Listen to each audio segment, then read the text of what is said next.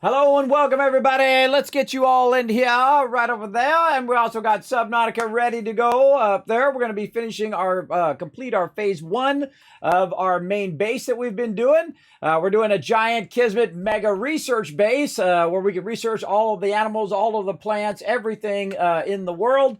We're going to go around and collect some more stuff. We've got some more gear to put in, organize all of our stuff, and go on big adventures tonight. Now, I hope you guys enjoyed earlier today. We had lots of fun in 76. The crew absolutely crushed it. We helped some peeps out with their dailies. We did a few events. We got a whole bunch of stuff done. And then we played a really super fun game called Slipstream. I hope you guys got to see that. If you didn't, you can check it out on the VOD. Very, very fun, where you got me, the captain, who's driving the ship around. And then, of course, the crew in there trying to work all the panels and keep the ship from blowing up. We managed to do it. We got first past the whole first screen. Apparently, there's 3 screens that we have to get by to win the game. That was a lot of fun. I had a good time. Very, very fun. So I hope they come back to us and ask us to test it some more in the future. We got a bunch of good feedback that we gave to them. I wrote a bunch down that I'm going to go ahead and feed back to them. If you've got any feedback, if you don't want to give it to them directly, you're welcome to just go ahead and whisper me here on Twitch or on Discord. Say, Kismet, I think it would be better if this, and this. Go ahead and let me know, and I'll just put it in one big post and then email it off to them. Give them some suggestions on how to make it better. I think overall, already, great mechanics, great ideas. I like the way that the whole game works so far, except for a few things I think that could be added to make it a bit better. But overall, I think it's a very solid alpha of the game. And then, of course, it's just nothing but up from there, right? So that's good. Super excited to look for that. Now, at nighttime, everybody, we're not going to be doing any battles or any stream raiders or anything like that because we want to focus on our gameplay of Subnautica, because we're going to try to get through this playthrough and try to get that done. We will try to do a bunch of battles tomorrow, though. We're going to do some battles. We're going to do some stream pirates. We're going to do those all day long, so feel free to hide in the channel, lurk in the channel. Great way to earn Kiz Caps as well, just to lurk in the channel when I'm doing bonus streams so that you can get those Kiz Caps as well. So double, triple, quadruple win on that one. Now, we're also, later on, we're going to play a super fun game that I got all lined up over here. Let me click some buttons and flip some switches. There we go. Called Kingdoms Reborn, and we are going to check that out. We're going to take a first look at that. They did send me a code to check it out. I appreciate them sponsoring the channel, as well as I have an extra code to give all you, so you guys might win a game tonight. We're going to do that around 2 o'clock, so we're going to go for about 4 hours in Subnautica, and then we're going to play that game for about an hour. It's a city builder, a very cool looking game. I like the graphics. I like everything about it so far. Haven't really dove into the game. I have, I typically, when someone says, hey, Kismet, check out this game, I will go check it out on Steam. I'll watch a little trailer for it or whatnot. I get the general gist of the game. But I do like to wait for those moments until we actually play the game to learn what it's all about. I want to know enough to see if I want to play it on stream or if I'm interested in it. I turn 99% of it down, by the way, if you didn't know. I turn a lot of it down. So if it makes it to the stream, it's already kind of pre-qualified as something that I think I like or you guys will like or both as well. But most of the time I turn it down because I just physically don't have enough time. I'm not the type of person that, has 24 hours every single day to just do this all day, every day. I'm also trying to do other things like videos and, take care of my IRL and all that stuff, trying to find that good balance between doing what I love to do and then doing what I have to do, right? You guys know what I mean, right? You gotta get those towels done. You gotta get out there. You gotta keep your house clean. You gotta, go to the store. You gotta do all of those things. Spend time with your family. All of those important things that you got to get done in your day. So make sure to be balancing that stuff. Otherwise, because you let that IRL stuff go, you have less time to play games. I know. I've let it go way too long before and stayed up way too late and then had to go to work in an hour. You're like, I got to go to work in an hour. Speaking of my watch, let me put it right over here because I'm not going anywhere. I typically wear my watch, by the way. If you notice, I wear that red watch. That's an Apple Watch. I wear it, and not for a watch, but I wear it because it'll warn me if I'm about to fall. And it's actually saved me many times now. So big love to Apple for that feature. It's called a stability feature, and it will start to vibrate and let me know, hey, hey, we're detecting that you're starting to be unstable, you might fall. And then I start grabbing on the handrails and start grabbing on stuff, and it's usually right every single time. So far, it's been right every time. Because I do have a constant dizziness, a constant vertigo. So, but my vertigo is much better, everybody. I'm actually doing way better than I've done in years and years and years since, I get to the right doctors finally who are fixing me up. They fixed up my throat so far. I went and they checked me out. I'm cancer free, no cancer, which is great. They have to check you, every so often to make sure you don't got any bad stuff. And so luckily I'm okay for now.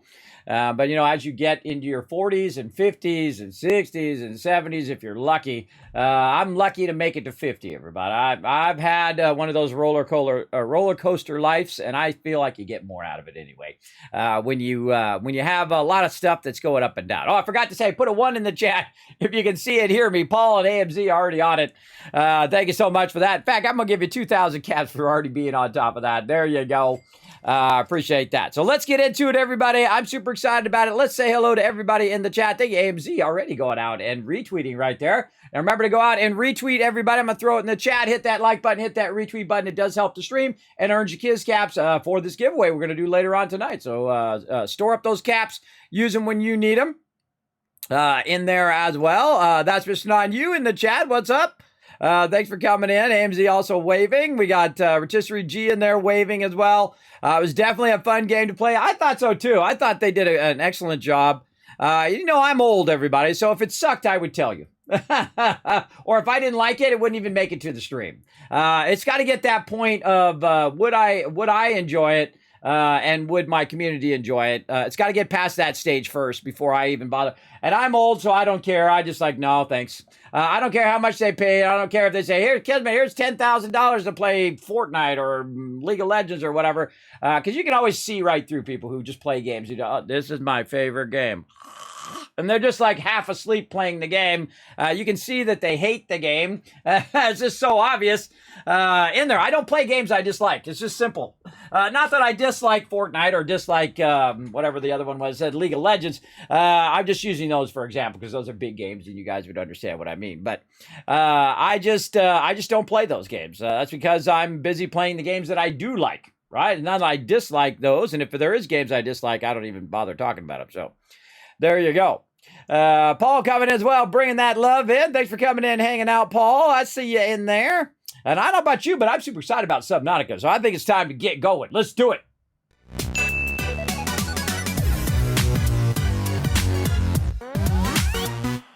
All right, I think a base tour is in order to get us started here, everybody. Now, we had our base over by where we started, way off to the side over that way at a 0-0. And you see we got our new cameras over there. We had our base way over there, and what we did is we moved our base over here into this location because there's a big drop-off right here, which is pretty nice. It's not too far down. It's about 100 down. But you'll find that you'll go 1,000 down, you'll go 1,200 down. There's some places that are super deep in this game. But what we did first is we built our panel. Now, we're in the kind of later stages of the game where we're trying to get off the planet. Now, to get off the planet, we have to build this panel. Now, there's a little spoilers coming up, so get ready, everybody. If you don't want to hear it, put your fingers in your ear. 3, 2, 1. All right. And the whole reason why we're getting off the planet is because we've been infected by this planet's disease that it has. And so what we have to do is basically cure ourselves, and then we can get off the planet. If we try to leave the planet without curing ourselves, there's a big old gun that shoots and goes pew-pew and blows us up, right? Which is what happened to our original ship, right? Because it blasted that original ship, and it crashed over here. And that's what did that with that ship and another ship as well, which crashed. So what we have to do is basically go around and collect some stuff to survive. So you can see I've built out a bunch of the new rooms. Now, of course, they brought these rooms from Subnautica Below Zero, and they've added it to the original Subnautica, which did not originally have a lot of this stuff, including pin recipes. We've got the big room and also a glass room where we could put glass right on the top here and then be able to enjoy the beautiful sky, which actually I don't think it lets me see the sky actually when I'm in here. Now that I think about it. Yeah, why can't I see the sky? It just shows It just shows it dark right there. And if I go out here, then it's a beautiful thing. So I guess it's like semi-transparent, but I think it still thinks it's under the water because the water is right there. So maybe it's giving me a little bit of that water thing. Maybe I had to have it up just a little bit further, but that's okay. You get the general gist of it. I like the fact that it gives me a little bit more natural light in my base, which is nice. And so what we did is we basically built a base with different tiers to the base, right? You have your first area here, which is your crafting area. And you can see I went through and went above and beyond and labeled out all of these for each of these resources. And we're also up here making ourselves some medical kits, and then we can take these medical kits and we can put them right in there. So we went through and do that. Now on this side, we've got an overflow side. These are our other things like sulfur and lubricant, salt, gel, acid, mushrooms, all of that stuff. We've got our scanner on that side, which is extended to its maximum range. And then on this side, we have our vehicle bay, which has our Seamoth in it right now, and also our vehicle docking bay here where we can change the colors and make mods for it, and also the prawn suit. Now outside, we also have our submarine sitting out here with our prawn suit in our submarine, which we collected a ton of resources and brought them back. Now it's getting nighttime, looking pretty cool. Now down below here, we have a bunch of different levels that we are using.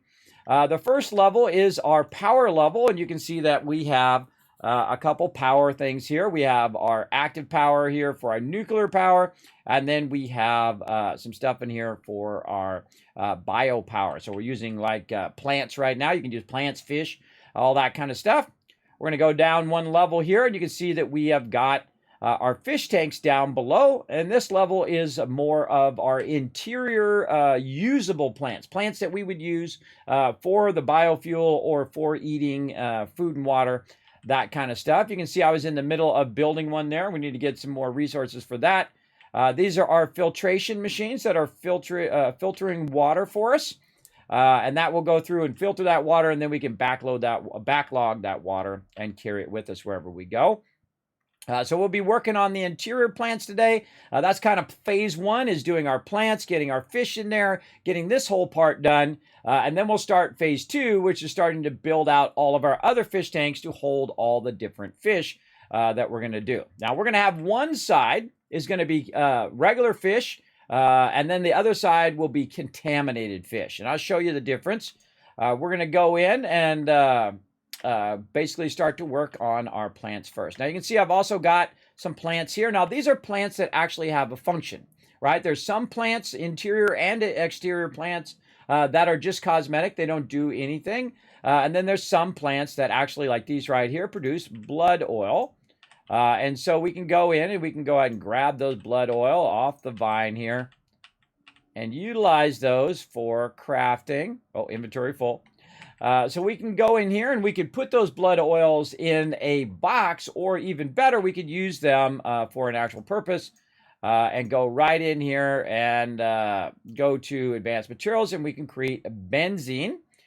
We need 3 blood oils per one of those benzenes, so I would go ahead and create those, and then I could put them in here with my crafting material as well. Now I've also got an extra blood oil there, so I could keep the original just kind of over here for right now, and then take it and then use it up later on. I'd suggest collecting those in 3s, not collect 4 because you got too many and then now you got an extra one.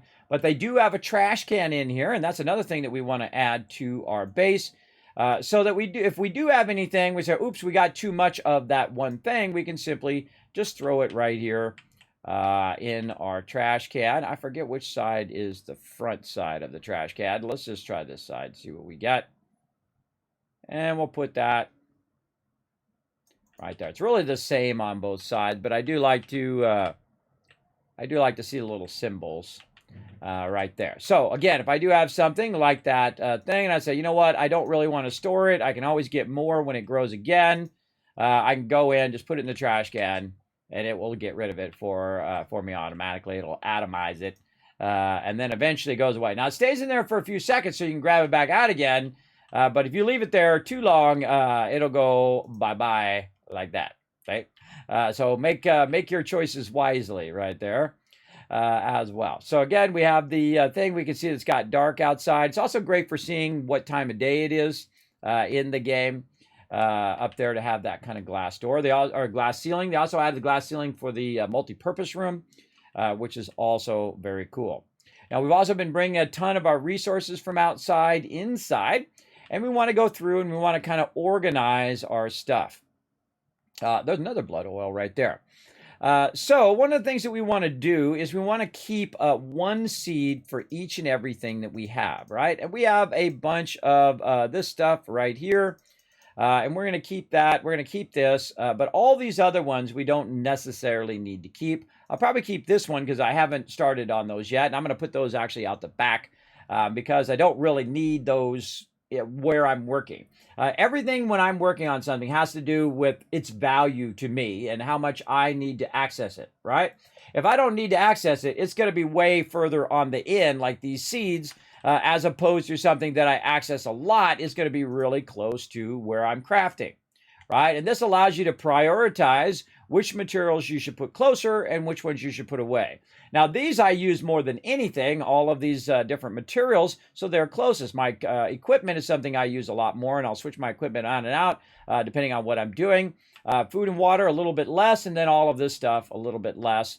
And I've also kind of separated it by, okay, these are like metals and materials that you gather, and these are like other things like mushrooms and salt and stuff like that over on this other side, just to kind of separate those out and make it a little bit easier. Now, we've got more things to do. Of course, we want to do our plants over here and maximize our plants. Now, we already have a bunch of deep shrooms. We already have our acid mushrooms and gels. Those are already right outside our window, right? They're already filled up to the brim with a bunch of those right out there. And I would probably do one group of one of them inside in one box and then one of them outside. Now, the whole thing about these is that you can make stuff from these, right? And that's the thing you really want to do. You want to go ahead and make a bunch of stuff from it, then have it backlogged, and anytime you need that stuff, it's already pre-made, and you don't have to worry about it. So the first thing we're going to do is get rid of some of these extra seeds that I have so I don't have to micromanage those seeds. So I'm just going to go ahead and get rid of those. But you always want to have a backup in case you accidentally have to remove something out there and you don't have to go track down that seed again. You might even do 2 backups if you're really worried about it. Me, I'm just going to keep one and it should be fine. Now, the next thing we're going to do is go into the next one, and we're going to look in here. Now, we've got blue palm seeds, we got eye stalkers, we got ghost weeds, we got violet blues. A lot of this stuff in here is not for crafting. Now, blue oil is, or blood oil is, and you can see I've got 2 of those now. So same thing with that blood oil. I can go ahead and say, you know what, I'm good. Put that in there and get rid of it. Now, I could have taken my first one and my second one and one more and then made something out of it.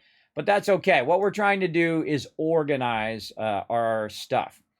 Now, what we want to do also is we want to put these into grow beds, just like we're doing out here, except for we don't want to put them out here because they're not something that we're going to be accessing and actively making stuff out of. So we're going to put them actually in the back side of the base out here, and I'm going to be putting them down a little bit further so that they can grow nice and tall. One of the problems that can happen, especially with these ones over here, and I'm testing it right now, is that these will not grow to 100%. But in this case, they actually did. It looks like, let's see. Yeah, blood vines did grow to 100%. So blood vines only need to be that tall, where other things need to actually be taller than that to grow. It's like actually they're coming out of the water a little bit from time to time. But they did have enough space to grow from there to the ceiling, which is pretty important. If you put them up too high, especially in your fish tank, if you put them only in one fish tank high, they'll actually grow to about 50% or so, or really less than 50%, and then they will no longer grow, so they'll be stuck, and you have to take them back out again. So what I like to do is put them down just a little bit to make sure. Now, some of these items are not going to grow tall like that. They're going to grow fairly small, and then we don't really have to worry about them. Now, I would put the ones that are going to grow tall further out away from your visual location, and then go from there. Now, these ones I'm also going to do this. You can always tell when I'm mega building, everybody, because I'm not trying to maximize space. I'm just maximizing my convenience of getting through there, right? I'm leaving room where I can get through there. That one's not so straight, and neither is this one. So we're going to redo those. Oh, and I turned my sound on as well. Hey, Brando, what's up? So we're really going to get into some good stuff. Now, of course, I'm going to tell you some of my Kismet tips along the way, so you guys can make your awesome mega base even better as well in the future. Highly recommend Subnautica and Subnautica Below Zero. They are actually two separate games, and they are awesome with different narratives and all of that. So you're welcome to go ahead and check it out. In fact, you can actually get it for 50% off by following that link right there in the chat. I know, Kismet hooking you up. So feel free to go check that out right over there as well. Let's try to get this in place here. Right there. I feel like I need to turn my sound up here in game. I always forget. Oh, there it is. All right. Master sound. Oh, it's already up. Huh. Huh. Voice volume all the way up. Maybe ambient sound up just a little bit more. See? Okay.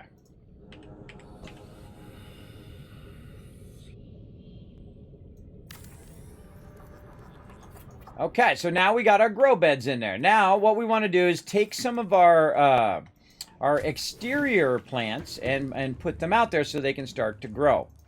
Now, one of the things we learned, actually someone said it in the chat, I forget who it is, apologize. But we noticed that this kind of purplish background is really kind of a bluish purplish. This is more blue than this, but you know, I'm a graphic designer, so I got to know my colors really good. So basically this purple means that is an exterior or a water-based plant. It's an outside plant.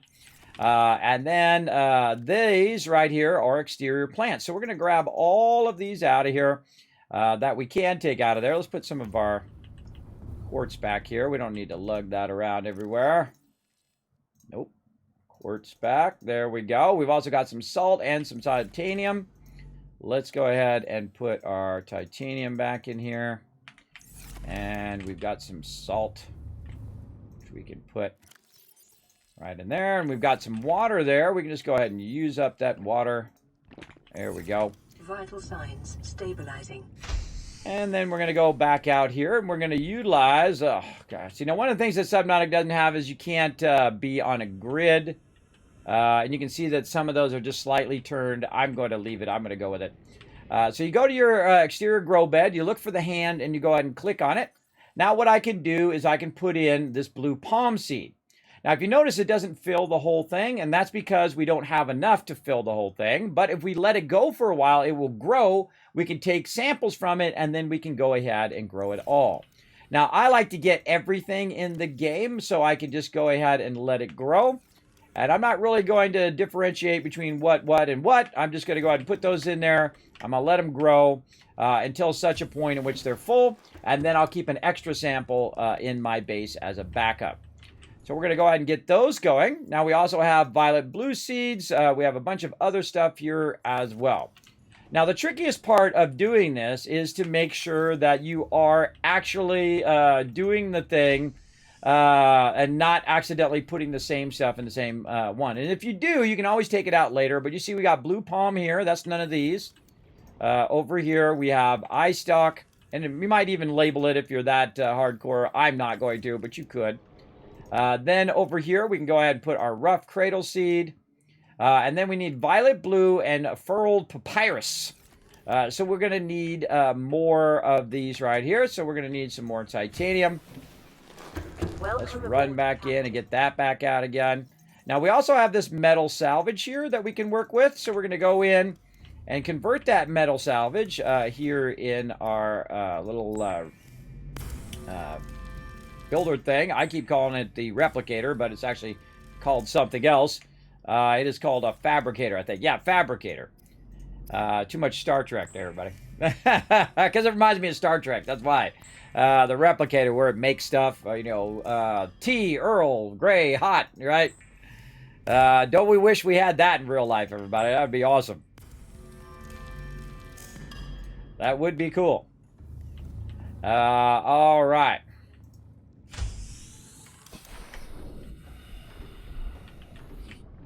Okay.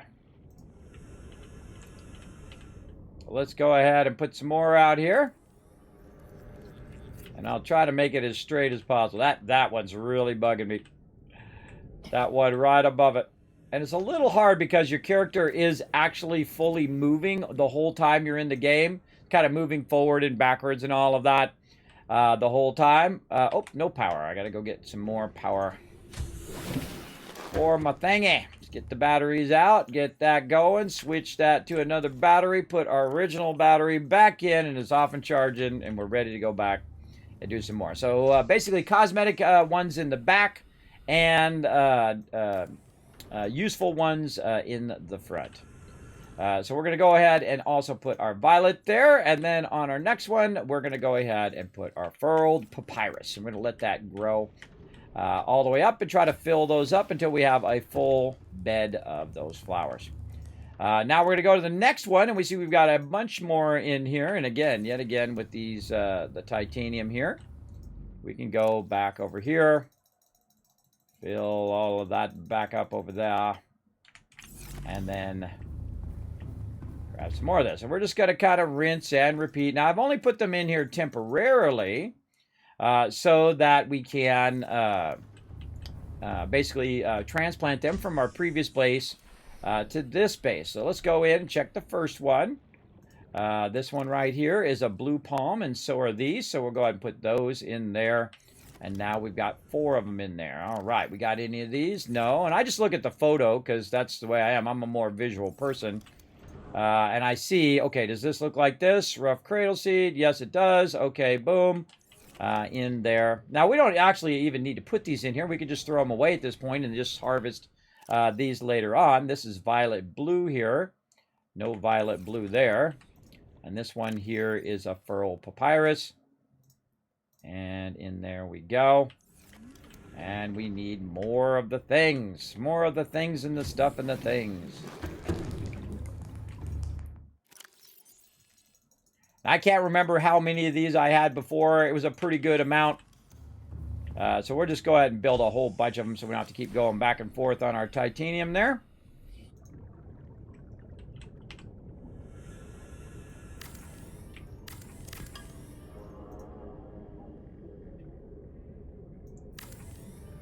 Again, it'd be great to have a grid that actually snaps. That would be awesome.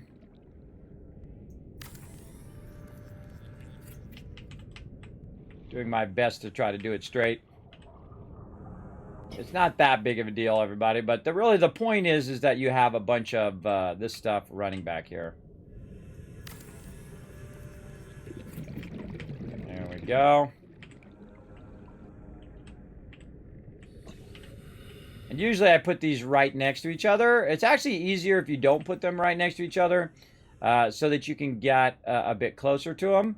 I find the interior ones are the toughest ones.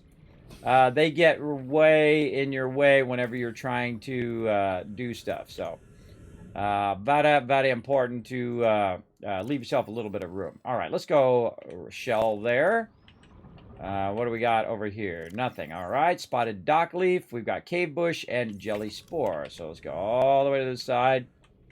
I like to start left to right. Cave bush and jelly spore. Now, you're going to know if you accidentally screwed this up because you're going to look at it and say, wait a minute, that one's different from the other one. Now, I don't necessarily have to do this many. I could just go in and put one of each type into one of those if you want. Now, me, I like to grow a full bed of them. I don't know why. It's just I think it looks cooler. When you go to look out your window there and you see a bunch of cool fluorescent stuff out your window, I think it's pretty cool. Now, normally I would build it up much higher, and I actually originally did have it higher. Then I realized that I wasn't going to build it out here, that I would build my actual stuff on that side, and then put all my plants that are my other type of plants out here. Very, very useful. All right, let's go back in here again and grab some of these plants that we brought over. Another jelly spore there.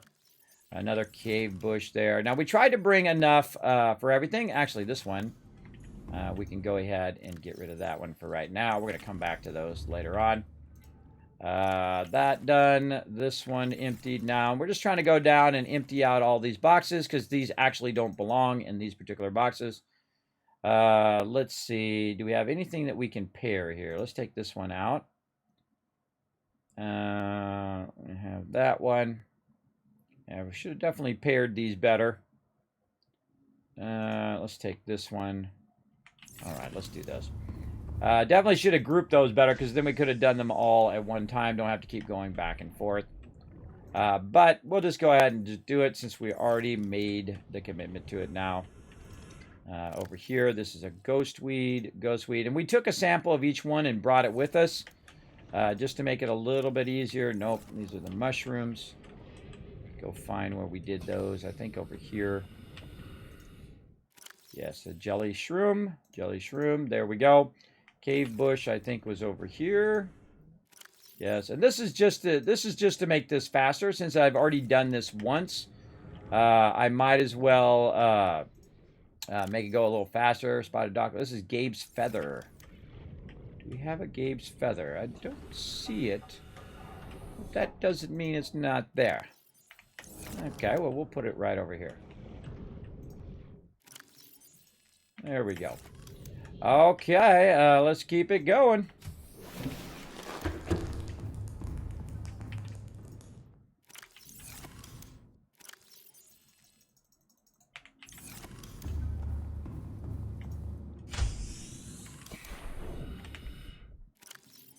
And membrane. Let's see, do we already do membranes? I don't remember doing that one either. Alright, we'll go ahead and put our membranes right there. I know where this one is. This is kind of like sorting, but with plants. That one there, violet blue, I think is this one. Yeah, and then our cradle. We should have 6 of each of these, larger ones. We're just trying to not accidentally put it in the wrong one. These are... I'll put them somewhere. These ones? Yes. Right here, Feral Papyrus. Spotted dock leaf. Nope. Over here. Red grass shell and redwort. Red glass shell. Looks like this one. There we go. And again, if you brought them, 6 and then put the 6 down and put the other 6 down and so on, that would have been way easier. But such is the way it goes. I don't think I have the redwort. This one here, I don't think I have the redwort seed. I think I have the shell. Yeah, the regress shell, but not the redwort seed. So we're going to need another one.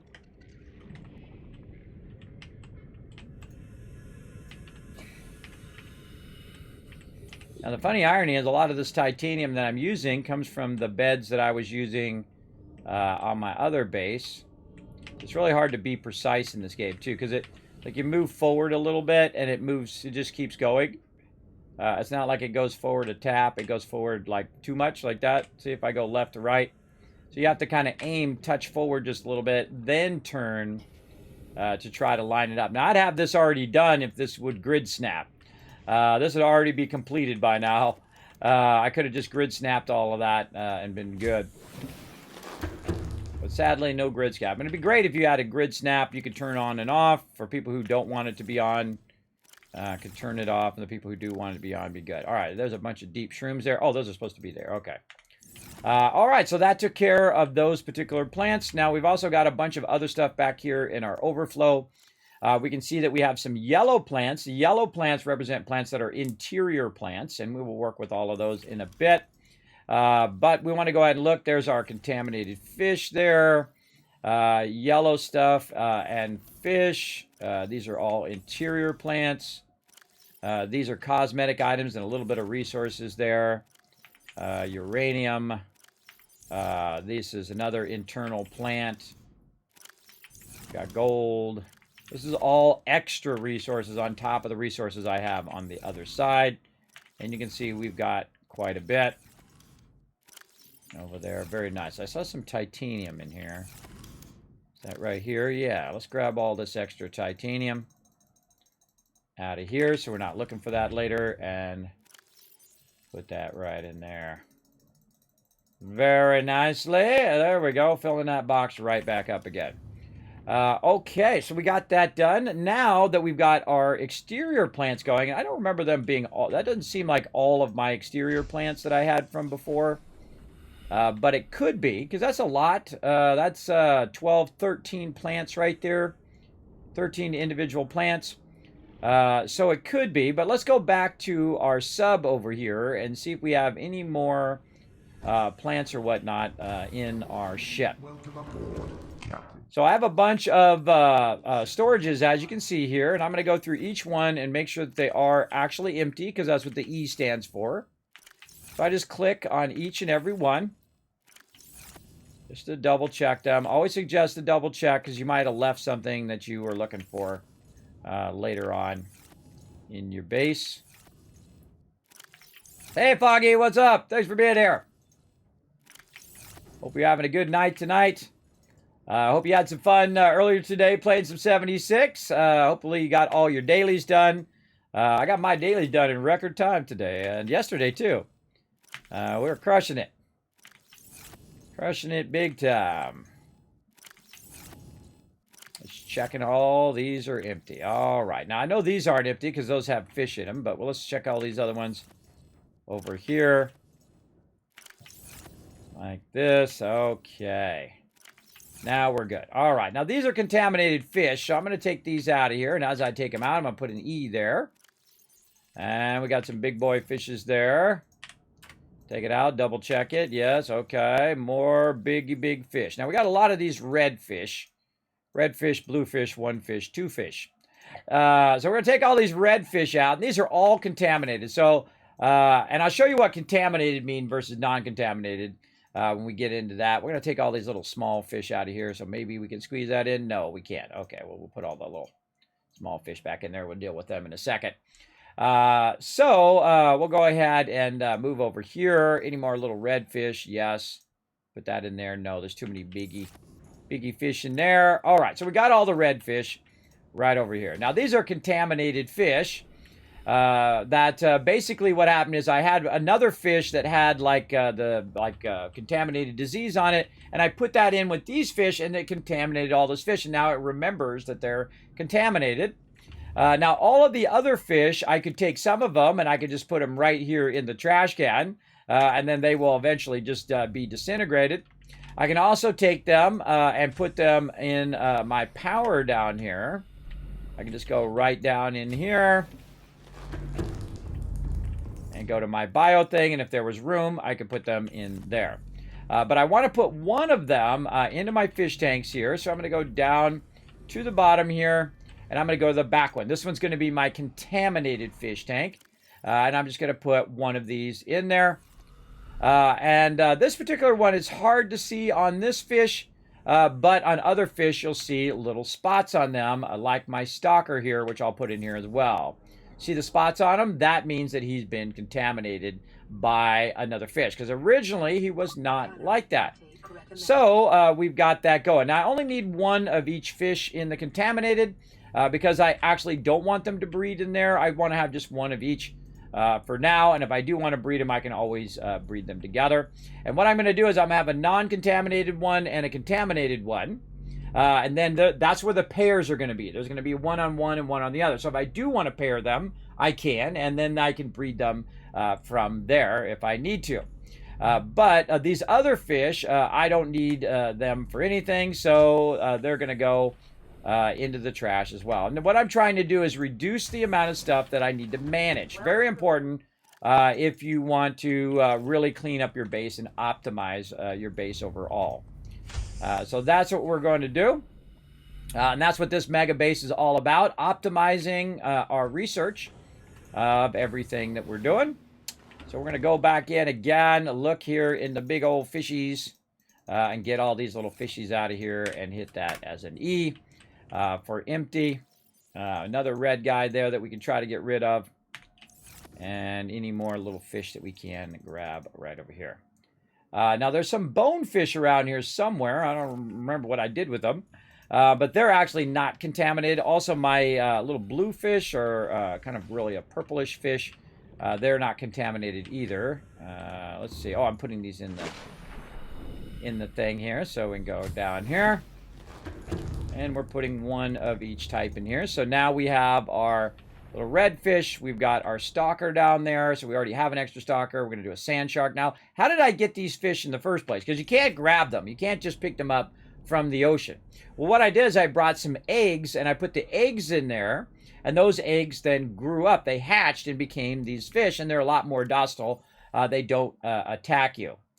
So we're also going to drop the ray in there. I think these peepers are also contaminated, so I'm going to get rid of that one. We have an oculus, which is different from a peeper. We have an eye, a hoverfish, a spadefish, and a hoopfish.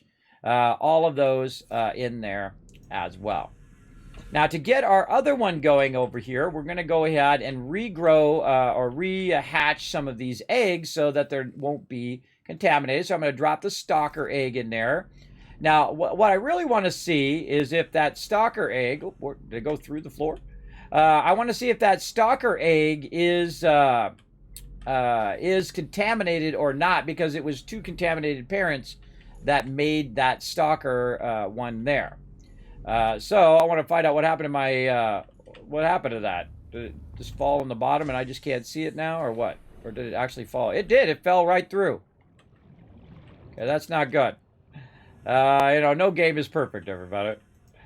No game is perfect. Maybe I have to put it in from the lower side of it so that it drops. Because I was up in the upper side, so it might think it was falling through.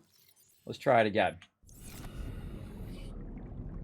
Okay, that's a problem. That's a big problem right there. Okie dokie. I was going to go try the other tank and see if it fell through. Okay, that's not good. What it should do is fall to the bottom of the tank. All right, how can I make it not fall through the bottom of the tank? Maybe if I put it over the top of one of these things and then drop it.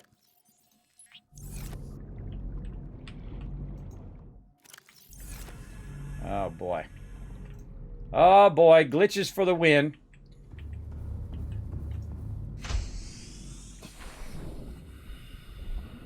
I don't think I quite hit those islands. Let's try it again.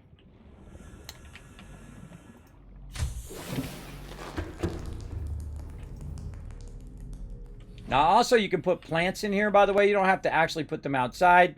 There's actually 2 planters in this one because it's twice as big. But let's try this way, which is going to give us a higher chance of hitting this little island thing here. Oh, that egg is... that's a bad egg. Okay.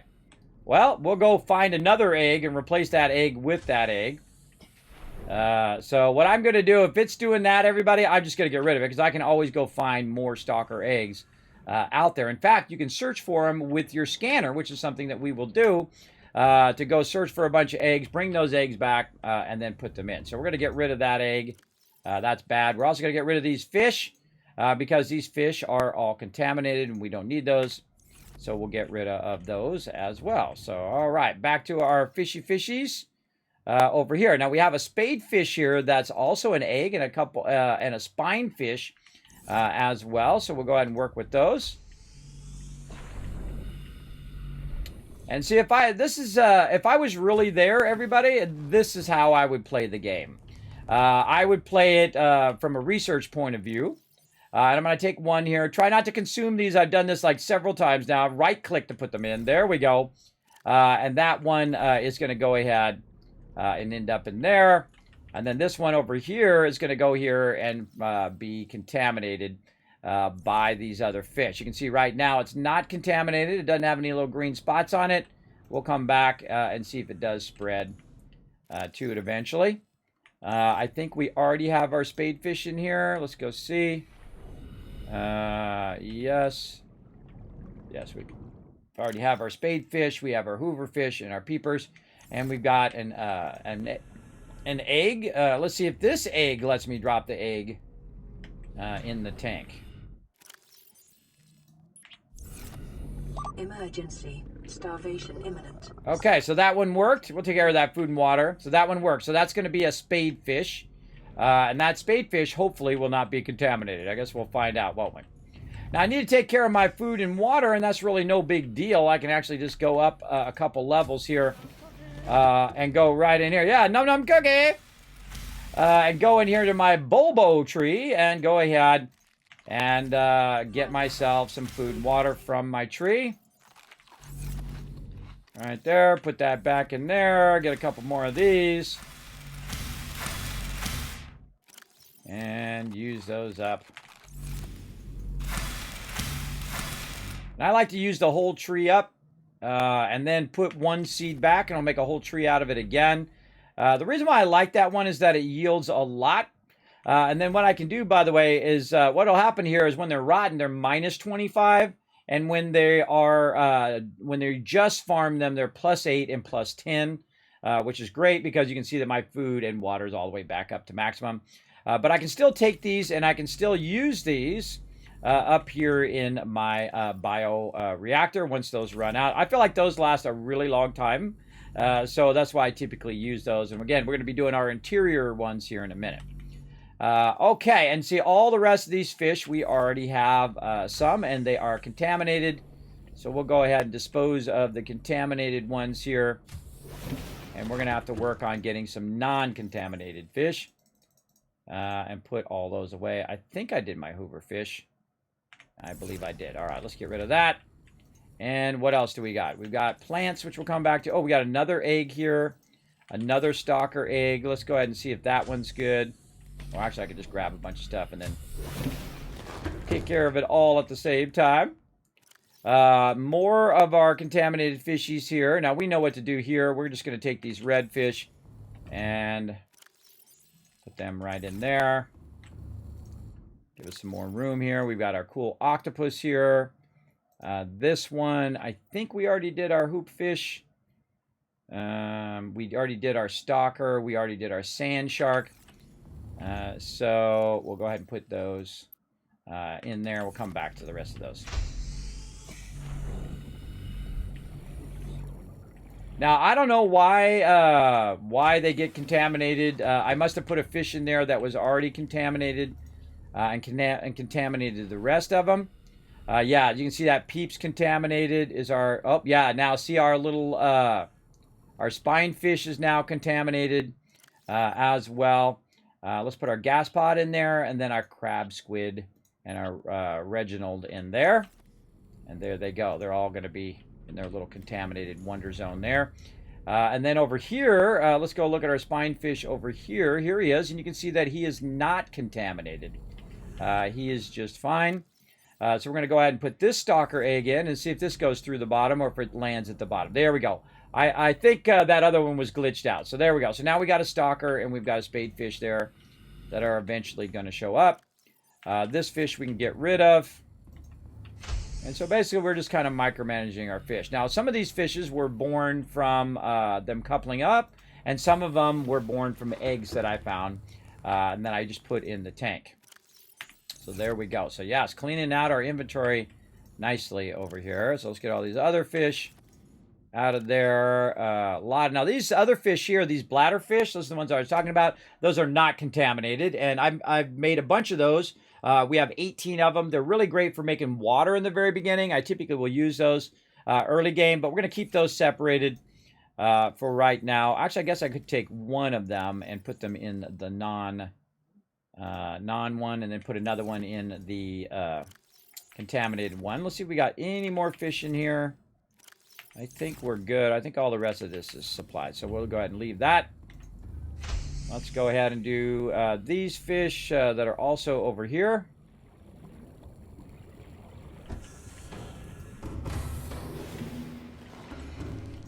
All right, that one is empty, and we've got another one of these we can get rid of. All those we can get rid of. We got some boomerangs and other fish in there as well. You know what I should do? I should put one up here as well. Go ahead and see if I have enough for a trash can. Where's my trash can? Here. So I just need some titanium. I might have left some here on the ship. I did not. Fail, Kismet. Eventually I will stock up the ship with a bunch of resources as well, but I typically keep the resources off the ship as a good habit, because if your ship gets blown up, all your resources are gone. So not good, everybody. Not good. But I would just back up. Like right now, just thinking about it blowing up makes me think save. There we go. All right. We'll take some titanium when we go back to the ship here in just a second. All right. So we already have the stalker. We already have the gas one here. We already had the crad switch. So we're going to let that guy go. I guess we could just create 2 trash cans here. I guess that would speed up our process if we do want to get rid of some of this big stuff. Right over there. There we go. And then we put that one in there. There we go. All right, we got rid of those as well. And we got more fish to get. Out of here, I think, or did we finish? I can't remember. See, that's my attention span right there, everybody. It's about that long. I think we might have finished it, but I don't think I relabeled it to empty. And empty. All right, there we go. So we dug at that. We cleaned out our entire ship. Only thing we have in here is a bit of our equipment. We'll go ahead and pull that out of there now. And all the rest of this is nice and cleaned out. And we moved our entire base from our previous base now to our new mega base. That was some work right there, everybody. That was some serious work. And there's still more for us to explore. We haven't explored everything, so we're going to be taking samples, more samples, and bringing them back as well. But let's go down and, again, go to our little experimental tanks down here.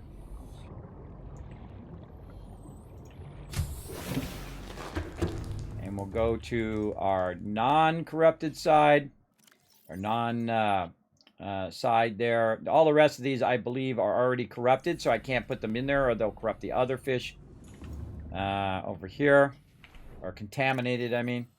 I don't think we have a boomerang in there. Do we have a hoop fish in here? I think there's one right there. Yes, we already got the hoop fish. What else? We got Reginald in there. Bladderfish, another one we want to put. We're putting one of each in each tank. One, so they're non-infected and infected. Now, if we get one infected one in the non-infected one, it'll infect all of those again, and then we'll have to redo all of those again. But I also have a way around that here, which we'll get to when we get into phase 2 of our mega base. I think we already have our eye, our Oculus, I think we did, our Reginald, and our Hooverfish. Yes. Where's our eye at? Where's our little eye guy? There he is, right over there. Okay, so we do have one of each. I usually grab them in pairs. In this case, I should actually grab 3 of each of them, because I can put one in contaminated, one in non-contaminated, or 2 together in its own tank, and let it make extras, and then I can go ahead and put one in there. And this is just for reference of which fishes that I've already gotten and all of that. So the rest of these fish are contaminated.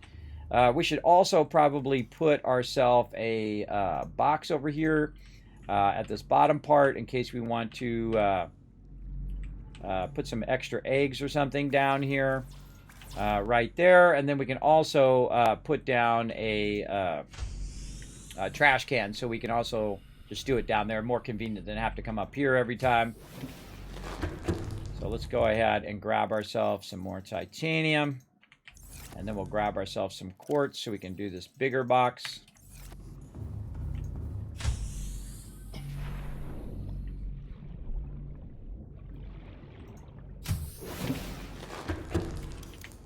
Oh, wrong one.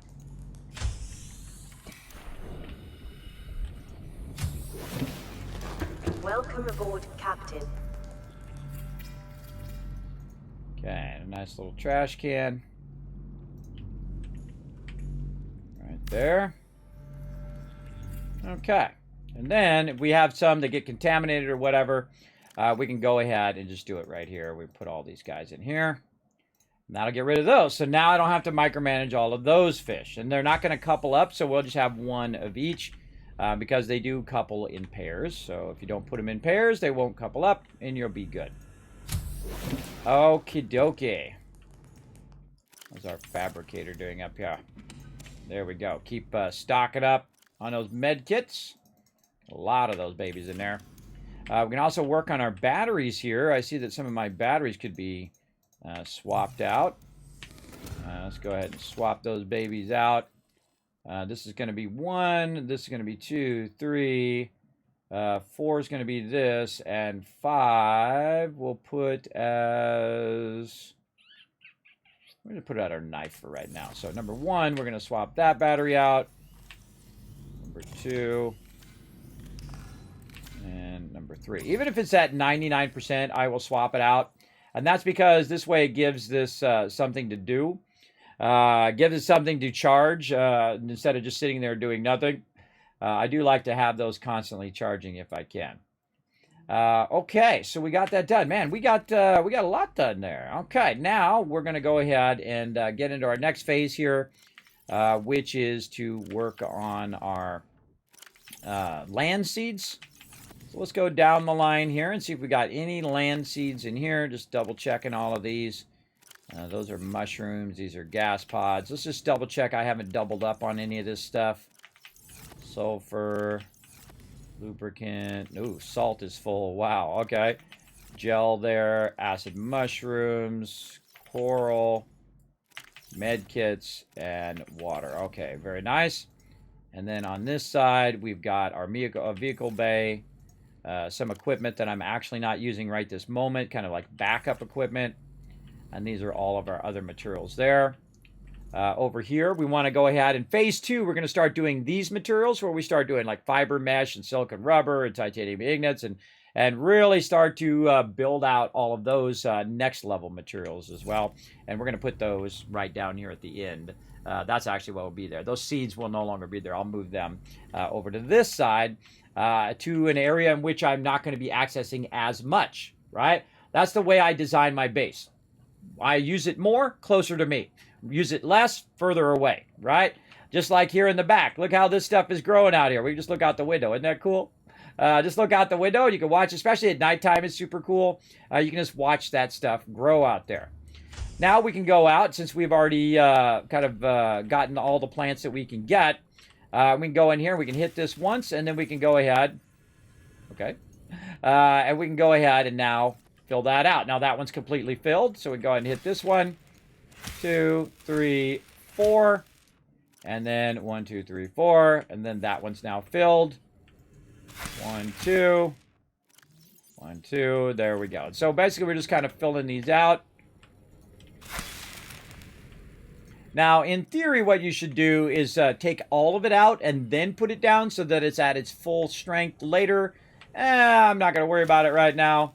My goal is just to kind of fill the bed, and I could always come back and do it later if I need to. But right now, we just want to kind of fill these out. I don't know what happened to the extra ones of these I had. I thought I had one of each. But they must have gone rogue somewhere. They're somewhere. I will have to look for those as we play through the game. 2, 3, 4. Again, filling those in. That one's not quite ready yet. Not ready yet. And these ones, oh, I should have got 4 of those. There we go. And we already did those. We need 3 more cave bushies. Which one? Those are still going. Still going, still going, still going. Still going there. And these ones we know are still going. So, all right. So, again, we'll let those grow all the way up. And we'll come back and we'll fill in all of those. And I think that's just super cool. I think it looks cool when they're all together, but it also looks cool when they're separated. Again, I wish I could put them on a nice perfect grid. That would be awesome.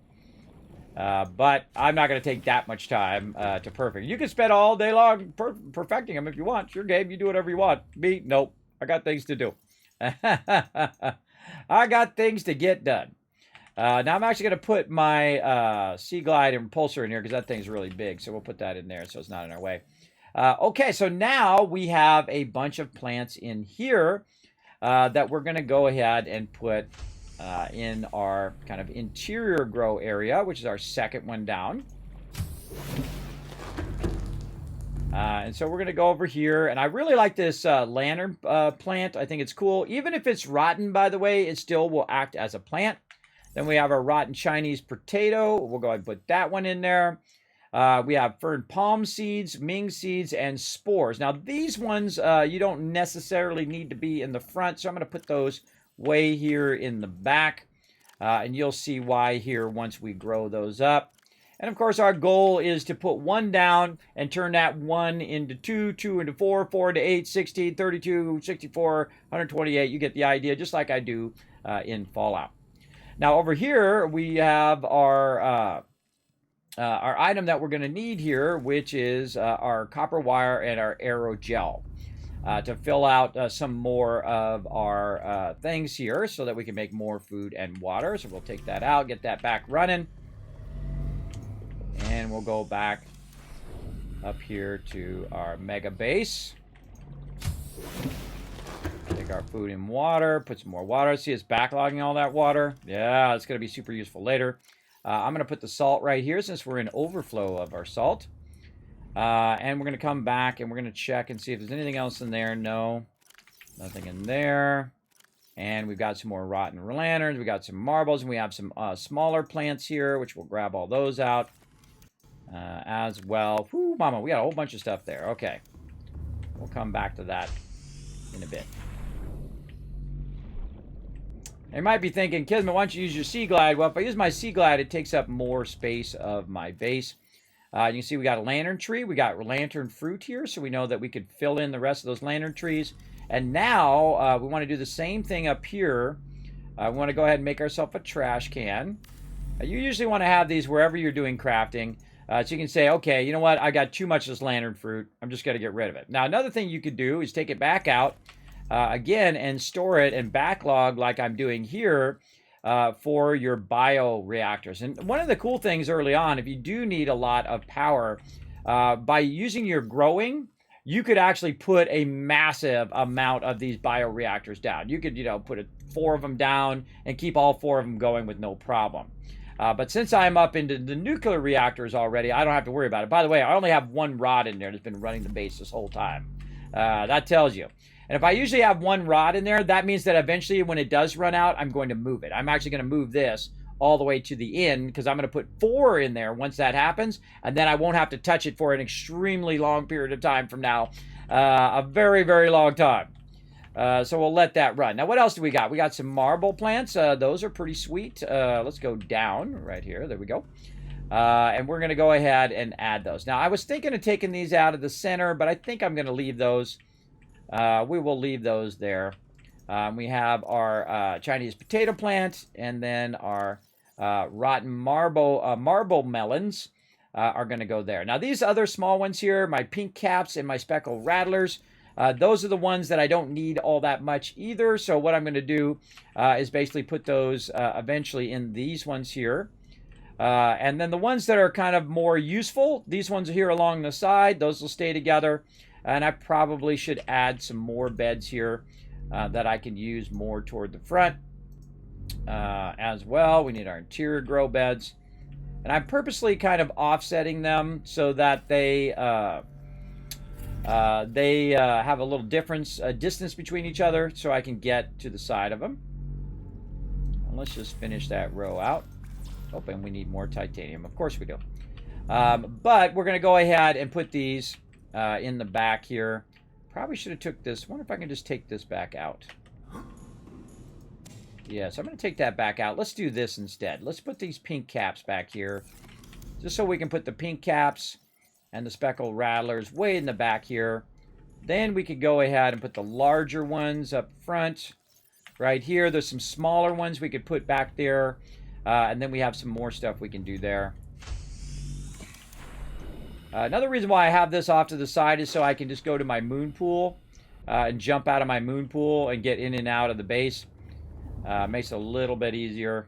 What do we need? We need ourselves some titanium over here. There we go.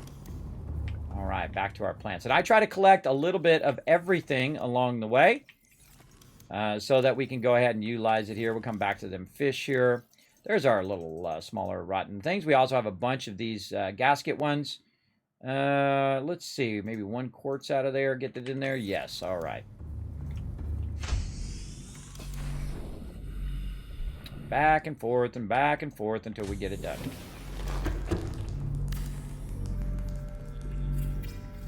Okay, so we'll go back to this one. Now, these are all rotten marble melons. So what we're going to do is go ahead and put them in this one. Now, there's the smaller marble melons, and then there's the larger marble melons. These kind of look like all larger ones, because usually it'll say smaller.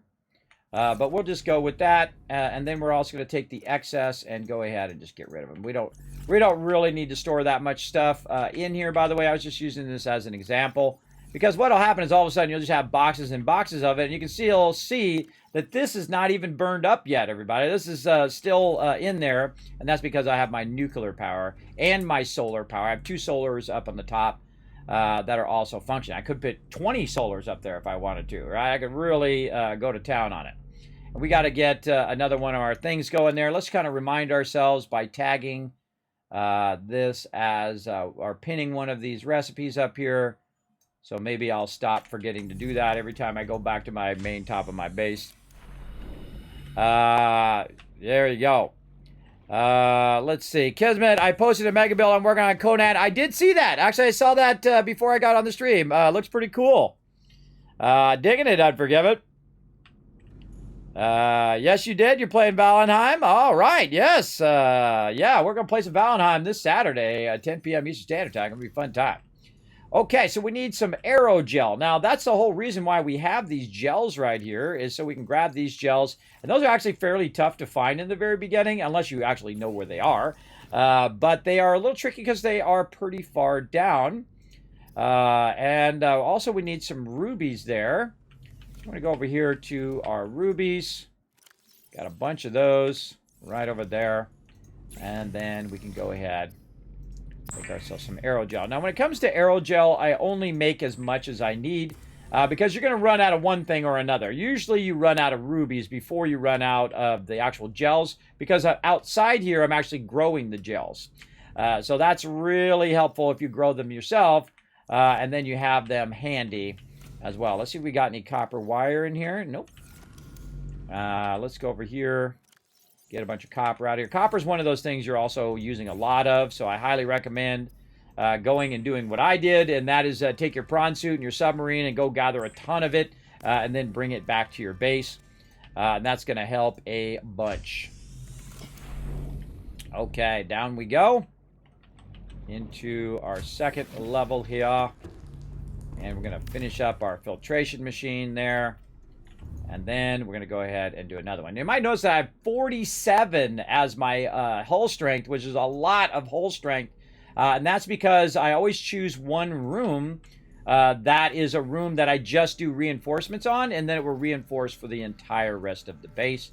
And you can see I can put 3 filtration machines in there, and that's pretty sweet, everybody.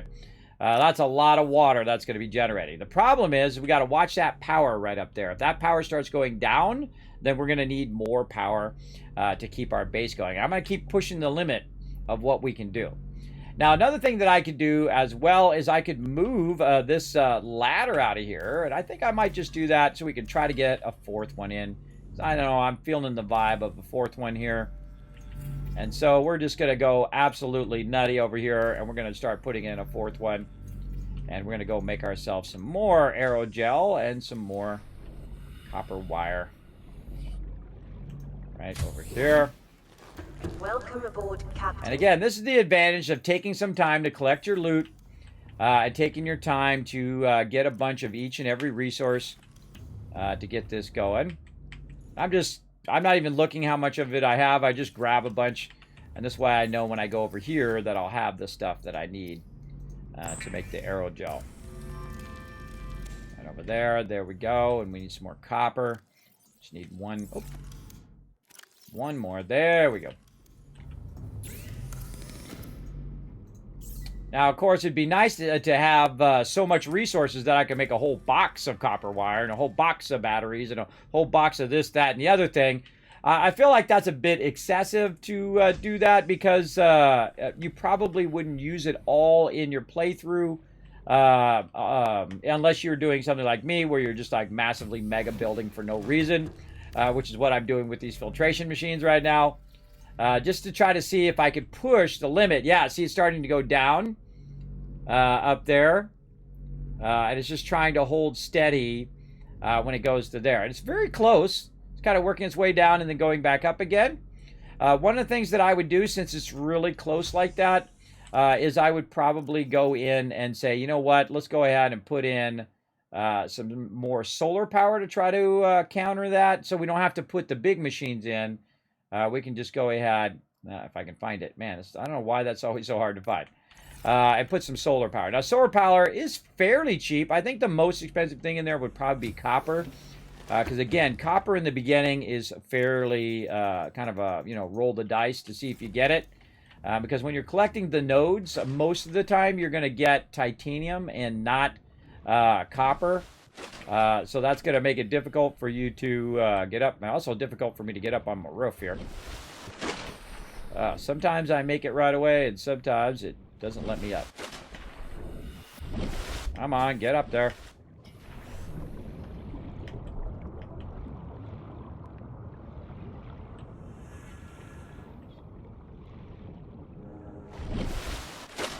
Nope.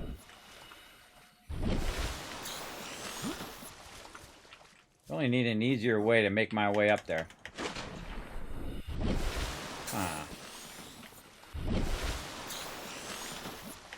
There we go. All right, so coming right up that front lip seems to work good.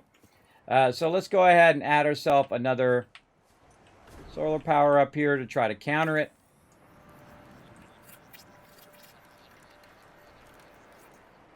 And there we go. All right, and then we'll go back in our base and we'll just look and see up there at the top. It is definitely diminishing, but when our solar kicks in during the day, that should kick that up. So we're going to let that go because it's nighttime right now, so that's why my solar is not working. But I would, if I see it diminishing, then I would add an extra little bit to help it catch up during the daytime. Because it might diminish down to 0, and then it's got to catch up during the day, and then on nighttime it'll go down, and then during the day it'll go up. Or I could just put another fusion generator or nuclear power thing in there and do the same thing, and then I would be way beyond what I would need. And I might do that. I might do that in the long run. We'll see. Again, we're trying to push the limits here in our base. Okay, so we got that done. We got added a little bit more solar there. We've already done all our reinforcements. That's good. We want to definitely do our windows. Let's see if we have any more glass in here. Nope. But we can make a bunch. Put our rubies back. Over here, we can put our gels back. And probably a good idea to go farm our gels real quick while we're thinking about our gels here. So let's go farm those over this way.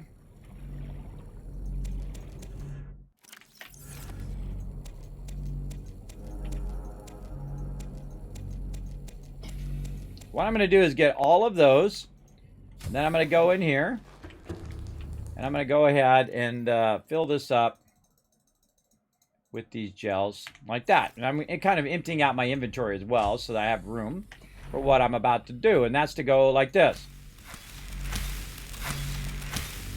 So that's 6, that's 9, and that's 12. And then, of course, if you do the same thing on the other side, you're going to get 12 more, right? So each of these are 3.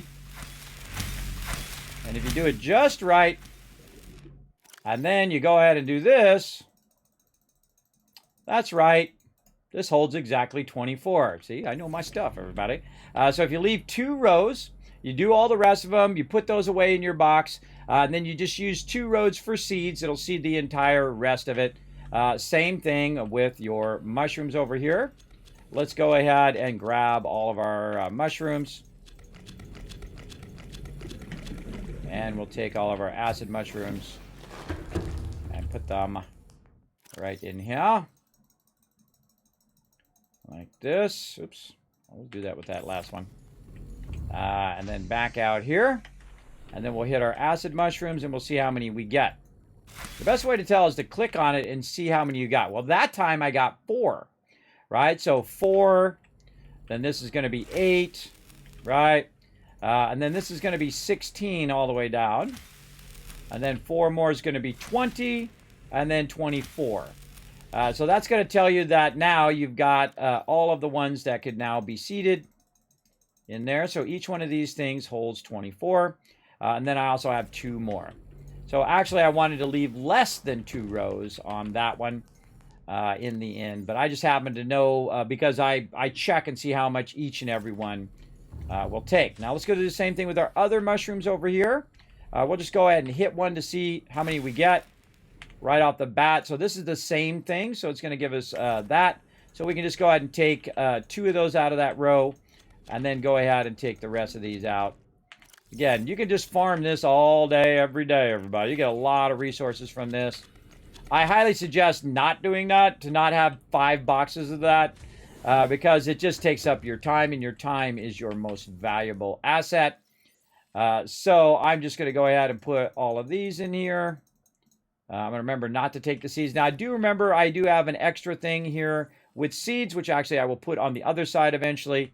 And these will be our actual finished products or refined products later on. But let's go ahead and get our stuff growing again here. Now, if I do screw up and I don't have enough seeds, I can take one of those from that box, put it back in here, and then break it down into seeds if I want to. There we go. Now, we also have our pygmy bulb bush. And these give us +3 and +10 for our water and our food. So we can just sit here and hit these all day. You can see we get 3 of those. Like that, inventory full, so we can use these up.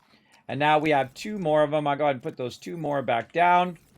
And then 3 of those. Oh, that's acting funny today. There we go. 2 more back in. 1 of them for me. And you get the idea. You can go ahead and farm these. Now, one of the things about these particular pygmy bushes here is that they're not really that useful other than for your water.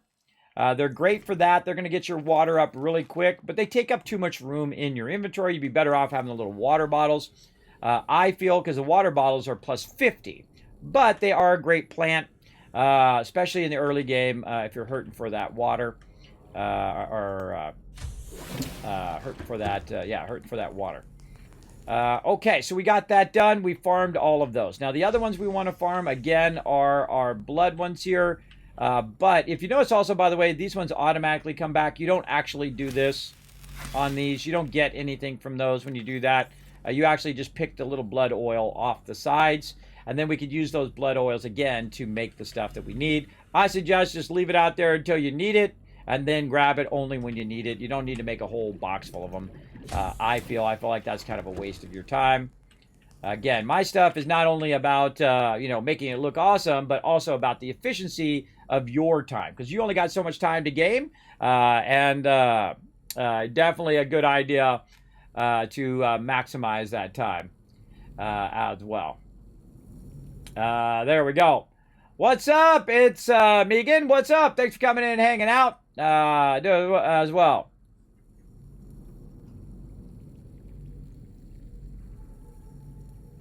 No worries, Unforgiven. No worries, man. If you can't make it, no big deal. You take care of that IRL. You got games to watch. You go right ahead. Okay, so we got that done. Let's go ahead and keep working on our base here and see what we got. We've got to work on them fish. We've got more of these plants that we could put down. Those are cosmetic items, which we should move to our we're not going to be looking at this for a while section as well. Over here. Anything else? No, I think that's it for our interior plants for right now. And these things are the type of things that you want to kind of set up and then just let run for a while. I don't see my small melons, so I guess I just have my large ones, and my small ones disappeared somewhere. And you can see that our lantern trees are growing out, our Chinese potatoes are growing out, our little caps are growing out. We have a bunch of these, so we don't even have to, fill those out, because we can just let those other ones grow, and that'll be fine. We've got a couple extra ones here.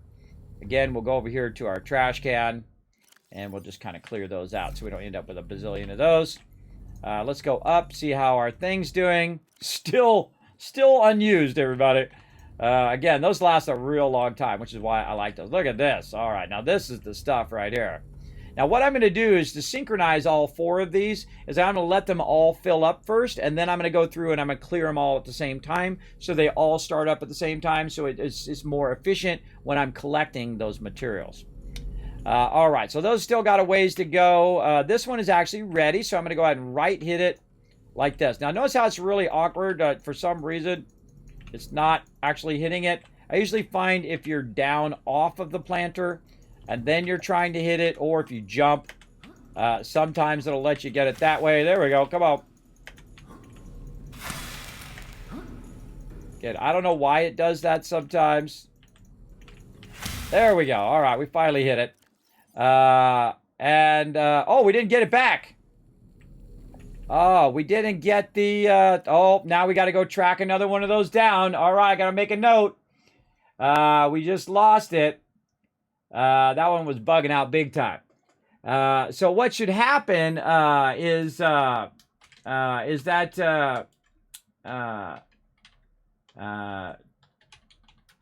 potato.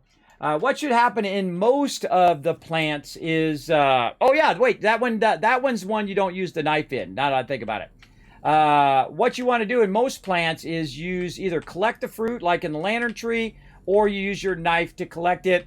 But in this one, you actually have to find them and then put them down. Now, there's actually some back on the island that I can go back and grab and put in there, so don't worry. We'll go grab some. We'll put some more in there. But most of these are like this, right? You try to hit them. Again, I don't know why this is so awkward now to do this, but I find jumping works fairly good. It's still super awkward. It did used to work better. I know that my other playthrough, I could just come to them sideways like this, or stand on the planter itself, and then just right-click and then get it. I don't know if it's the new room that's causing that to happen, or just being awkward. I don't know. But yeah, some of those I just remembered you don't do that. Now remember, everybody, do not backseat game. Don't come in and say, Kismet, do this, or Kismet, do that. In there, let me make my own mistakes, all right? So try to resist. Now, we are going to play a game later, though, where you can backseat game all you want. Now, that's called a learn to play. And again, part of the fun is the journey. So if you just say, well, Kismet, do this, do that, do the other thing, you're actually stealing a little bit of that journey away from what we got going on. So remember that when you did come in the channel, there was a bit of chat rules there. And in those chat rules said, please do not backseat game. All right. Now, if I say, hey, chat, tell me such and such thing, then it's okay. Or if you see learn to play in the title, then you're welcome to get that out of your system. All right. Oh, it's so awkward. It's so awkward. Why must you be so awkward? All right, we'll get this. Sometimes you can pick them up and put them back down, and sometimes that helps a little bit. Let's put all these in here. Oops, I put one too many. I put the voxel shrub in there, my bad. Why you gotta be so awkward? There we go.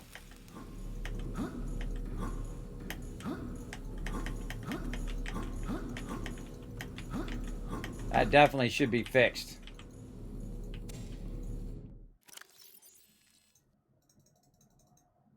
Oh, now I put a bunch of those in there. Darn it. Darns it. Alright, that one does not want to do its thing. Whatever. I'm trying.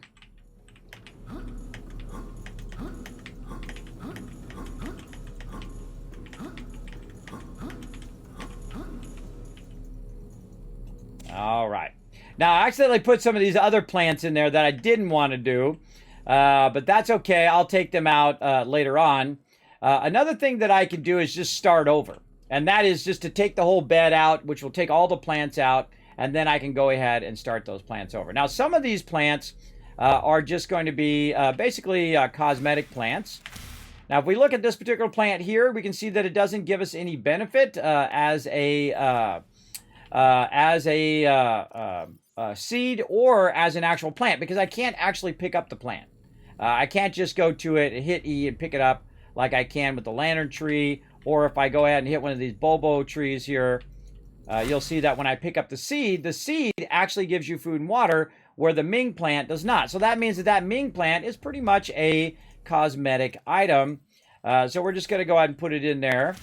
Now, it might have some use later, but for right now, for food and water, it doesn't do us any good. And then also our fern palm here. We'll go ahead and put our fern palms back down. There we go. And we'll get that going. So there we go. Now, let me catch up on the chat a little bit. Don't think you can make it. Hi, it's Megan. What's up? I think you can find a small one. Hey, shh, again. I'm going to start purging that stuff if you guys keep putting that in there now. All right, I'm going to start purging that out. Again, no spoilers in the chat for people who also haven't played the game as well. But also, that's a little bit of backseat game. When you say, Kismet, you can find it here. Kismet, you can do this. Kismet, that kind of stuff. Good. I'm going to give you one last warning. If you do it again, then I'm going to purge it from the chat. This is one of the things that I do ask here in the chat, and I don't think it's asking that much. I know it's hard. I know you guys want to help out. You're like, Kismet, I'm trying to help, bro. I understand. But again, let us go on the journey and make our own mistakes along the way. All right, there we go. So we got that going. Now, some of these, again, are going to be cosmetic. That's why I put these in the back, and I put these ones in the back. These are all cosmetic items that I'm really not going to use all that much right now. So I'm also going to go down here and utilize a little bit, or that's up. Got to go down there. There we go. And utilize the back of this over here, because I'm not going to do much with this back part here. So what I'm going to do is just go ahead and kind of tuck these in the corner like that. Oh, and if I had more titanium, I would finish it. But I got to go get some more titanium. And then we're just going to tuck some of these other cosmetics kind of out of the way.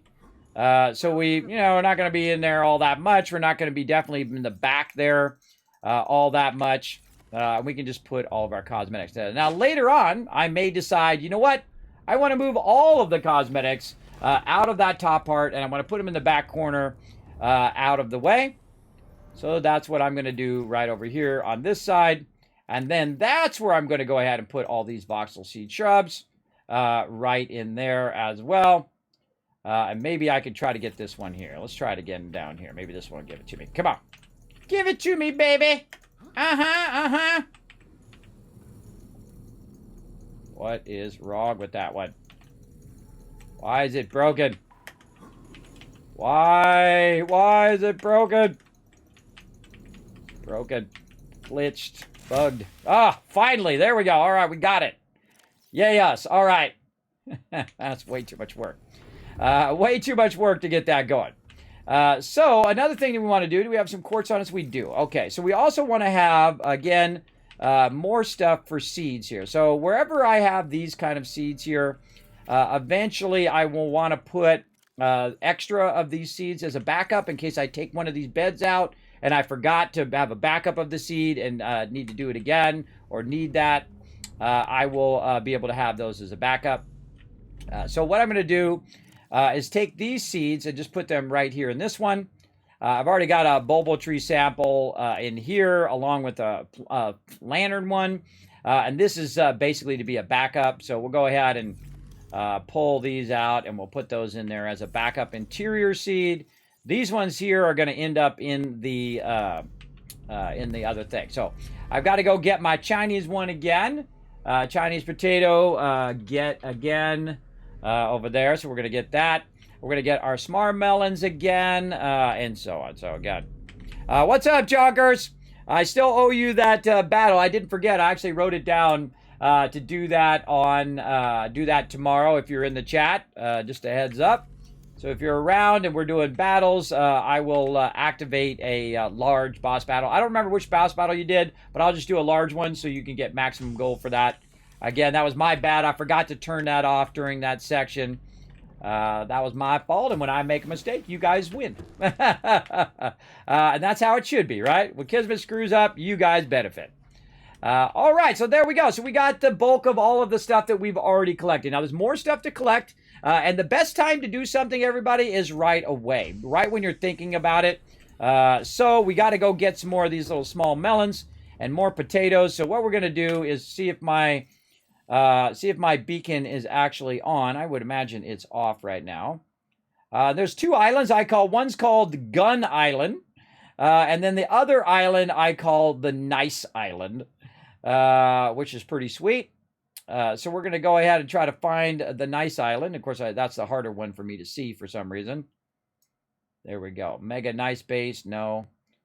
These ones, we could actually go pick those back up again. Let's put those on so I remember to pick those up, hopefully.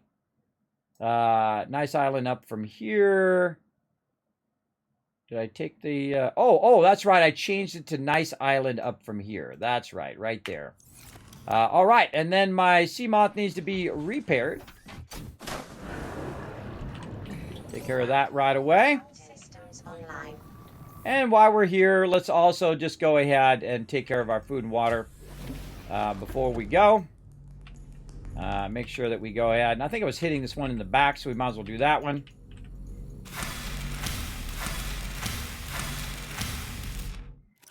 Right here.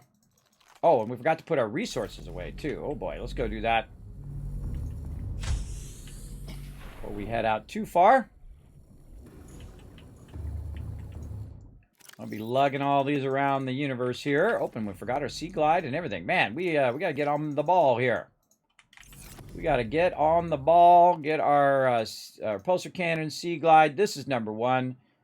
This is 2. That's 3, 4. That's all looking good. Got ourselves some med kits. We got ourselves a flare. All of that looking good. And now we're ready to go to the island and try to get ourselves some more of these plants. Now over here, we have the nice islands up from here. Mega base over there. We're going to go ahead and grab that one. We also looked over here to the side to see if we wanted to build a mega base over there. And we were just kind of looking wherever the drop-offs was from the center. To basically, and the reason why I do it in the center is because it's, easily accessed from every direction.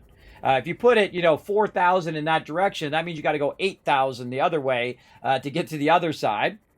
But this is not a bad location right here. I mean, there's a little bit of stuff that'll attack you there. The biggest problem is these guys that travel back and forth. We got a good, some God rays coming in there.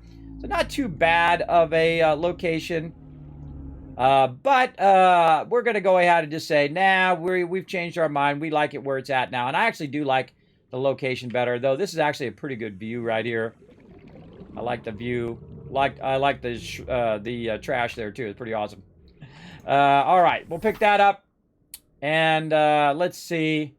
We got another one way over back this way by our actual base. Now, one of the cool things about making the rocket ship is that the rocket ship will act as a beacon as well. And in this case, I have the rocket ship platform right next to my mega base, so I don't need to put another beacon down for my main mega base, which I normally call the Tycoon HQ. But in this case, it's Kismet's mega research base over there. So again, we also use this to try to, compare different areas and figure out where we want to build a base. This also has some beautiful God rays here. We've got the kelp forest nearby if we need any of that. Lots of schools of fish. Again, more cosmetic building when I'm doing mega building. When I'm doing basic building, I just do bare minimum, whatever it is I got to do. Then I do super building, where it generates me more resources and makes me money, or whatever it is, depending on the game. And then I will go and mega build, and that I incorporate cosmetic items into it as well. Things that make it look pretty. Sometimes a lot, and sometimes just a little. In this case, we're doing just a little.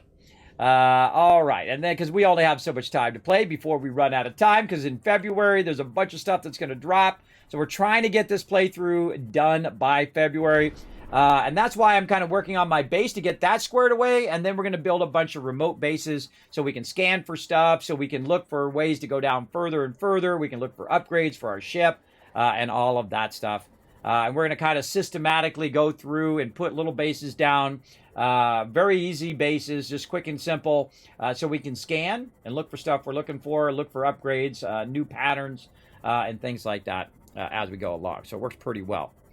Can't wait to watch you play Raft again. I so want to get that game. It's a great game. I highly recommend it. It's super, super fun.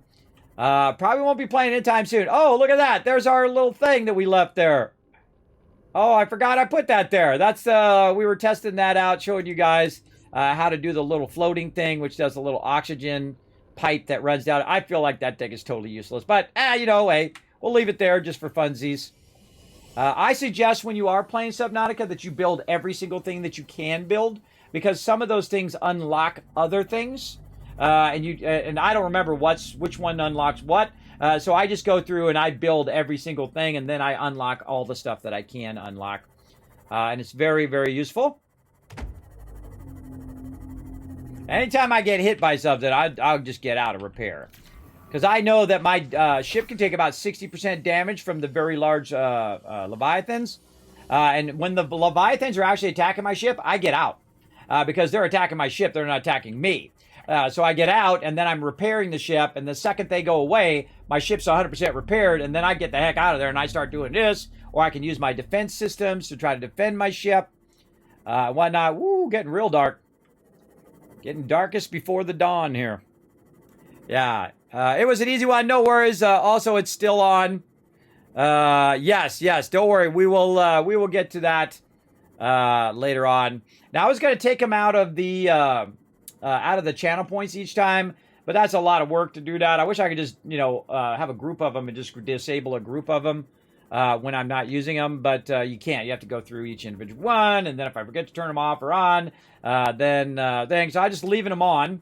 And then you guys will see if the Stream Raiders are down there. If they're not down there, then you know not to use it. I cannot give you those channel points, by the way, if you do accidentally use them. But I can do that thing that you tried to do later on. Okay, here we are back at our little place here. Now, we can even bring our sub up here if we wanted to. But the sea moth is pretty fast. And we're getting here during the day, too, so that's pretty nice. I'm also going to go ahead and put on my torch because I love my torch. My torch is a new favorite thing that I love in the game, everybody. I absolutely love the torch. I think the torch is awesome. Pretty great. Much better than this kind of dim thing we got going on here. Oh, it's on that side. This little dim thing we got going. I'm actually going to move this and aim this. Whoa, look out.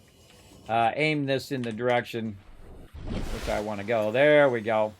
Now I get my torch here. Now you can see that we have some of this stuff, and this is where I got this stuff, everybody, is on this island.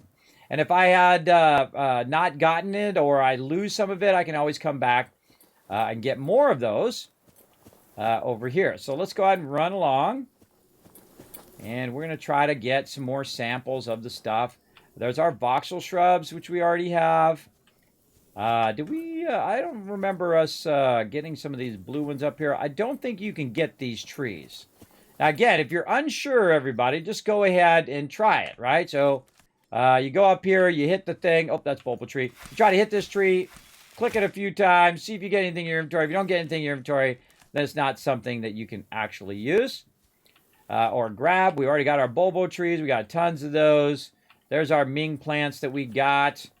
We've got a bunch of speckled rattlers and whatnot. Now, if you bring your submarine, you can collect a lot of samples if you want to. And so what we're doing is we're looking for the Chinese plants, and we are looking for our small marble plants as well. Don't see any over here. Now, in the center of the island, there is a little area which you can find. Oh, that's not the right way. There's a little area that you can find that has some wreckage of a previous base. So we're going to try to work our way. Oh, almost.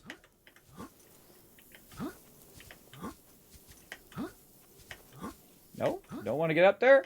The jumping in this particular one is not as great as in Subnautica Below Zero. But you can try to work your way up there. There we go. I'm going to find the path. All right, there it is.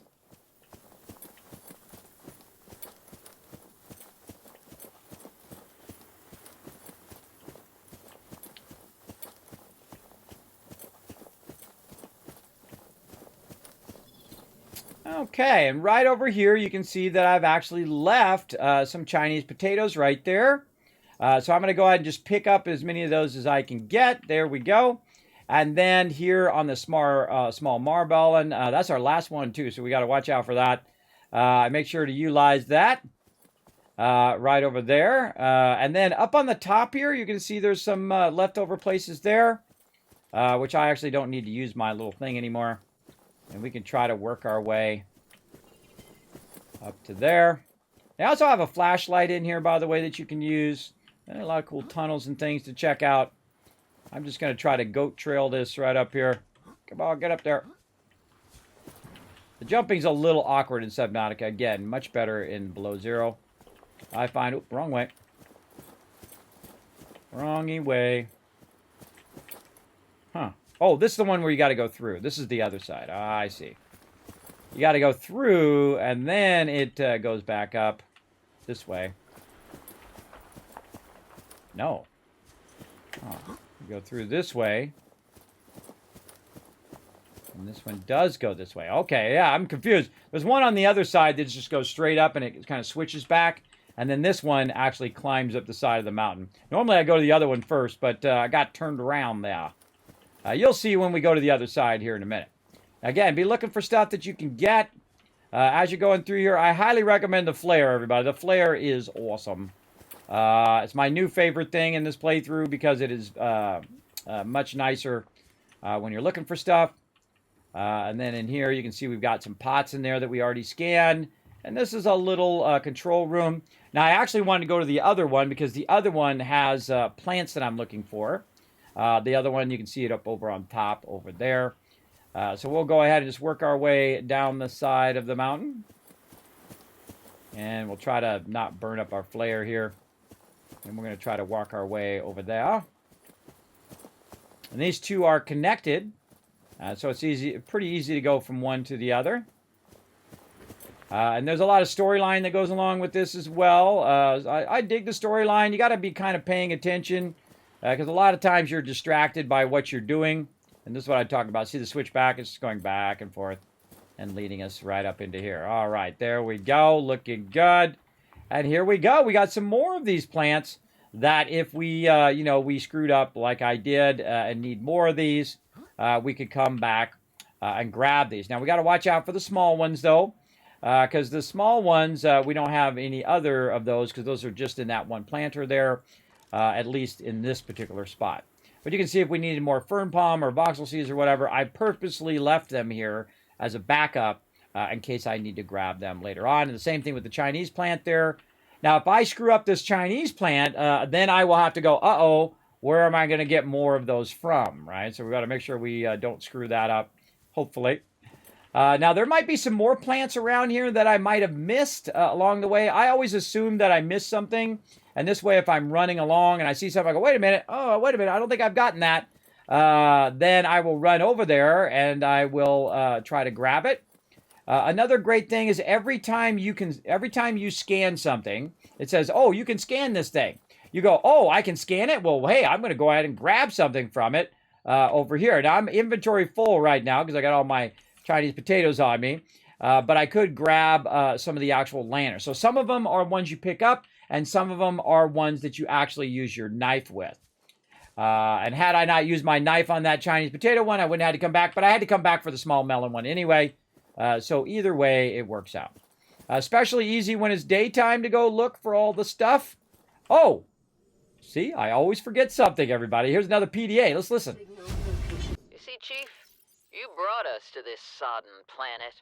Told us we'd see a lush payday. Now what do we got some 6 weeks later? A dead crew, a habitat that's half buried, food washed away. I suppose the executive decisions would be better left to someone with your extensive experience of hitting people in the face. I know enough not to take unscheduled detours to uncharted planets. That's something you don't want to learn the hard way. Easy to judge a decision in hindsight. Harder to come up with a plan of your own. Got one already. We take what we can carry and hunker down in a cave somewhere. I scouted a site, a couple 100 meters deep, lots of metal deposits. How do you imagine we'd live? With ready access to building materials, like damn queens, a couple of water filters, a bioreactor, fresh fish. But Chief, we'll eat seaweed salad and drink our own urine if that's what it takes. All that matters is, do you got something better? Send the coordinates to my PDA. I'll review your proposal. Integrating new PDA data. Okay, so we got some new PDA data here. Now, I don't know if they gave me a new beacon because I think we've already discovered that before. Let's see. Did it give me some new stuff here? Normally it's at the bottom here. Yes, the proposed grassy habitat right here. Then we already did this one. So there's another one right there. So we will go check that out in a bit. And it's down below this area. Yeah, it's over that way. Oh, God, it's 1,197 that way. It's way over there. So, yeah, I don't know if they're talking about the one. There's actually one down from here. It's funny because a lot of times when you're doing this particular one, you'll be going underwater and you'll actually be under this island and not even realize it because you don't look up. Most people don't in real life and in game. So what I like to do is, look up from time to time. It's very, very handy. And again, we're getting a sample of everything. I'm just taking one more look as we're kind of heading toward our Seamoth of anything that I didn't scan or grab along the way. I think we are good. And now time for a nice little swan dive. Woohoo! Into the ocean there. Now, one of the cool tricks that you can do is you can actually go down. I can use my little Seamoth here and go down and go under in here because this whole thing is being held up by these giant creatures here that are holding onto the island and actually holding the island up. I wonder if Hawaii's the same way. I wonder if Hawaii's being held up by these giant animals. I don't know, everybody. I don't know where they get that from. Now, there's a whole bunch of small ones that you can get as well to make stuff lift up, but these are big ones here. Big time. And, of course, you want to go through and scan all the stuff that you run into. Now, again, straight down from here, there's a bunch of stuff that we've done down here. And now this particular vehicle can only go 500 down. But let's just go down and take a look.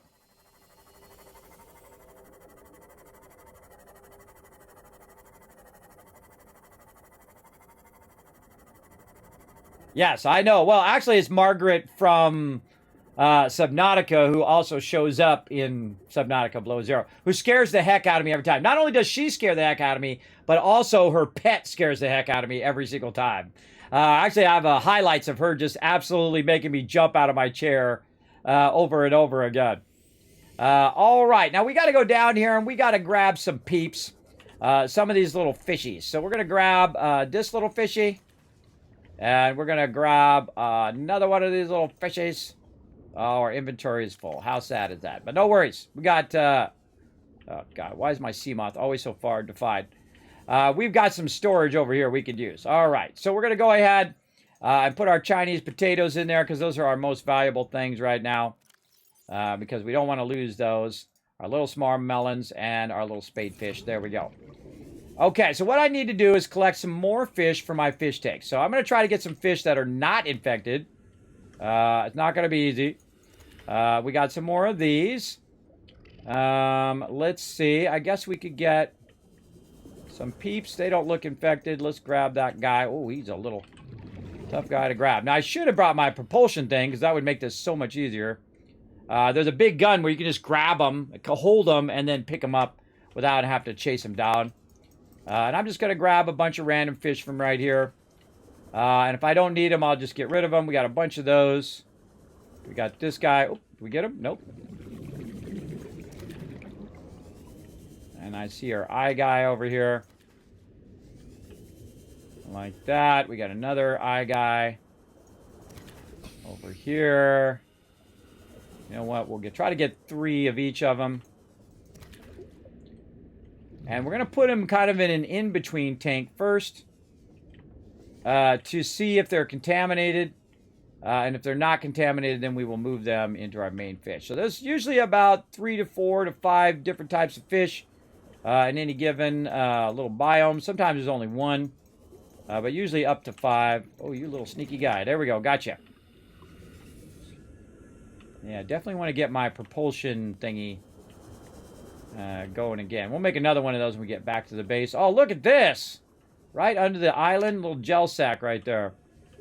Nice. Now, see this one right here, that one is contaminated. So that's what happens. You grab one of those, you put it in your tank, and then all of them get contaminated as well. Grab yourself a little bit of loot. Now, I can't remember if there's a purpose for that, for them being contaminated. I think there's some reason for it. I can't remember. Don't tell me. Oh, look at this node right here. Whoa, hey-oh, let's go mark this quartz node, because we need that later. There we go. Come on, caps lock. Quartz node. All right, leave that right there. We need it. Oh, hello there, my little ruby friends. Got rubies here. We got a quartz node there. Very nice. We've already gotten our things here. Again, if it doesn't say that I can scan it. Oh, jackpot! There's also a copper node here. Hey-oh! Well, we know where we're going. We know where we're going to take our sub. Now I'll go back over here and rename this to both quartz and copper.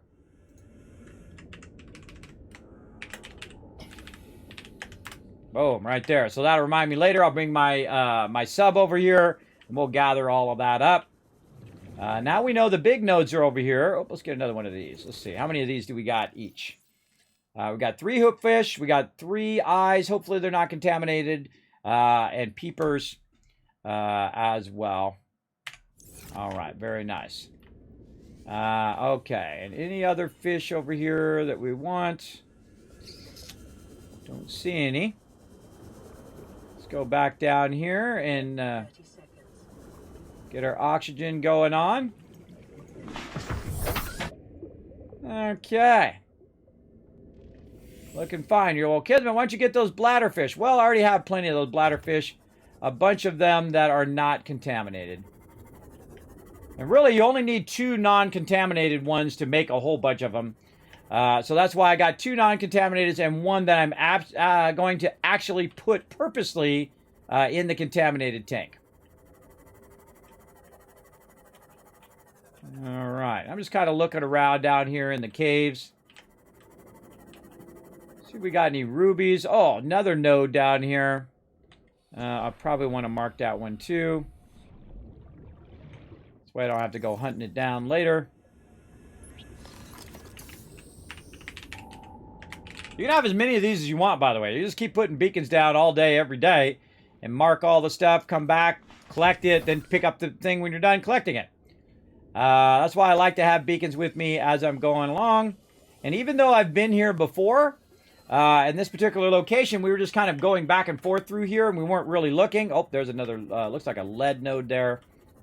So we'll make sure to look around with our prawn suit. Now, are we going to come over here and get a bunch of resources today? Probably not. And that's because we have plenty of resources. We don't need it right this second. But we can go over here and at least look around for anything that we might need to grab to bring back to our base. While we're on the way back. Oh, look at that. Another quartz node right there. Yes, we definitely want to check all this out later on. I probably don't need to label that other quartz node there. Copper node there. Okay, now we know under the island, a lot of good nodes. Oh, look at this. This is going deep down here. Oh, there's some deep diving right here. Okay, now we're approaching our maximum depth we can get in our sea moth. We got those guys. I don't see any. Oh, there's a unique fish over there. Let's go get him. Get you. Do we already get our boomerangs? I can't remember. Let's get them too. I'm actually looking for these different fish because my other fishes got corrupted. So we're going to grab some of those. These boomerangs, these are all over the place. Those ones are fairly easy. These ones are just down here. We got 3 of those. We got 1 boomerang. I thought I just got another one. Oh, big guy, big guy. Let me go ahead and switch my gun to number 4. Boom! Later, sucker! Oh, it got me anyway. That's why you don't stand still. He got me anyway, but I knocked him back out of my way, so he's tried not to get me. Come here, you little fishy fish. Gotcha, and I see some stuff up here that I want to get. Crystal. I suggest to keep moving in this game, everybody. Even though I have a ton of that, everybody, I just can't resist. I'm a super looter, everybody. I loot everything. All right, 3 of those. 3 of those. We need 1 more peeper. We can get that back to our base. 3 Reginalds, 3 spadefish, 3 hoopfish. All right, looking good. Now, I can go down deeper than my actual sea moth can go because I do have the rebreather. The rebreather helps you in the deep areas. And we're about 530 down. And we're just kind of looking around, see what else we can see. Any more nodes or whatnot down here. Seems to be a really good area. Oh, got me again, you little sucker. Punk, where you at? Eat wall, bro.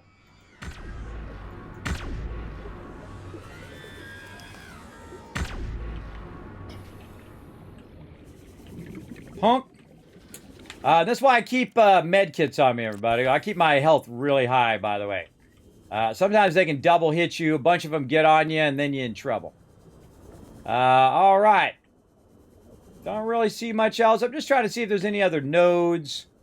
Any kind of rubies or whatnot. I see a diamond right there we can grab. I mean, we got a ton of this already. Not like we're hurting for resources right now, but when we are hurting for resources, we'll have some beacons down in this area. Oh, there's an egg right there, too. Ooh, let's grab this egg as well. Utilize those eggs.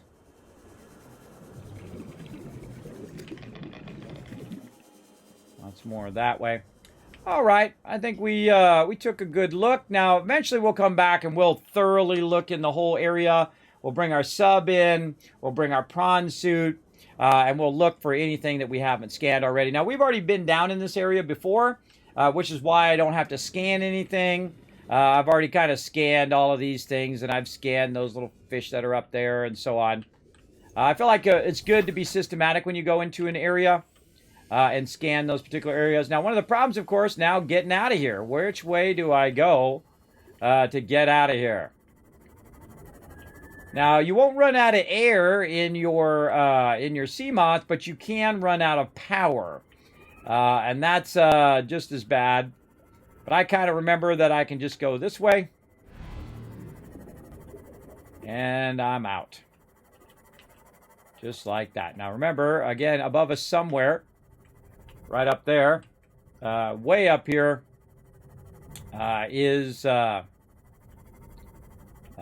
the island up above us.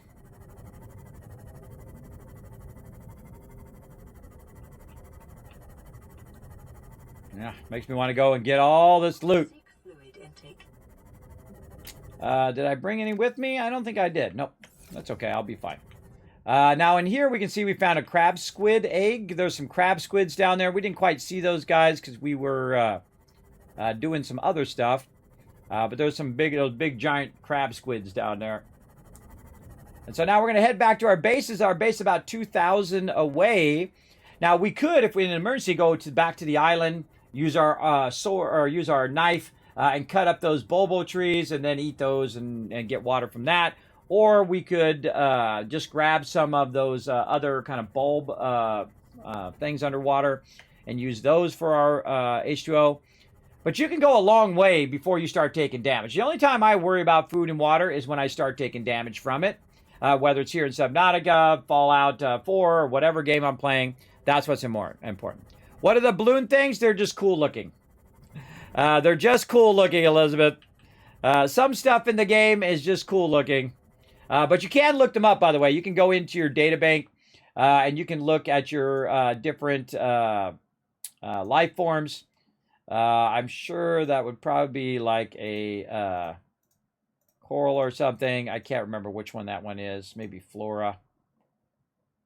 Sea stuff. And you can go in and look at all of these things.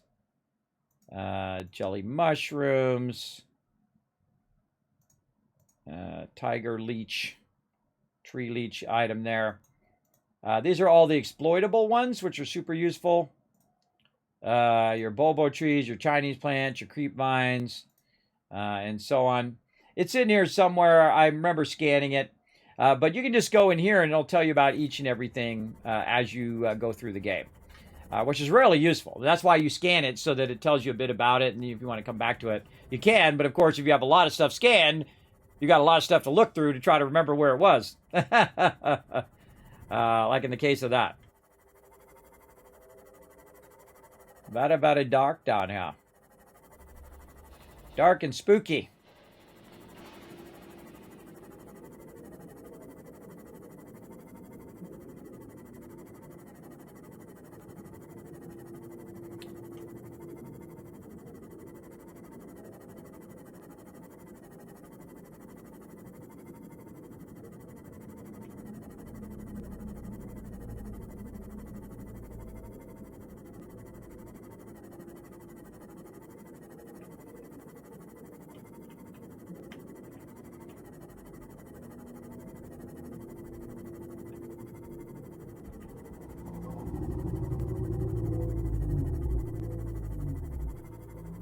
We're getting there. One of the things I like in Subnautica Below Zero is that you can boost your Seamoth so you can go faster. I don't remember that in Subnautica, but I absolutely love it in there because you can just zoom over where you need to go. That noise you're hearing, by the way, are these giant, what I call sea whales. These giant guys that are just kind of buzzing along there. Didn't seem like that far when we were going there, but sure seems like a lot longer on the way back, right? It's like when you go on a trip, you take an airplane ride. For some reason, it feels longer on the way back than it does on the way going there. It's human perception there. Always seems longer. They also have the sea truck in Subnautica Below Zero. We played that one all the way through before as well. Actually, we played it several times. We played it when it was in early access. And then we played it when it did release, and then we played all the way through. I didn't even mean to play all the way through. I was just having such a great time. All of a sudden, boom, that's it. I'd finished it. Having a good time. All right, we can see the Sea Tycoon right there. There's my nice sub sitting right there. We're going to go under the sub. And right up here into our base. Oh, we're going to bump into our thing. While I'm thinking about it, let's just go ahead and repair my bad driving there. All right, there we go. And so we're back at our base, and we got our little squiggly fish. That's freaky, man. That's freaky. Freaky. Okay, so let's go ahead and use some of our water that we have over here. We got a bunch of it backlogged. Just to kind of save us a little time. Stabilizing. There we go. And then we're going to go down here, and we are going to utilize some of our fish. Oh, and there's our clean, non-infected fish in there. And then these are all our infected fishies in there. We're going to try to keep them from getting infected. It's going to be tough, though. We're going to hope we didn't pick up any infected fish just now. So we're going to go ahead and drop. Do not left click or you're going to eat them. I'm going to drop all of these kind of hopefully pristine fish into there. Oh, and I've got 2 of these spadefish. I'm going to take that one out. And there we go. And I'm just going to look at them to see if there are any infection on them. Nope, they are looking pretty good. Right there.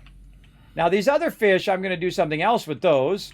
So I'm just going to go ahead and put them over here. Now, by the way, if you just put the fish in your storage, they don't die. They just stay in there for a really long time. Oh, hoopfish. Did I put that in there? Yes, I see him down there. All right. Now, I don't want to put 2 of any fish in there because I don't want them to mate. I don't want them to make multiple of them. I just want to go ahead and do 1 of each. We also should have another fish in there. Where's our other fish? We put another egg down here. What was it, the other fish that we put in? I can't remember. I can't remember which fish it was.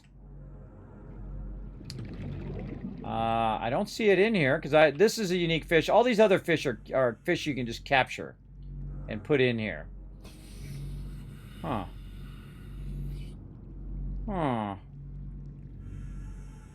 Maybe one of the other fish ate that fish. I don't know. He disappeared. Now, again, you can see I have a bunch of the other ones in here doing their thing. One of each so they don't breed. Okay. Looking good. So, we have a crab squid we want to go ahead and put in here. Hopefully we get a nice one that's not infected. Oh, yeah, there it is right there. No, there was a blue egg I put in here. Where'd that blue egg go? I don't know. Maybe he escaped the fish tank. Let's put our crab squid egg in there.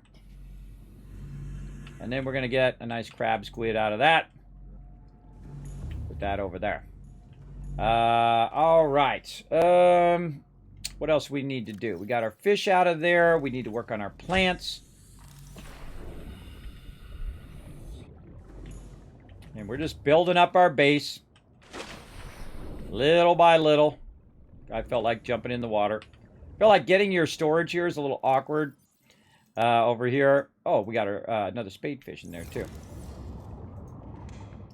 And more Chinese potato plants. All right. Very nice. Back into the water. Second one down. Look at our plants coming in nicely. Very nice. All right. And Chinese ones there. And then here in the planter, we will put our small marmelon. And then we're going to go over here and have a backlog of our Chinese potato just in case. So again, you see me putting a backlog of each of those. One of each, just in case I screw something up. And then we'll go ahead and put this on number 5. And we'll take one of these out if it's going to let us. Come on, why you got to be so awkward? Why? Why don't you work like you used to? I don't know. I don't know why, everybody. I don't know why that's so awkward now. That definitely needs some work. Pick one up. Put it back in.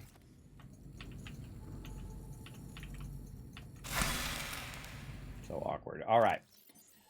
Put that in there. And then make sure that we keep a backup of them over here.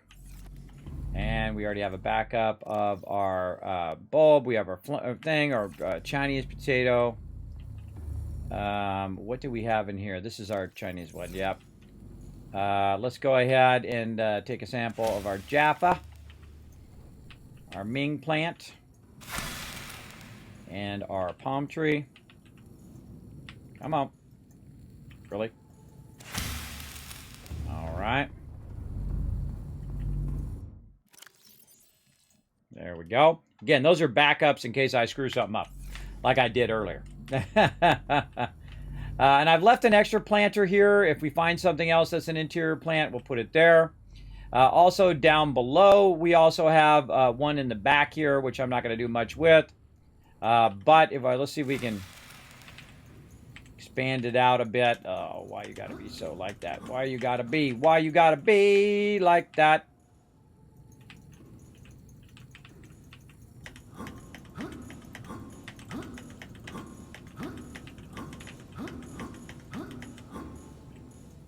All right, whatever.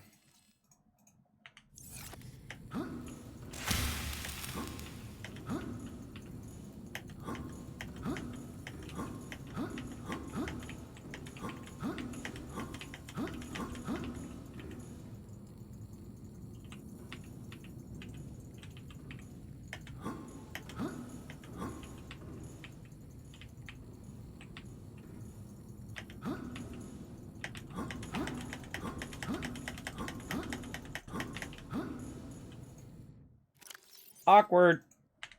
We'll just let those other ones grow, and we'll try to get those later. I try to make a whole planter of it. Now, normally I move it away from the wall so we can walk around the outside, but it doesn't work anyway. I feel like that's a bug now in the game.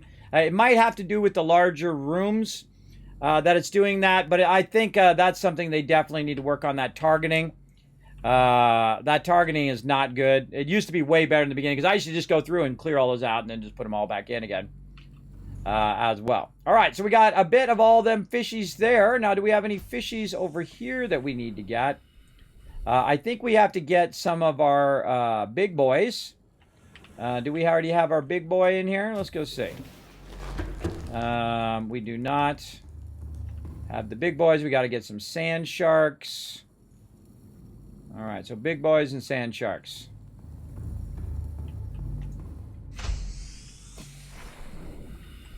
Actually, let's just go in the front door.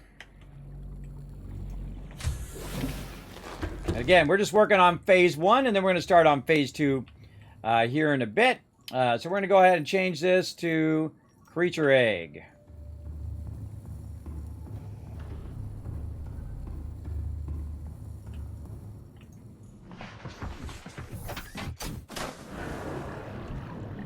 Now, because I have a HUD chip, that HUD chip is going to kick in once it starts to scan it. I think I bumped into my sub. Once I start to scan it, it's going to take a lot longer because I don't have the speed, the thing that speeds it up. But I do have the HUD chip so that I can go ahead and just run over here and see what this is. This is a rabbited ray egg. So we're going to grab that. Now, how do I know what it is? You're like, well, Kismet, when I look at it, it doesn't say what it is. Oh, look, and it says creature egg under there, too. That's funny. And that's because I've already raised one of those particular eggs up. Right? So we're going to go down here. We'll grab another one. And we've got a few of these right here. We're just going to grab a bunch of random eggs here. And we're going to utilize those as we build out our fish tanks and stuff. Oh, here's another little ray there. And these are mostly going to be stalkers down here. I find in this particular area, these are mostly stalker eggs that we're going to find. That's these kind of shark-like guys that run around here. Another trick is to pick all these up so that you don't have any more of these nearby. And then it'll basically start to diminish and you'll start to find more unique ones. But in each area, you're going to find more and more... Oh, my inventory's full. Calorie intake recommended. Right back up to my base. Oh, I actually didn't want to go there. I wanted to go down here. Okay, now we've already got a stalker in there, so we've already got all of those. So we can go ahead and utilize our little fish area here, put some stalkers in here. Now, do I need that many stalkers? Probably not. I've already got a stalker in there, so there's one in there, there's one in here, and probably maximum I would probably need 2 or 3 more. So let's just keep 3, and then the other 2 we can get rid of, or what we can do is go up here to our power plant and see if we can go ahead and feed it in here, but yet again, that thing is still not done. So we're just going to go ahead and put that right in there and get rid of that through the trash. Now, we also have some rabbit ray eggs. Let's go down here and see if we have any rabbit rays in this one. Rabbit rays. Oh, yes, right here. These are our rabbit rays, and that one's infected, so we don't want to move that to our other one, otherwise those guys will get infected. So we'll go ahead and put one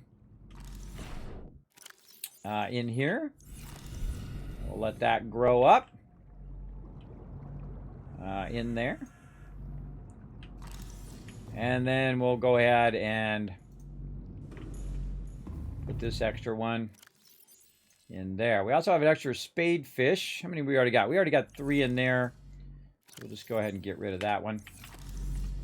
A little bit of resources on me as well, so I'm just going to not even bother to sort them. I'm just going to go ahead and put them in this kind of closest drop box and deal with it later.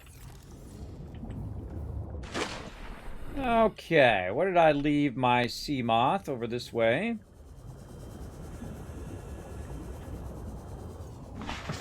Oh, we should take care of our food. Hold on, let's go do that real quick.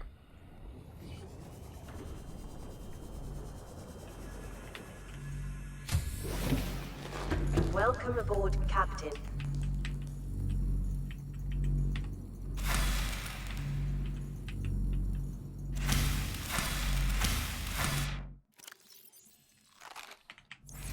Vital lines stabilizing.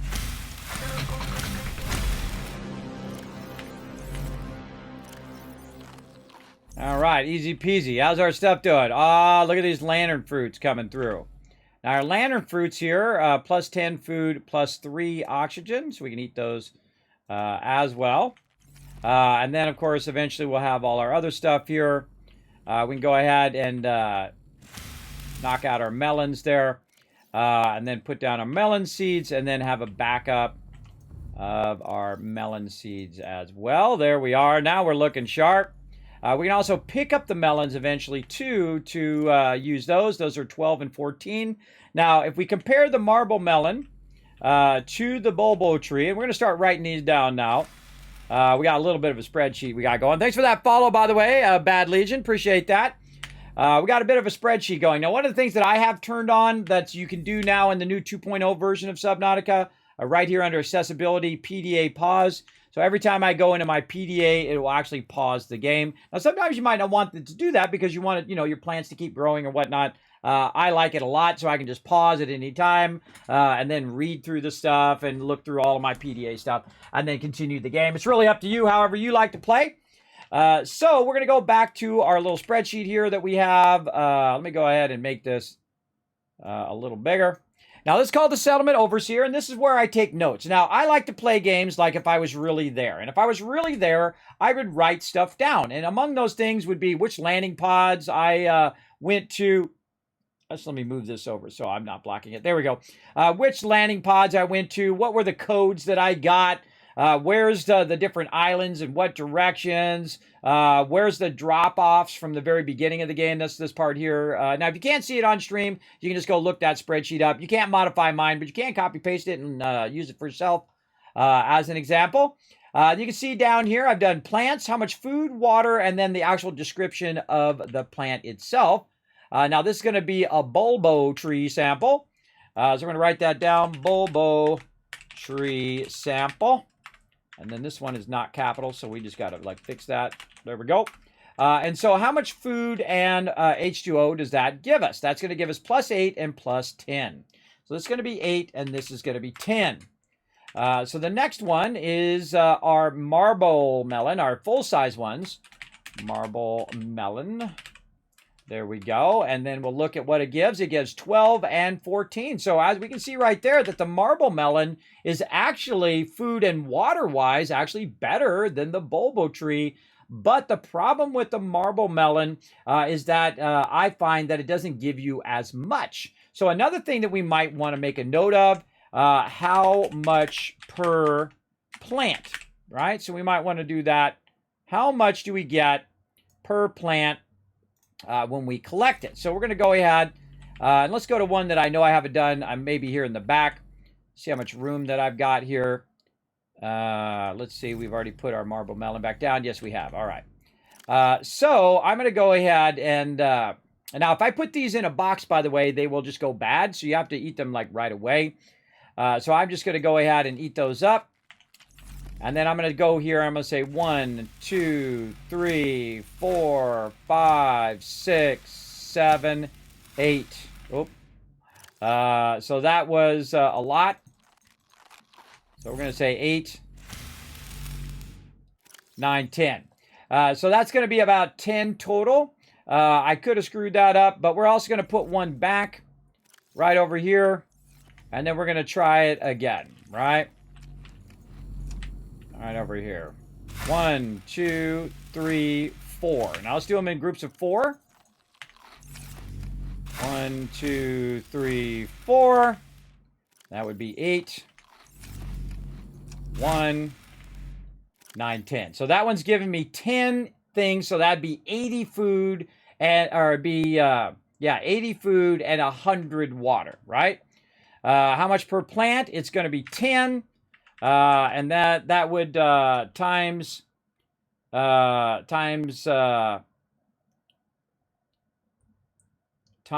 other one, right? Times food. There we go. Times food times H2O. All right. So now what I'm going to do is do a bit of a calculation. So what you can do is you can go ahead and use your sum function in here. Actually, I forget what it is that starts it. There we go. Equals. So we're going to take food and we're going to times it times this number. So we're going to go times, which is shift 8, and then we're going to say times this number, and that's going to tell us that 10 of these times this one would be this one. But wait a minute, that's the wrong one, right? But don't worry, we're going to fix that here in a second. And then we're going to say this one times this one here, right? This times food is not the right one. So we want to fix that one as well. So we're going to click on this side here, and we're going to say this one. Oops. It got me out of the calculation. There we go. That one times this one. Oh, nope, not that one. Take that out. Times this one. There we go. Got to make sure you got it right. So, this. Now, once we do the calculation, by the way, you can just go ahead and take the calculation, and you can just drag it down, and it will automatically readjust the cells to equal the same thing across. Like this one's actually not 10, so we're going to take that out. That's the bulbo tree that we get 10 from. Now, basically, we could make this even truncated even more by just saying number per plant to make that a little bit smaller, so we don't need to have that as big. Now, also with these particular columns, I would go ahead and make them centered. Now, again, this is something I would do if I was really there, right? I would go in and I would figure out all of these ratios to figure out which one is giving me the best sample each, because that's the scientific way of doing it. So there we go. Now, do we put one back in the planter? Let's make sure we put one back. And then we're just going to use that other one up just to get it out of my inventory. Okay, so marble melons. How many of those do I get when I pick this up? I get one. I get just one. Now, if I did a whole bunch of them and I planted a whole bunch of them, then it would be more useful. But we're going to get one per plant, and that's going to give us 12 and 14. See? So that's not as efficient, I find, time-wise and farming-wise, but it does give you more. So if you were carrying that around, it would give you a bit more. But I kind of feel like it's not as useful. So we'll go back over here. We'll look. Do we have any marble melons backed up? We do. Some marble melon seeds there. So we're looking good. And then the last one here, what I would do is just boom, hit that, and then reseed our marble plant. Oh, wait a minute. Oh, okay. Yeah, those are our marble plants. All right, almost screwed that up. Our marble plants there. So let's see. Let's put this marble melon back in there. There we go. Huh. You're cutting down the marble melon, it becomes the... see, that's the smaller seeds. That's wild. All right, the small marble melon. Now let's go ahead and grab it and see what it equals. It's 11 and 7. So we're going to say small marble melon. Oops. Right there. And I'm not going to remember. I think it was 7 and 11. Let's just take a guess. 11 food and 7. So it's actually the opposite. 11 and 7 this way. We got one per plant. So again, we can just take these calculations and pull them down. And so we're going to get 11 and 7. So that's not as good as the other plant as well. Now we can also put it back in like this. And then we can go ahead and take the plant. Hopefully. Oh, why you got to be so awkward? There we go. All right. Now, how many seeds did we get from it? We got 4 seeds from it. So let's go ahead and also make a note of how many seeds that we get over here. So I kind of feel like I should probably put another, let's just put it over here, seeds. All right, so seeds from here, we're getting 4. I should have checked the other ones, but I forgot. So we're getting 4 seeds per. And we're going to go ahead and put those in there. Do we have an extra? Let's just put an extra marble small. Yeah, see, this is marble melon seed. So it went from the small one to the regular marble melon seed when I took that out. So it's no longer the small marble melon. That's why that went to that, because I took those out and they're no longer the small ones. But that's okay. That's okay. We'll go ahead and let those grow out and we're good. All right, so how many lanterns do we get per lantern tree? Now, if I just hit the tree, it doesn't really do anything.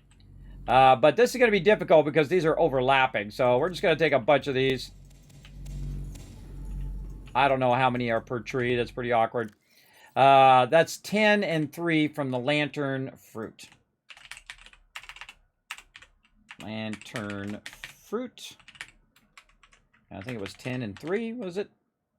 10 and 3 is correct. Okay, and how many do we get? We're just going to have to take a guess on how many of those we're getting. Let's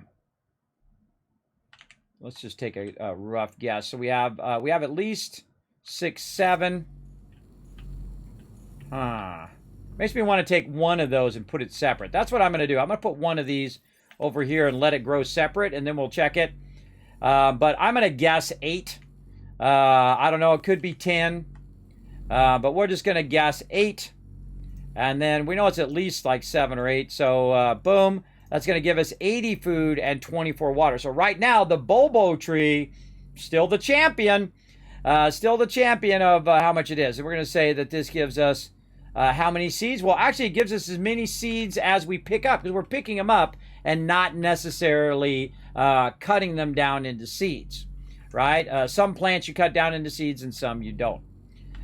So yeah, our small marble melon now gone forever. Oh, too bad. Too bad. So there we go. So we'll let those go. Over here. How's our Chinese plants doing? All right. Now, Chinese potato. Let's pick one of those up. Oh, and of course our inventory is full because we got to get rid of these lantern plants. We'll just heat those up. And so we got one of those, Chinese potato, which is 12 and 3. Help if I put an E in there. There we go. Chinese potato is 12 and 3. Right there. Again, I love doing this kind of scientific stuff, everybody. So there's 1, 2, 3, 4, 5, 6. All right, so we're going to call that 6 per. So that's going to be 6 seeds per, as well as the same number of items, because we're picking the item up. And then we're going to go ahead and call this pick. This is pick. And then knife. The small ones. We're going to knife these. We're going to knife those. And we're going to knife those. And then, again, we can just go ahead and let it do the math for us. 72 and 18 from one of our Chinese plants. And we get 6 seeds from each of those. So pretty awesome. And you can see that we got a lot of those. So that's not too bad. Now, of course, when we take them out, we want to put at least 1 back in. Looking good. Now, what about these pink caps over here? Do I really need to worry about the pink caps and the grub things and all of that? Not really, because those are mostly cosmetic. I'm not really going to actually use those for food. So don't really care. Not worth my time to actually do those scientifically, but you get the idea. You could if you want to. I'm also going to go ahead and get all of my water here that I have going. I'm going to glance up at my power, see how my power's doing. Power looks fine. And we're going to get all of these going at the same time. Very nice. Okay, so we did a little bit of scientific study there. We still got to do a little study on that one. We did our marbles. We know that the small marbles turn into the large ones. I'm a little bummed because I should have just left those alone and not done anything with them, and then I would add the small ones and the medium ones. But oh well. Oh well, if we find some more, we'll try to remember that. And we probably should notate that down here. Turn small ones here. Once knifed will seed to reg marble melons. There we go. There we go. So that'll help us remember all of that stuff. So again, that's why you see me using the bulbo tree, because I get the most out of the bulbo tree from there. Now we can also tell it what type of plant it is, whether it's an interior or exterior plant. We can just say type right here. And this allows us also to come back later and sort all this information. Like this is an exterior. So I would just put EXT for exterior, interior plant. And since the rest of these are all interior, I'll just have it copy that. So I don't have to type that out multiple times, or I can copy paste it. I know all the rest of these are interior. But we have our bulb bush sample. And those are outside. Let's go check on those. Way over here. Make sure we have enough inventory space. Man, we got lots of salt on us. We getting super salty. Put this salt with all this other salt. That's a lot of water there. We might even need a separate thing for water. Trying to backlog that water for future adventures. Okay, right over here. Here we go. 1, 2, 3. All right, so we're going to get a maximum of 3 right here, 3 per plant. That's going to give us 30 water and 9 food. Seeds that we get from that is going to be the same number because when we're sampling, we can put them right back in again. So that would be 3 as well. So again, the one that seems to be the best is the bulbo tree right there. We should have figured out how many we did. We figured it out because that's going to be 10 as well. So the bulbo tree ahead by leaps and bounds. And this is something I learned the last time I played. That's why I went straight for the bulbo tree is I figured this stuff out. I don't think I did the spreadsheet before, but I did go and kind of figure all this stuff out of which one kind of yielded the best result for the minimum amount of work. Let's kind of shrink these in a little bit too. You could definitely shrink that in. And this is part of the fun here in the stream, everybody, is figuring out all this stuff. Now, I can go look it up online, but what's the fun in that? I feel it's really fun. Part of the adventure is to take the journey. Again, take those out. Then I can go ahead and just use those to seed right back again. And then I have 1 left over. So, very nice. Now, we already figured out all of this stuff over here. We know that when you do these are a certain amount of seeds and whatnot. But let's just go ahead and take a look. We're going to start with our blood vine here. And what we're going to do is go ahead, go right here, right-click, and say insert a row above. And that's going to go ahead and separate our bottom ones here. And what we can do also is color code this, make it easier visually. These ones are going to be, a terrible... Why is that yellow so bad? Ugh, it looks terrible, but whatever. And then these ones here are going to be our kind of... let's go with... too dark. Let's go with a nice pinkish color. All right. And what that's going to signify is whether it's an external item or an internal plant. Now, this particular plant is the blood vine. So we're going to go blood vine right here. And we're going to go ahead and take out how many of these we can get. 1, 2, 3. And I think it's 3 per. Let's check this one over here. 1, 2, and 3. Okay, now it's going to fill our whole inventory, so we're going to say about 3 each. So we'll say food 0. Food 0. This is going to be picked and not knifed. Right there. Probably want to change that thing here. I still don't like this color. I feel like it's way too dark. Let's try a different color. Maybe kind of a light gray. There we go. We'll go with that. It doesn't matter which it is. So we're going to get 3 per plant. It's going to be 0, 0. The amount of seeds we get is the same amount that we get, and it's an external. It's an external thing. So very fun. I love doing this kind of stuff, everybody. This is like my jam right here. And again, once you know this, once you've figured this out, then you don't have to figure it out every single time. So there we go. So we're going to go in, get those 3. We're going to go in here, or this 6 right now. And then instead of keeping the actual things, we're going to turn it into some benzene, which is going to be way smaller than those 3 things. And you can see that the benzene only takes up 1 tiny little slot. And then we can take that benzene and put it over here. And we can rinse and repeat and do all the rest of them if I wanted to. And then what the interesting thing about Bloodvine is it will grow more. You don't have to replant it and do all that stuff that we did. Now over here on our gel sacks, again, we can go ahead and take all these out like this.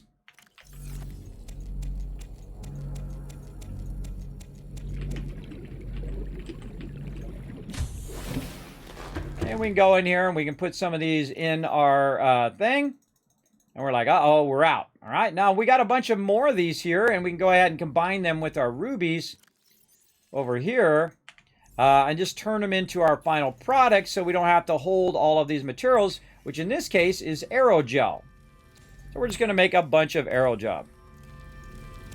How do you get the open ceiling in the large room in your base? You just upgrade to version 2.0 of Subnautica.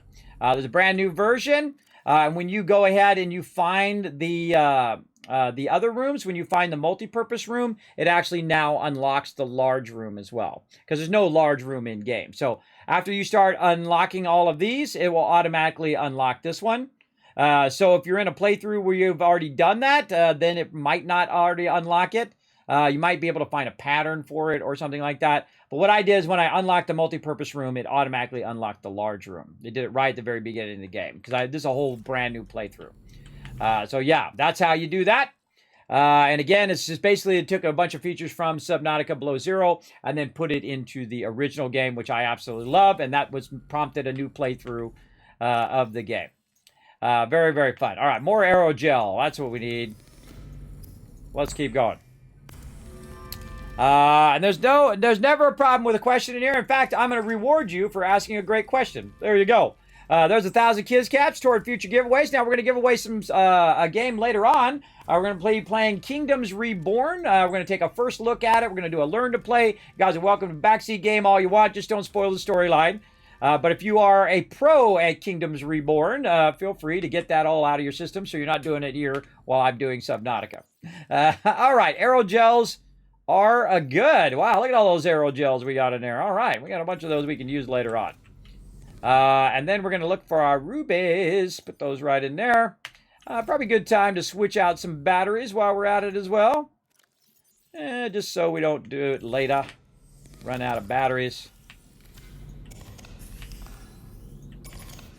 Anything else that I could use a battery charge? Yep, my habitat builder.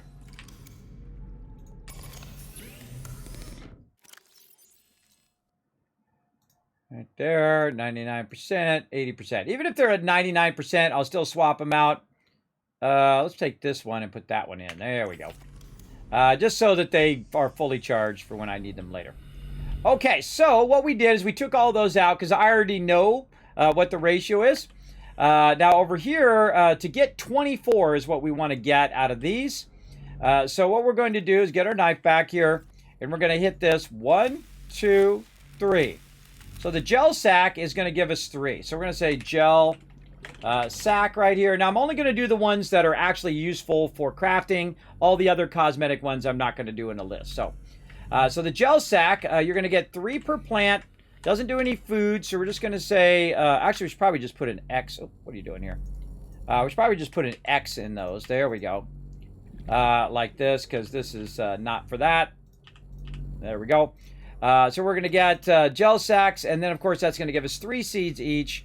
It's an external item, and then also it's a knifed item and not a pick item. So we'll take the pick item, we'll move that up to the top, and there we go. So we got our gel sacks there. We're going to get 3. Now how many of those equals, we're going to do size, which is going to be large on these. The bull sample is going to be large, and this one's going to be small. Now, large ones are going to be 4. You can get 4 per planter, and the small ones are going to be 24 per planters. So now we can have it do the math for us automatically. We just hit equals. We can say this. Oh, actually, no, you want to do the larger number first. So this number divided by this number. How many do we need? We need to have 8 of those at the end for us to get 24 seeds back. And that's what I did. I had another one there that I hit. And so to get all seeds back, we're going to need to leave 8.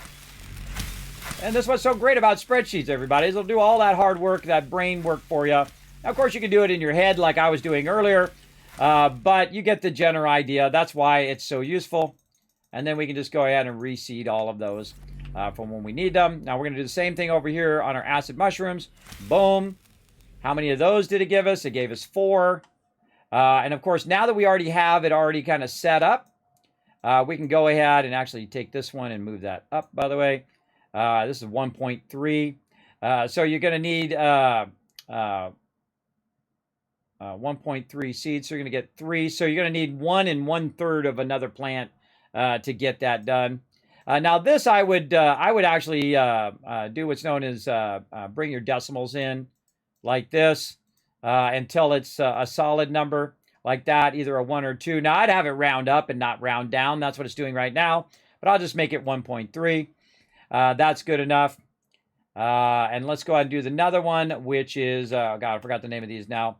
Acid mushrooms. Mushroom spore, actually, is what their full name is. We're going to get 4 per plant. None of this, none of this. That gives us 4 seeds. It's external, small, 24 to fill. Then take this calculation, move it down, and we're going to need to leave 6 of them to do it. So we've already done 1, so there's 4, 5, 6, and then we'll go ahead and pick up the rest. And I did this earlier, but I'm just doing it a different way, so you guys can get a general idea of how to make this super, super easy on yourself over here. Captain. All right, we're filling up our acid mushrooms here. Those acid mushrooms are full. What else can we make with our acid mushrooms? Well, if you go in here, you can kind of look around for your acid mushrooms there. You can say, oh, well, don't see anything. That's doing my... Oh, wait a minute. Hold on. Batteries. All right, we can make a bunch of batteries. We need 2 acid mushrooms and 1 copper. So we're going to need to combine those together. And luckily, we have a lot of copper that we collected. We got a lot more, too, because I saw some other copper nodes over that other way. But now we're going to go ahead and make some more batteries. Now, why do I need batteries? Well, batteries are going to be real helpful for my gear. It's going to be great for when I... Oh, try that again. It's going to be great for when I go and make other bases. I could leave some batteries there as well. I'm out of acid mushrooms there. So you definitely want to make those extra batteries. Now, another thing that I want to build, because I need 1 more to get all my stuff going, and that is the power cell. Now, I've already got some silicon rubber in here that I made previously, and we're going to put all of these in their own boxes. And again, we're kind of working on phase 1 of my base, and then we're going to go phase 2, where we start working on all of our stuff. And you can see that I have 6 of them here. And then we're going to go over to our sub here. And I like to have 12 of them on the sub. 6 that are actually in the sub, and then 6 for backup. And that allows us just to wander around for a really long time. All systems online. And not have to keep coming back to the base or keep coming back and charging all the time. Now, one of the things that I like to do, too, is just to go look at the power cells and see if they're at 100%. They haven't, nothing's been moved here. If you've been watching my playthrough, you know that these lights have been on all this time. The boat's been sitting here. I don't think there's the main light on. The main floodlights are off. I got my internal lights on. I can turn those off, by the way, too, if I wanted to. But they don't really burn that much power. Or they don't burn any power, and so you're good. You also got a nice fire extinguisher on here in case things go horribly wrong, which sometimes they do. So there you go. You get the general idea of that. We'll go ahead and put that. Did we put it in there? We did not put it in there. So we got all 6 of those, and then we have another box right over here that you can see has 5 of them, and we had to make 1 more to get our 6th one in there. And now we good. I'll probably take that beacon out of there too, because I'm probably going to need that later on. Put that in my inventory. All right, let's go back. Now we got that done. One more thing to check off our to-do list.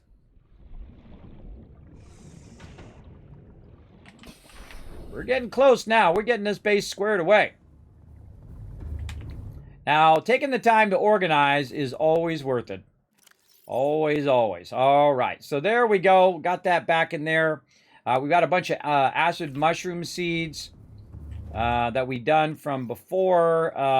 Let's see, we put our copper back. That's what I'm trying to think of. Don't need all this copper. Now, I've got a bunch more in the box, and I could go and take all this copper and all that acid and make, 50 batteries, but I don't need that many batteries, at least not right this moment.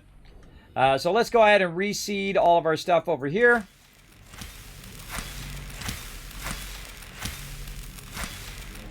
And then we'll reseed this entire bed. I try to reseed the whole entire bed every single time because it just makes it easier and faster to do it 1 at a time. Now, the same thing over here, deep shrooms.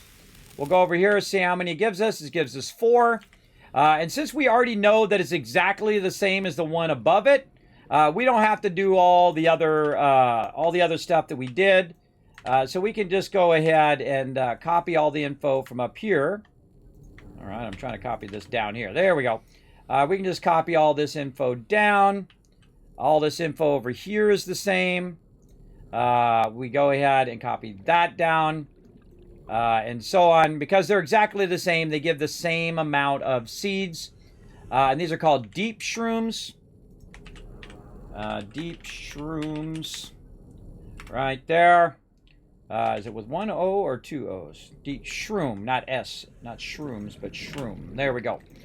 So this is the same thing. So we want to leave 6 of these in here and collect all the rest to repopulate. So we already took one out. We got 3, 4, 5, 6. We'll take this one and this one. And we'll just do the same thing. Now, I already know this, everybody. I already know it by heart because I've already done this a bunch of times. But again, I'm just kind of showing you how I think. Right? Think how to think that stuff through and how to organize it in such a way that makes it more efficient as you're doing a playthrough. Now, oh boy, we're going to fill up with those again. All right, so what can we do with those? What do those do? So let's go in. And we can roll over and look for them deepy shrooms in here. Then we'll go into advanced materials. Okay, so hydrochloric acid we could do with deep shrooms and our salt. Now, I know I have a bunch of extra salt right here. So I'm now going to take those. Now, see how this, like, escalates? And you're building momentum. Now you can build more and more. And you're getting more and more resources. And more secondary resources. And third-tier resources. And so on as you go along. So we got all of those. And again, we'll put some more of these in here. I actually feel like that's one of the best things to do in the early game. Is to get the hydrochloric acid going early. Because the hydrochloric acid allows you to go ahead and make the bleach here. Bleach, where you at? Over here. Or not the hydrochloric acid, the salt, I mean. Get the salt early on. So you can get the salt and the coral table sample so you can make bleach so that you can make these water, and they're 12-ounce waters instead of being the 6-ounce waters, and you get 2 of them. Now, that's one of the things that I didn't do, and if I had to do it all over again, that would be one of the first things I do. Get a bunch of salt, get a bunch of your other material that I've already went right out of my head, everybody. What is it? Bleach up here. And coral's table samples, which are those big kind of coral tubes that you see. You can just hit those and you can get a bunch from those. And then you can make a bunch of water and not even have to worry about water at the very beginning of the game. So very, very useful for sure. Okay, so why is it we can't... Oh, because these other ones are seeds. That's why. Those are seeds. Now, I'm leaving those eggs on for a reason. We're going to go back and look for some more of those eggs here in a minute. But in the future, everybody, I'm not going to talk you through that. I'm just going to do it in the future. Because we already did that. We know what to do to swap those out. And there we go. Now, the other plants that are on the other side of my base over here... we're not going to do that with all of these. These are just cosmetic plants. I'm just going to go ahead and do that. And then do this. Because I only kind of do this until it fills up the planter. And then, you know, just more for a cosmetic reason than anything else. Just to make it look pretty.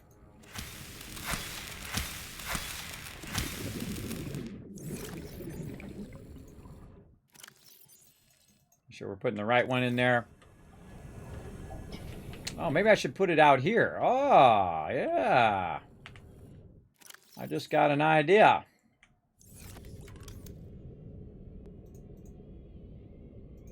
Put this outside. Oh, it's an interior module. Oh, that's a bummer. I was going to see if I could put that outside. I need some titanium for it anyway. How do I know I can't put it out there? Because when I try to put it down, it doesn't even act like it attaches to the ground. So that is an interior item. But, you know, it's worth a try. Now I'm just going to get rid of these extra seeds. I'm going to keep one of each. And then we're going to put these seeds together. So we have an extra one of each of those in case I screw those up. And then we should have done that with this other plant. But we'll do that when they're at max. Let's do it with this one. That Gabe's feather. Or did we already do Gabe's feather? I can't remember. I can't remember that amount of time sometimes. This one. We do already have one. All right, so we already have Gabe's feather. So we're going to that away. And those are just for backup in case you screw something up out here. You don't have to go look for those plants again. Okay, so those are planted. Let's get a jelly shroom. So we did that one. We did this one. We did that one. Let's go ahead and get a red wart. A couple of those. Put those down. 3 more of those. Those down. And then 1 to grow on. I wonder if I could put these storages outside. I don't think I've ever tried to put these storages outside either. Nope. Those do not like to be outside either. Alright, well, worth a shot.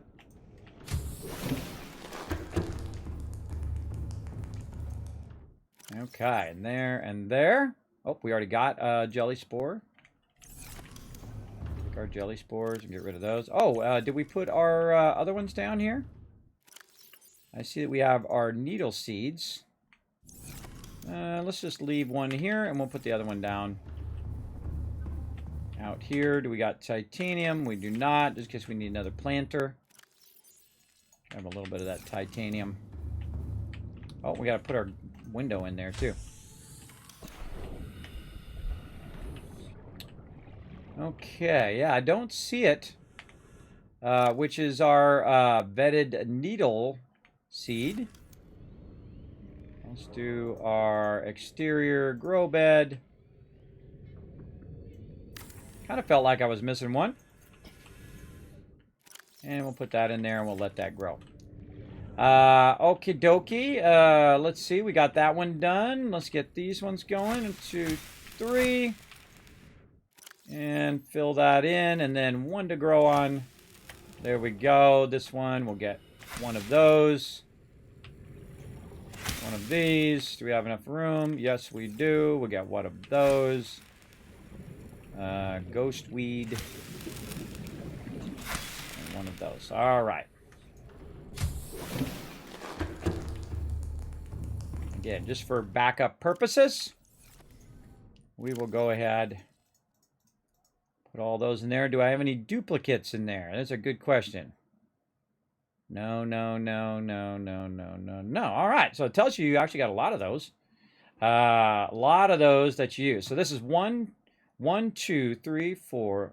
Wait, 1, 2. This is 3. This is 6, 7, 8, 9, 10.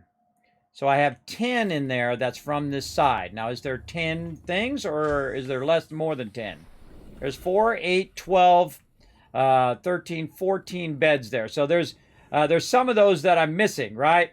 I'm missing 3 out of those. Now, those are probably the ones that I missed. Let's go ahead and hit this dock leaf, this regress shell. I think I already have this one, but you know what? Let's hit it anyway. And then some of these that are still growing up. I think that's the other one that we need there.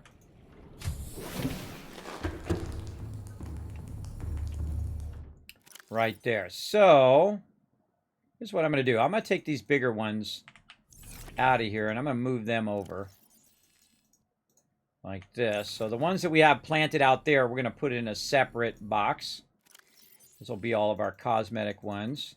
This one is not from there. This one is. So basically our cosmetic ones, oh, look at that. They fit perfect in there too. So that's going to be 6 and 12. So it'll be 12 there. Cannot get my seed in there. So we'll just put that one over there. So awesome. Very nice. That's looking sharp. Again, we'll let that stuff grow out. And we'll finish up all of those beds so we have a bunch of extras. So we're good. Welcome aboard. Okay, what else we need to do? We need to make ourselves some more boxes. So let's go ahead and get our quartz going. Over here, we need to get our titanium going. And we're just really focusing the base so we can get that taken care of. So any future expansion that we do, we'll have plenty of room for all of this random stuff that we're doing. Now, I'm going to go ahead and take these boxes, and I'm going to turn them sideways. I'm going to try to line them up to the floor. Sadly, there's no snap in this game. I'm sure there's a mod for that, because I'm sure I'm not the only one that finds this incredibly annoying to have to micro-rotate like this. Like, if you can hold down Alt or Shift or something like that to do a nice 90-degree rotation, You can tell me in the chat, everybody. Is there a way of doing that in the game without a mod? Let me know. That you can just tell me. I have not discovered it if there is a way to do that.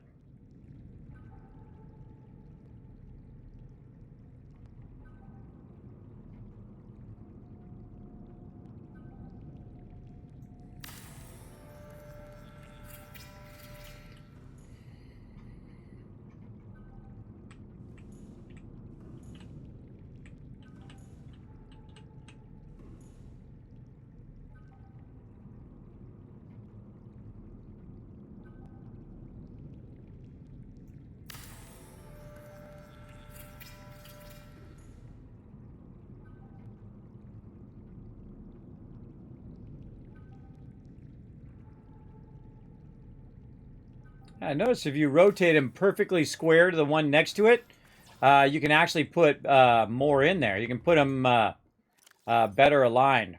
Oh, okay, out of titanium like usual. Ah, we're going to have to go get more titanium, everybody. I don't think I have any more backlogged in here. This is all my overflow, everybody. I got lots of extra resources, as you can see. Extra copper there, lots of extra gold. Again, see, if I go collect more, I would just have to micromanage more of it unnecessarily. There's a little titanium there, and I think we could take all of that out of there as well and move it down somewhere over here.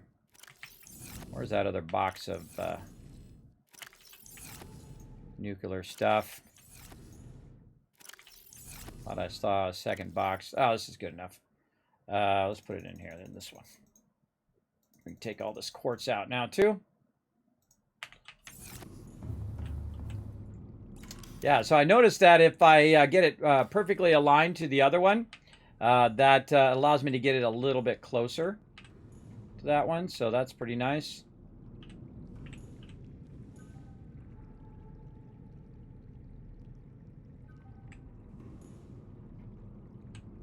Why doesn't it just snap? Why doesn't it just snap to the back of that other one? I don't know. I don't know why you wouldn't just make it snap. Make it snap. Make it snap. To the back of that one. Dee. I like the fact that you can rotate it, though. That makes it nice. But the fact that it doesn't snap to it is a bummer. Hopefully, Subnautica 3, they're going to do that. Okay, so I'm out of titanium like usual. We just did a lot of work, everybody. You want to hit that save button. That is for sure. We also want to go ahead and make some labels up here. I'm going to show you how I did that. We're going to go over here and grab ourselves some copper, which we got a bunch of it now, which is sweet. And then we're going to go ahead and make ourselves a bunch of copper wire.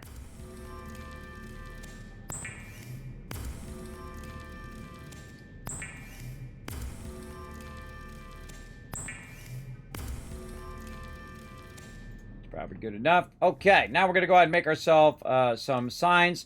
Now, I'm not a big fan of doing it this way, everybody, but I'm doing it this way to basically torture myself, number one. And number two, to see how useful it is to do it this way. Now, on the right side is going to be my deep shrooms. And then on the left side, I don't know what that's going to be. So we're just going to say deep shrooms on there. For now, maybe we'll make it one of these things in here. Let's go ahead and make it fiber mesh. So fiber mesh here. So we're going to go ahead and jump up, click this, fiber mesh, and deep shrooms. Oh, not enough room to type that. So now we're going to have to truncate it. So fiber mesh and deep shroom like this. Now I would want to have more room there between them, so I'm going to take this out. Oh, sorry, didn't get to the mute button in time. Sorry, that I don't want to sneeze in your guys' ears. But I'm going to just call that D-shrooms right there, and put an arrow there, and now we've got that up there. Now, of course, I probably want to make that a little bigger.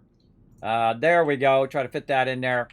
And then we'll put our fiber mesh in there. Whoop, not in there. And we'll go ahead and do that. Okay, now what makes fiber mesh? Let's go ahead and take a look. We're going to go up here. We're going to say we want to make fiber mesh as creep vine samples. So, since we're going to go ahead and do fiber mesh now, we'll go ahead and put that in there. We'll put our quartz back right over here. We'll put our copper back in there. Our copper wire in there for right now. So what we're going to do is take some of my equipment out here. I don't need this. I don't need that. I don't need the buoy. I'm not going to be making anything. I'm not going to be scanning anything. Maybe a repair tool. I don't like to take the repair tool off me if I can help it. And then maybe flare, maybe not. Okay, so that's just going to give us more room in our inventory. Now, I could just put it over here by my base, but it's literally right here. So I could just go over here and grab it from over here instead. Like this. All right, how many did I get? 5, 6, 7, 8. So around 8 per. 6, 7, 8. Yeah, so about 8 per plant. Good to know.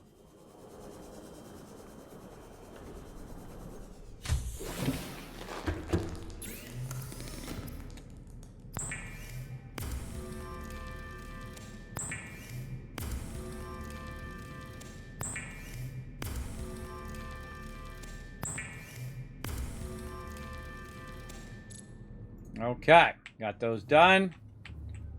Go into our fiber mesh. And that literally counted as 4. You're like, God, geez, that's going to take forever. Yeah, I kind of feel like something cool is going to happen, though, if I do keep doing this and keep going out here and taking out the fiber mesh, is that ever so slowly, the creep vines are going to be moved away from my base. If you think about it, right? So they're going to get moved further and further back as I destroy them and move them further away from my base, opening it up. Now, this was 1, 2, 3, 4, 5, 6, 7, 8, 9. So I think that actually maybe that's a total of 10 you can get from those, from a fully grown one. Now, another thing I could do is go right over here and grow them, but this is a bit too high up. You know what? Let's test it anyway. Let's go ahead and test it. We're going to use some of these in here to test and see if that grows right there, will it still go at 100%? And if it doesn't, we can always take it back out, go get some more, put it down lower and whatnot. But we're just going to do that as a test. And then again, our power did go off. Oh, okay. That means our nuclear rod went bad. So we got to go ahead and make another nuclear rod, but that's what I wanted it to do, so that I could move my nuclear power. Stay inactive. All right, awesome. Now I need my thing, my builder thing.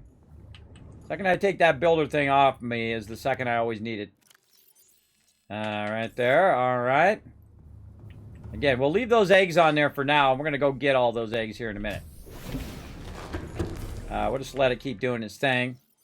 What am I doing? Nuclear power. Nuclear power.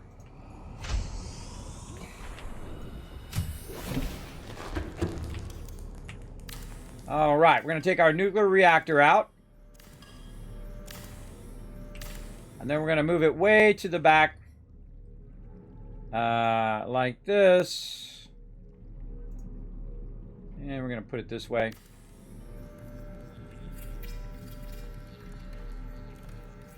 Okay. Now we're going to need some rods.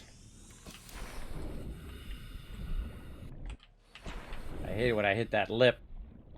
Wait, so I can't jump out. All right, so we're going to need some uranite. We certainly don't have a shortage of that. We got a lot of that. And our fabricator's not online, so we got to get our fabricator to come back online. How can we do that? We can go through and turn some... we're going to have to turn some of our stuff off. So we will have to turn our scanner off over here. We're going to turn that off. We're going to need to turn some stuff off. And down here. Take these out. Fluid intake. Always funny to have a ton of water on you and then it's saying, you don't have enough water. Oh, not enough room. There we go. Vital. Now what I'm going to do is take all that out of there and then I'm just going to do this. Q, Q, Q.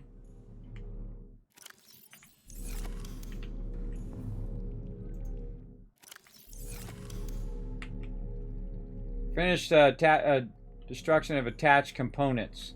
Oh, I got to finish taking that one out before I can take these out. Oh, okay. I'm just trying to reduce it enough so that I can use my replicator, which it does look like we're just enough. We're getting our solar power up there. Going to be just enough to use our replicator here.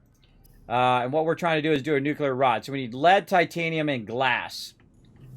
So we can get some quartz. Let's just throw this creep mine out for now. Just give me some more inventory space. Let's get our lead.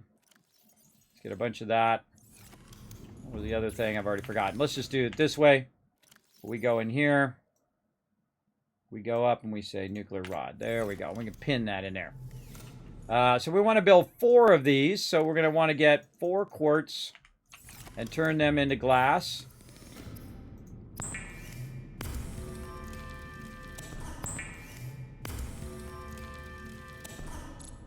Oh, that's right. We're going to need more quartz. So we're going to need 4 more quartz.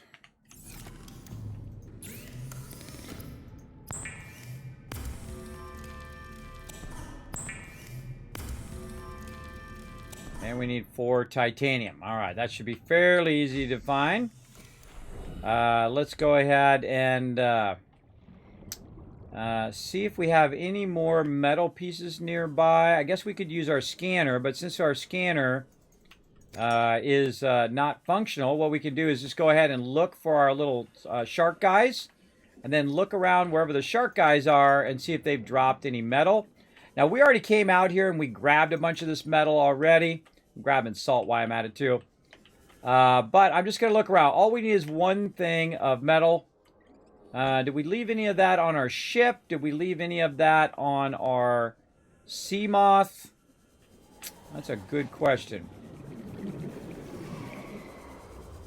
That is a good question. I'm just trying to eyeball one. There's one right there. Do we have enough room? No. Oh, boy. Okay, so what can we do? Well, we're going to drop this salt. 1, 2, 3. And if we need the salt later, we'll come back for it. But if not, we'll just leave it. And then back we go. That's like the fastest way to get titanium right there, is just for the look for the little metal pieces. It does help a lot. And man, our base is shaping up over here. Very nice. Welcome aboard, Captain.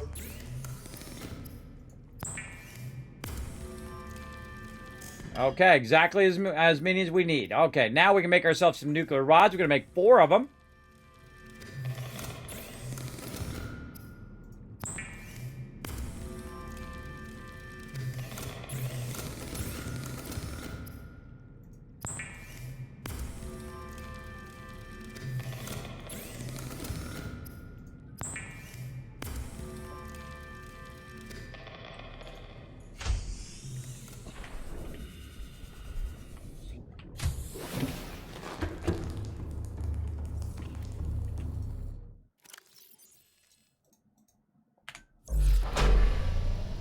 We're not going to have to worry about that for a really, really long time. And as you can see, now my power is going way back up again.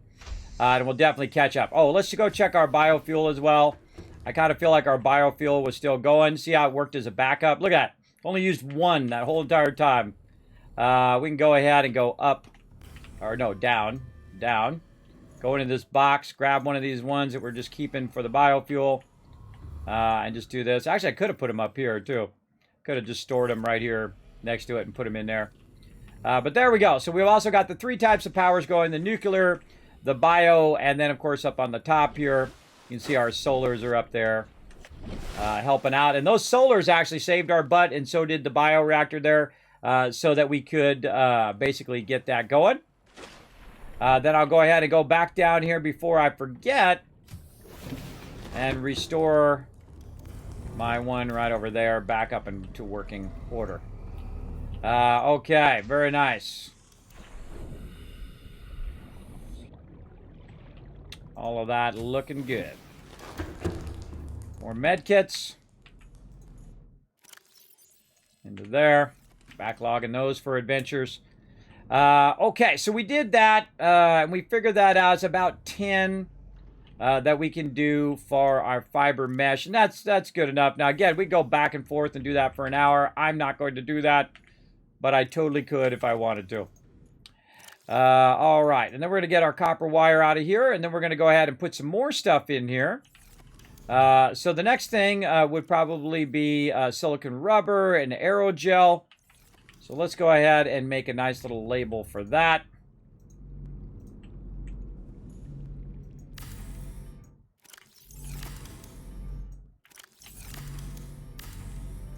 A little awkward when you're doing signs above stuff. All right, aerogel. Aerogel or aerogel like this. God, I can't remember. What was the other one? Mesh. Something mesh. Oh, God, I've already forgotten. No, silicon rubber. So S rubber and AERO gel. Yes, I do that with that field wrong. AERO gel. And S rubber. There we go. All right. And we'll spread those out just a little bit. Change the color to match all the other ones. Aim that down. Now, I could have put this all in a separate color as well, but yeah, that's good enough. Right click to get out of there. Silicon rubber here. Aerogel over there. And we're looking pretty sharp. Now I can go ahead and take them all out of here so they don't have to take up that. And silicon rubber. And now if we're looking for those second level items, we've got them nicely already pre-done. In there. Now, what else would I want to put in my kind of line? I've got 4 more slots left. Let's see what else we've got in here. Let's see, maybe some hydrochloric acid. So H acid and benzene. Let's go ahead and do those. Also synthetic fibers, so we'll take that as well. And then probably I would put something like copper wire at the end if I had a bunch of them, but again, I only convert those as I need them as opposed to make a whole box of them because it's like a whole entire thing that you got to do to make those things. And then you might not eventually, even through the rest of your whole entire playthrough, use them all. So I try to, if I'm going to play through the whole game and eventually be at the end, I want to have the least amount of resources left. And you're like, well, wait a minute, that doesn't make sense. Sure does. That means I spent the least amount of time collecting my resources, and that at the very end, when I won the game, I didn't have to spend all that extra time collecting resources that I never used, right? So that's what I call playing efficiently. So I'm just putting them over here to make them look fancy, but normally I would just keep them in that box and just make them as needed. So let's go ahead and put this down over here. We're going to put our H acid and benzene down over there. We'll get it. Get it. There we go. Benzene. Benzene. God, doesn't seem right. And H acid. I'm just trying to remember what it is. Right here. We'll go double check that because that does not seem right. I think it's an I, isn't it? I-B-E-N-Z-E-N-E. That's the problem with getting older, everybody. Words start looking bad. You get a little bit of dyslexia. It sucks. That's right. Benzene and H acid. So you start second guessing yourself, too. All right. Hydrochloric acid over here. Benzene over there. And then also synthetic fibers. So I'd probably call that synth fibers if I was going to label that out. Oh, what do I need? I need another copper thing. Any more in there? Yep, one right there.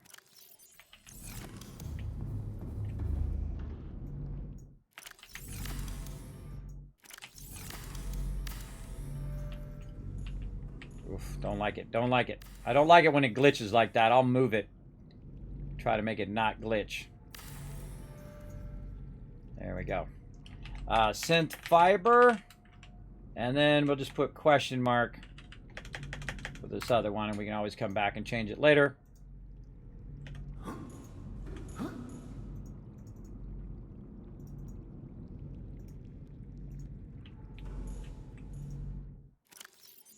Oh, we got all our plants in there. We're going to take our plants out, too. Okay, now our plants are going to be over on this side. So we're going to take these plants and we're going to move them over here.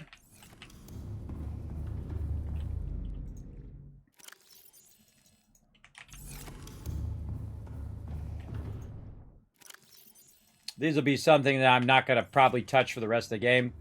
They'll just sit over there as a backup. Same thing here.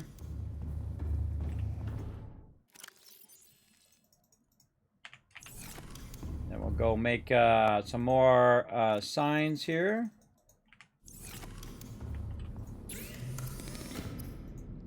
Normally I wouldn't do all this making signs and all this stuff. I feel like it's a waste of your resources, really, especially your copper, which you don't find a lot of at the beginning of the game. I would definitely not do this at the beginning of the game, but I'm kind of more in the later game. So we're just going to put this right up here. Exterior plants backup. There we go. And then let's give it a different color than our other stuff. Not yellow. Let's say green. And then there we go. Of course, we also could make it purple to go along with the fact that it's out. It's out of there. And then we can take the thing out. Yeah, we'll do that. Yeah, external plants backup. I kind of don't like the fact that the black line's going right through the middle of it. I don't like it. I don't like it. I don't like it. Not going to do it. All right. I wish that purple was a bit lighter. Let's go back to green. I think green's going to be enough. Green will be fine. External, I can read it much better. Okay, external plants backup. Got all that stuff organized. And our internal plants backup are going to be down at the other part. So they're going to be down here. So let's go down here. Label that. Now, it's kind of funny that you can't put it on the thing. You'd think you could put it on there, but I don't know why. I don't know why. This is going to be our internal plants backup. And we'll just make that the same color because we don't care. We'll just make that same color, make it nice and big, put the little arrow, and there we go. Right there. And I'll probably take this one out. Right here. Yeah, let's just get rid of this stuff. This is just a waste of space. This is just a waste of our space right now. Gotta wait for that to go away. Give it a second. All right, let's look and see how many of these we got. 1, 2, 3. 1, 2, 3, 4, 5, 6, 7, 8. All right, yeah, it looks like about 8. 1, 2, 3, 4, 5, 6, or maybe it's 6. Well, no matter what you do, everybody, it's still not as good as your other one over here. So yeah, I would say it's probably about 6 per plant. Let that go. How are we doing over here? We've got our melons that are now our other melons now to our smaller melons. Yeah, they're no longer the big melons. They turn into the smaller ones. But they're not called the small ones anymore. They're just called marble melon. Okay, so, well, waiting for the thing to go. And we'll put those in there. Can we get these last one out? Yep, and then we're going to take this out of there because it's unnecessary. It's unnecessary. I take it out of my base. All right, let's go back here in the back. See how this one's doing. Look how much room we got. Why don't you work?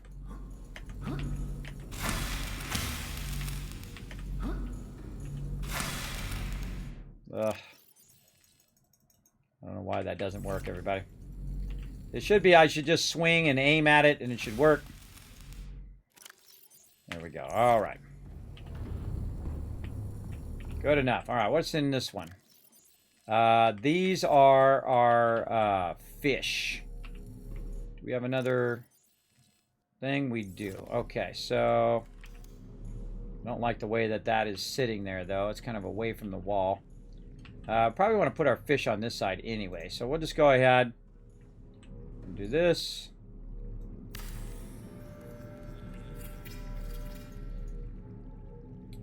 And then...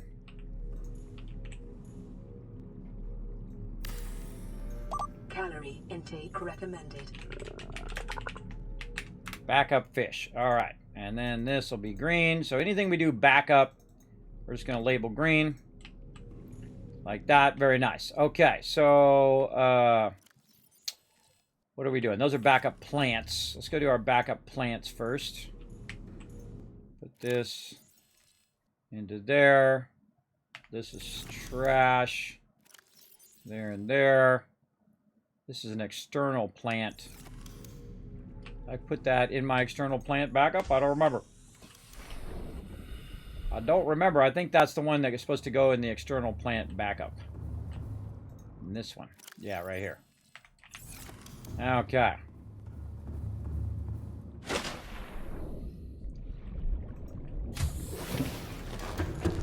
Now we're going to move all of these fish over here. And we're getting really organized today. We are looking sharp. Okay. Couple more fish out of there. Take that out. Like that. Another fish in there. This is all for later. We're going to come back to that. All right. Go back up again. Take care of the food.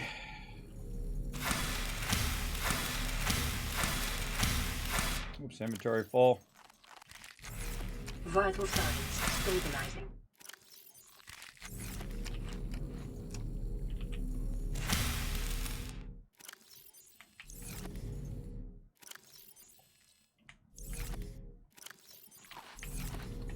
Yeah, we'll do this one too.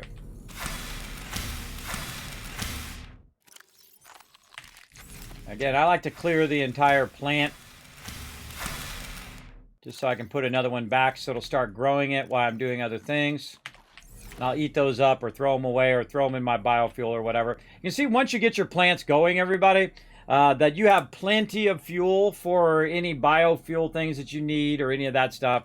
That stuff will go pretty fast. It's got a ways to go. We'll let that roll. Let's see. Or actually, we should probably sync them all right now anyway. Because this one at the end here is going to be out of sync. Sync them a little bit. All right, there we go. Because I took the one at the end out a little bit. So the floor there is glass. It is kind of glass. You can't actually put in glass floor. The floor right here is actually a fish tank that's made out of glass. That's different. So you can see that we have two fish tanks down there that are stacked on top of each other in two separate rooms. We have a contaminated fish tank that has one of each fish that's been contaminated by the disease that's going on in this planet. And then we have one tank that is non-contaminated, right? All the ones that are not contaminated over there. Now we're going to try to keep them non-contaminated. Otherwise, we'll be doing that again. We'll see how it works out. And I wonder if I could put a contaminated fish in there and immediately take it back out again and it not contaminate the rest. I don't know. I guess we'll find out all of those secrets as we go along on our journey. Don't tell me. Part of the fun is me figuring it out. Welcome aboard, Captain. Now we're getting this squared away, everybody. We're getting down to it over here. Now that we have our power as well, our power is almost fully restored up there. We're going to go over here and we're going to need to look for some more metal. Let's go ahead and turn on that metal salvage to get that started. While we put away a lot of these resources that we have. Salt back in there. Titanium in there. And then I got some random stuff that I'm just going to go ahead and throw here in my kind of random drop box. I'll probably take this quartz out of here. One of the things it does do is it groups items that are similar to each other next to each other, which I really like. I like that a bunch. We take this quartz and fill back up our main box. And we had some glass there that we could use. Oh, wait, there was something I was going to build with this glass over here. Yeah, get our window in there. Yeah, we can look outside at our pretty plants. Kind of feel like you should be able to go a little closer to the window. Why am I so far back from it? But very cool. We can look out at our plants there, or we can look out the front here at our plants or at our launch pad there. Looking good. Now we got this done. We got that done. We got that done. We can pull all those off of there. Now time to go get some metal salvage. Now let's go actually double check our ship over here. Where is my sea moth? Good question. I think I left it somewhere. Over this way. Let's go check and see if my sea moth has anything in it that I might have forgotten to take out. Oh, just a Chinese potato. Okay, cool.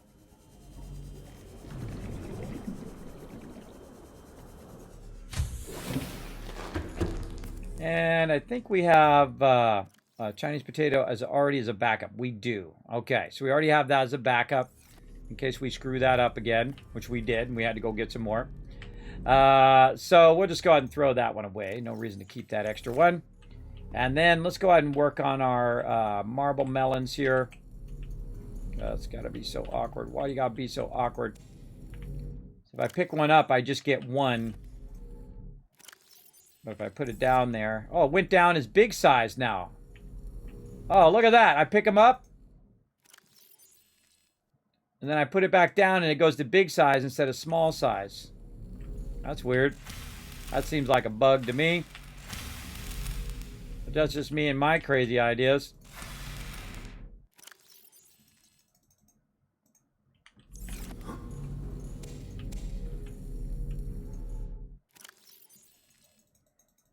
There we go. I don't know. It all seems funky chicken to me, but I'm going to go ahead and put those in there. We got way too many of these marble melon seeds back up. So we'll take those and we'll trash them over there. Very nice. Eventually, also, I'm going to go in here and I'm going to add some nice windows to all of this so we can, you know, get that cosmetic action going on. We can look outside the window, see what's going on out there. It's dark as normal.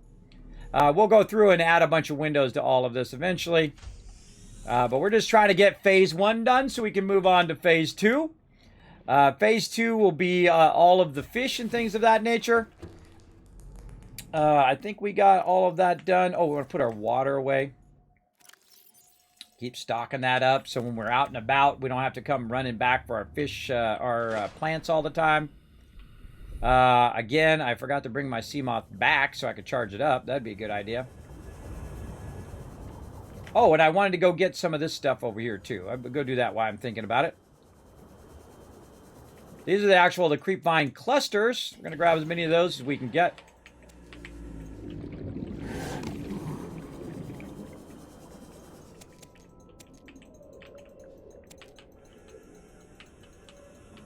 Oh, inventory full.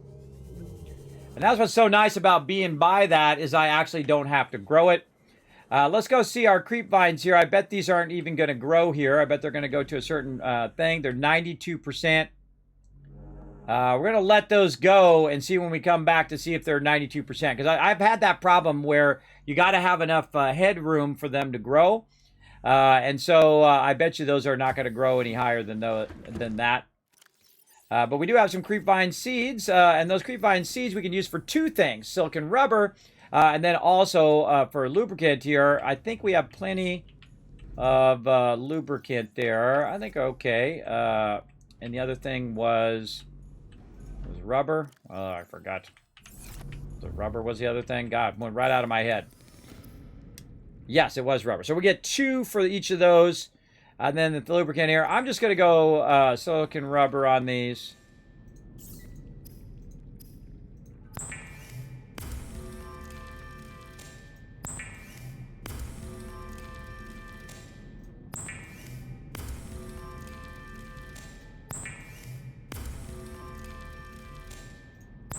I suggest to break these down, everybody. Do not keep them at large size. They'll just waste your time. Fiber, love the base. Thanks, Badman. We're just getting started. This is nothing. This is us just getting started here. We're going to really go all in on this playthrough for Subnautica as well. Though we are going to do another fun game here in just a minute.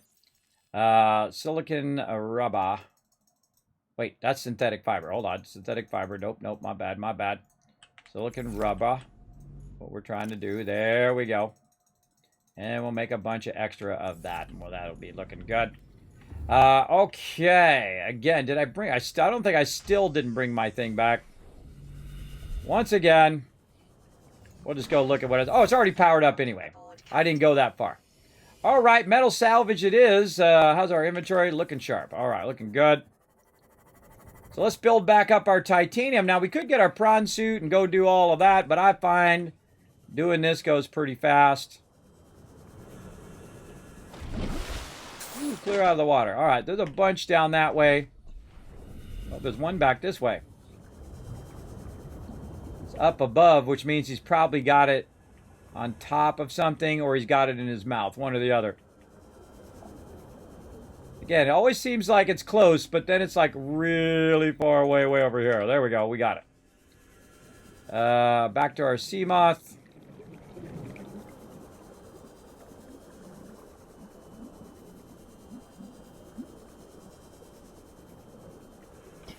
And we'll use our storages here. Hold that stuff.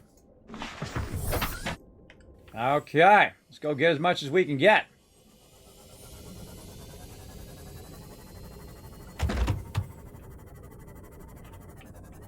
All right, we'll try to get right in the center of all of these. Yeah, let's say right there.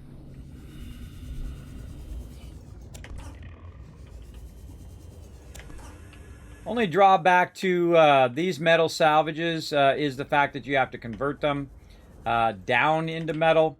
But they take up the same amount of space as for titanium. So I feel like they're actually faster than doing the prawn suit. And you're going to have a ton of them everywhere, everybody. No matter what base you build, you should have some of these nearby. Oh, another stalker egg. We'll grab that too. While we're at it.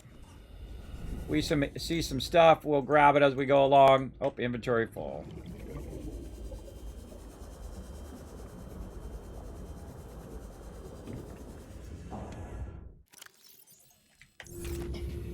Also notice when you have PDA pause, anytime you go in your PDA, the rest of the game pauses. So it gives you time to just transfer your stuff out of your inventory into there without any mobs attacking you, which is nice as well.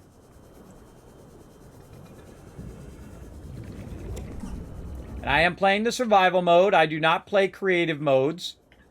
That's not my thing.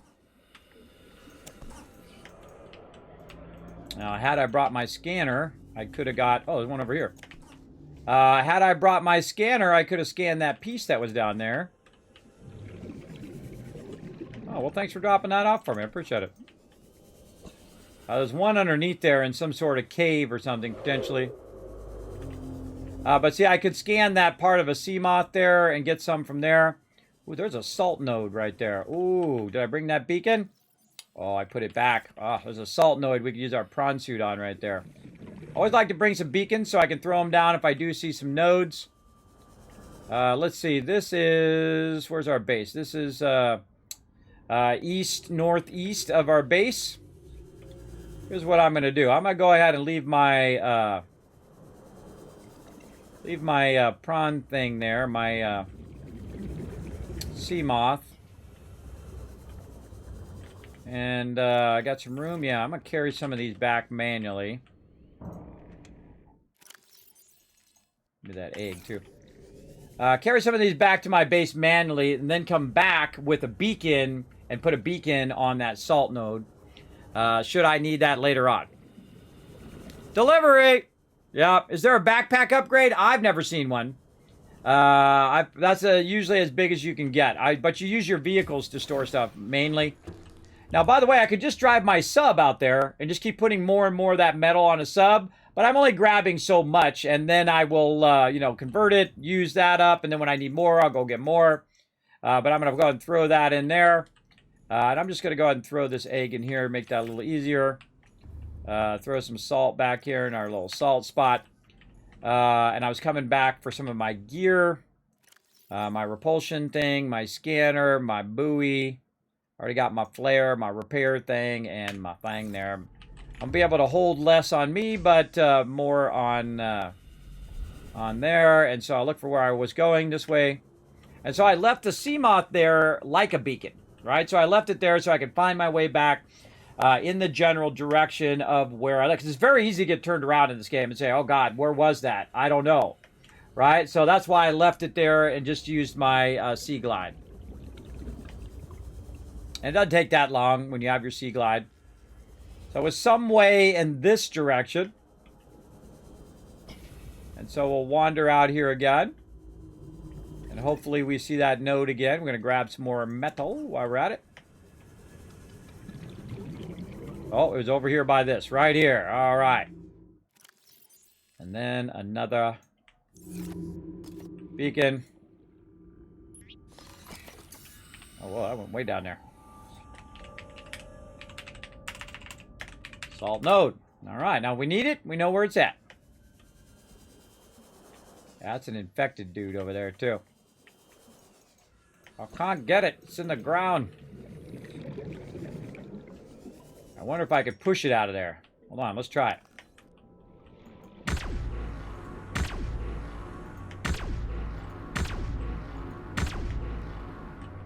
Funny, I can push it out of my base, but I can't push it out of that wall.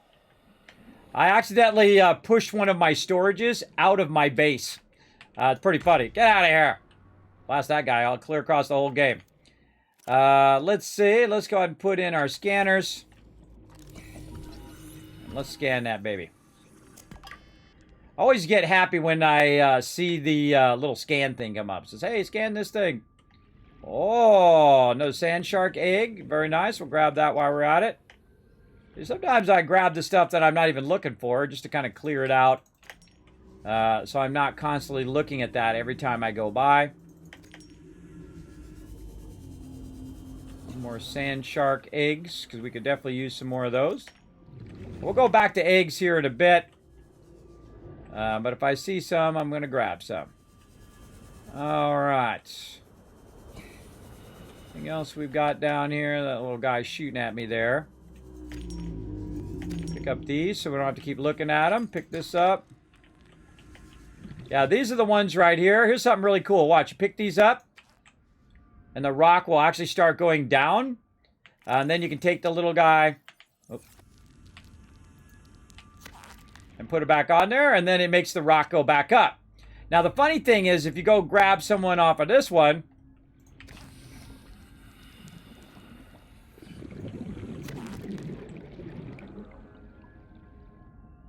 now the rock will go up even higher. And eventually, that has enough of them that actually will go all the way to the top. Now, I don't know why you would want to do that. I guess you could take those and take the...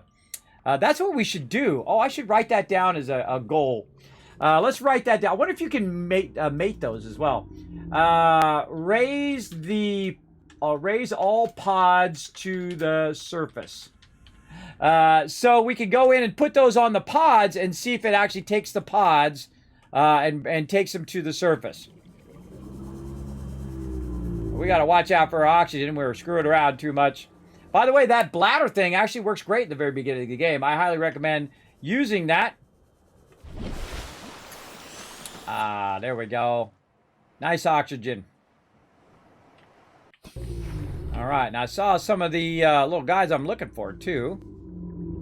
Where'd that guy go? I saw him over here. There he is. Let's go ahead and get 3 of these guys, too. There's one.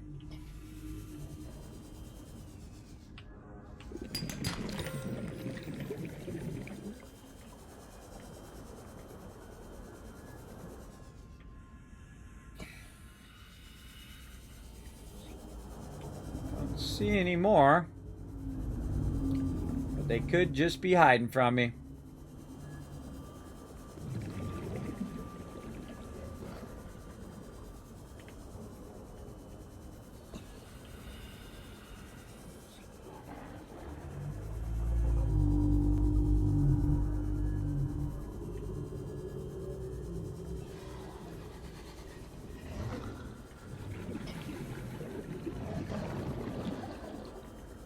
Oh, speaking of, there's a pod right there. We can try it out on pod 6. All right, inquiring minds want to know, everybody. And I've definitely gone in and cleared this pod before. I can see I've got an actual beacon in the pod. Let's go try this out. Inquiring minds want to know this stuff. Let's do it.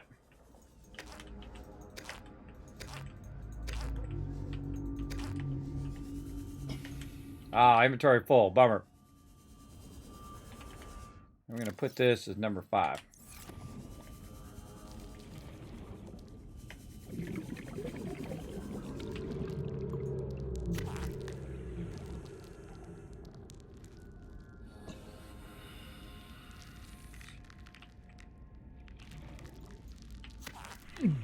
Oh, it hit me. Try it inside.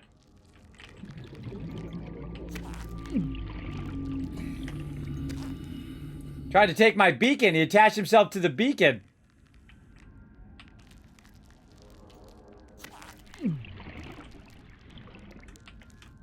Take my beacon. Yeah, so it doesn't work on the pods. All right, well, worth a try.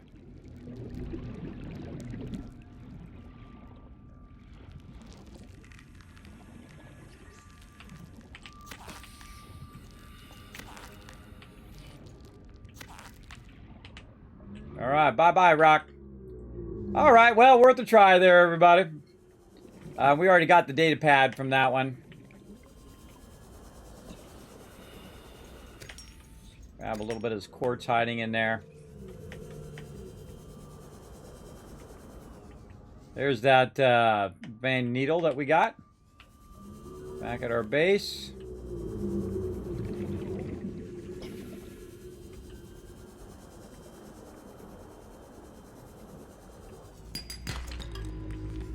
Just cleaning up the ocean at this point.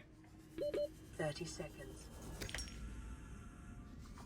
Ooh, that's a long way. Now we could just have our Seamot down here so we don't have to keep going up to the surface. That would be useful. But it's quicker for me to go to the surface than it is to go to my Seamot. Oxygen. My Seamot is 300 away.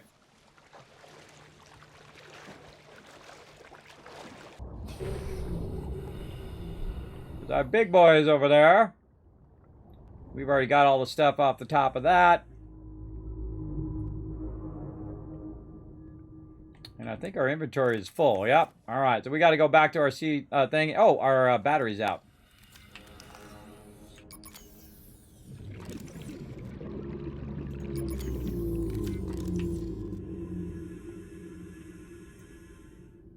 What the heck? Did I drop the battery? Oh, I think I dropped it. I didn't have enough inventory space.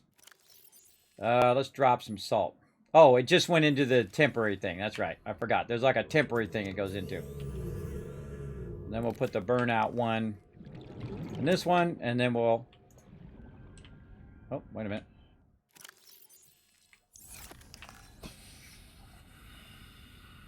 What the heck?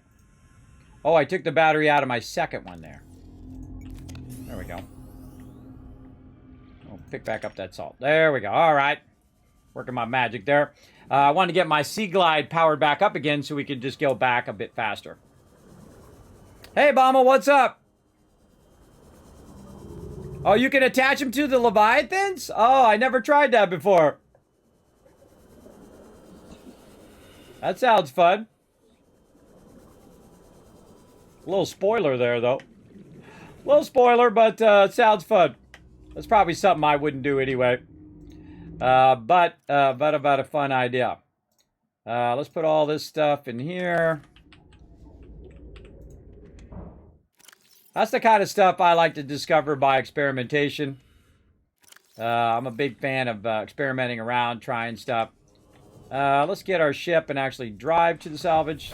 Welcome aboard, Captain.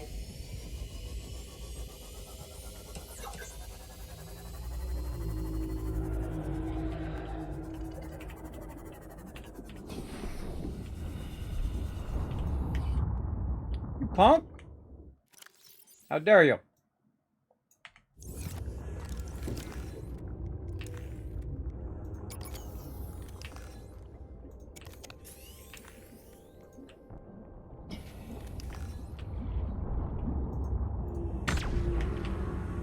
shot that stalker egg all over the place. All right.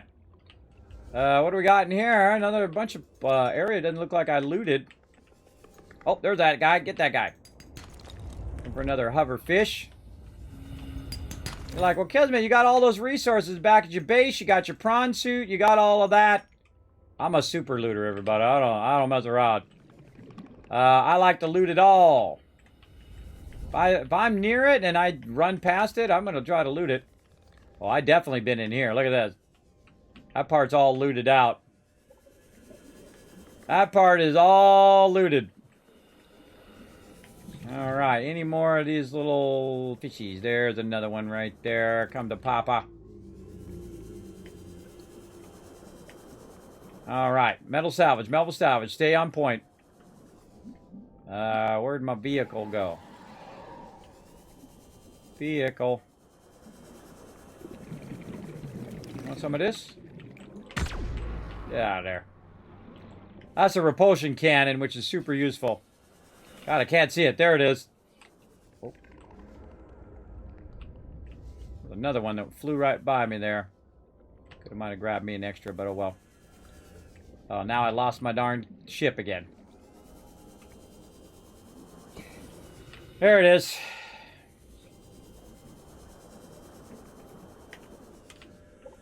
I don't know why it's so hard to find this ship, everybody. You'd think visually it would be easy.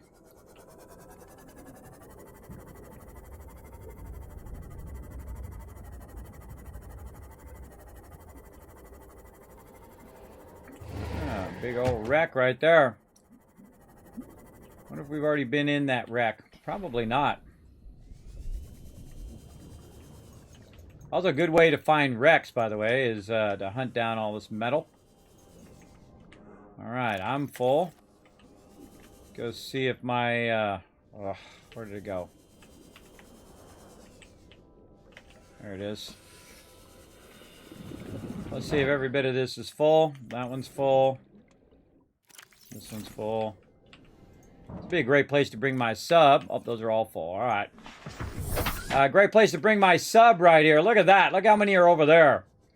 We could definitely bring our sub in here and just get a crazy ton of these and just fill up our sub like we've done before. But again, I just like to go and explore because it might be something that I might not have seen before or run into, even though I'd gone through that area already. I always kind of go into an area like I'm first exploring it. And this way, I usually find more cool stuff. Welcome aboard, Captain. Alrighty. And we got a bunch in there as well. Let's go ahead and just convert a bunch of this. Get it going!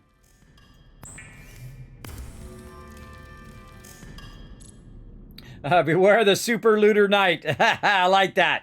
Sneaky egg spot. Exactly. Alright, titanium back in there. And man, we got a bunch of other stuff here too. Quartz we could probably just put away. Copper. And I'm not going to bother to put all this other stuff away. I'm just going to put it here in the drop box and sort it all out later. And I suggest you do this, everybody. Just kind of let it build up and just keep putting it in a drop box, drop box, drop box. And then when it builds up and you have a bunch of silver, like a row or two or three of silver, then you put it away in your boxes if you already have enough, right? I've got plenty. I don't really need to worry about it. I've also got some extra fishies here that I need to put away in my fishy spot. Down here. In my backup fish. Right over there. And again, we're just going to keep collecting those as we go along.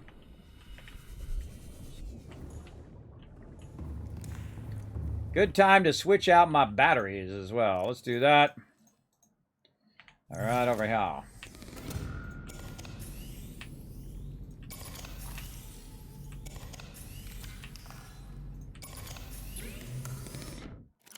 All right, those batteries definitely need a little bit of charging.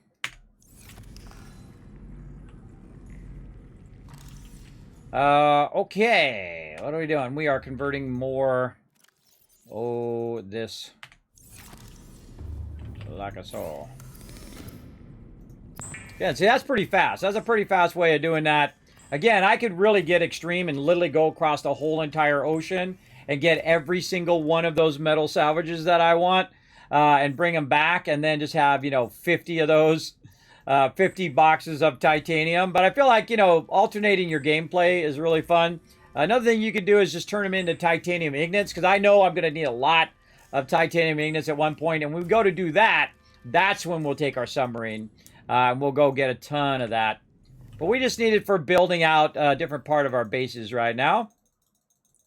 So we'll just fill that up. And once we have a nice box of that, then I'll just go ahead and leave it as is. We can turn off our scanner now. We don't have to look at all them circles.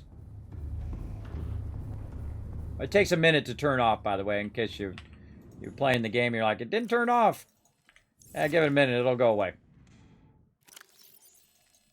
Alright. I get one of those in there? Yeah, put one. No. This. There we go. And then I'll go over here to my overflow somewhere and just put all the rest of these over here and deal with them later. Okay. And we cleared this one. And then I got one on the other side.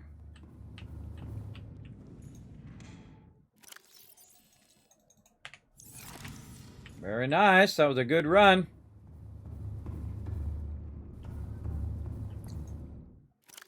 Don't remember which one it was. This one. Quartz. Can go just directly in the quartz box. I use a lot of quartz, a lot of copper, lots of titanium. Let's go ahead and put our guy back in there. Now we got our new sand shark. Wrong one. Down one. There we go. So we got a radiated sand shark or infected sand shark over there, and we want to get another one. We got our squiddy over here now. Did we get our other one to come up? It doesn't look like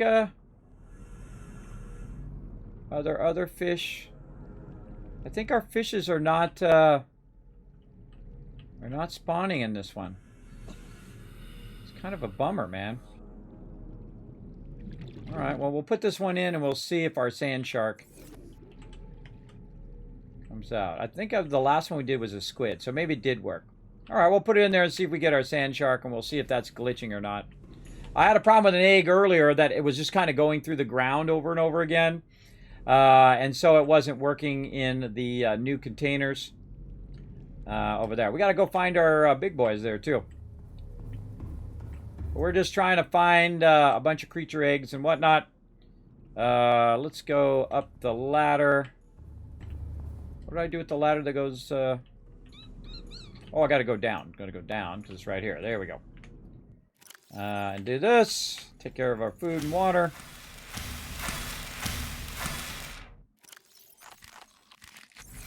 Vital signs stabilizing.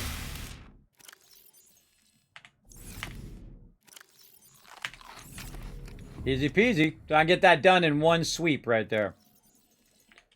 Clear out all the waters. Again, we're trying to backlog a bunch of stuff so we don't have to come back and do our plant every time. We can just bring some waters with us, whether it's on my Seamoth or just in my inventory. Especially going to fill up my submarine full of them as well. But for now, we're just putting them right in here. This will actually just be water. It doesn't even need to be food because I'm not really putting food in there. So let's just call this... Let's get some more med kits. Let's just call this water. Med water. There we go. That seems better to me, and we'll keep a couple of these on us. Salt into the salt thing. There. Okay, we are really cooking. All right, back to eggs. How are we doing on time? Oh, we got about 6 minutes. All right. We got to go find some more eggs. Creature eggs. Let's go. All right, now back to creature eggs. And I'm going to need some more titanium to fill out the rest of these over here. But we'll probably do that next time. And really only need to put that... Let's just finish that one out while we're waiting for our eggs to go. And then if we need more, we'll add more later on. This is going to be 5. There we go. Now we don't have to think about it. Okay, sea moth's looking good. Let's go. Creature eggs time. All systems online.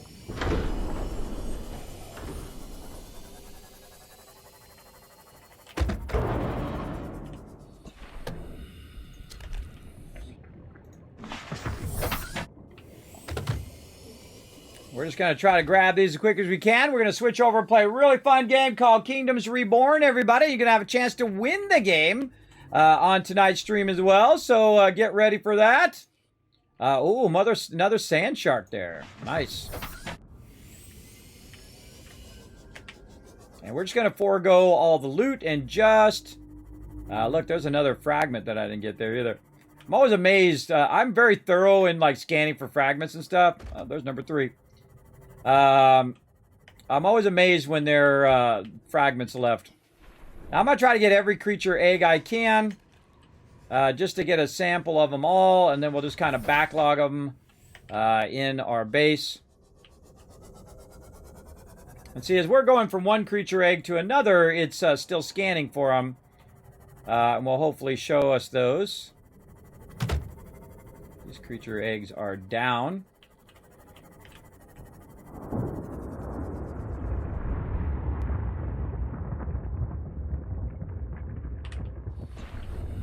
Kind of waited for it to shoot that off first.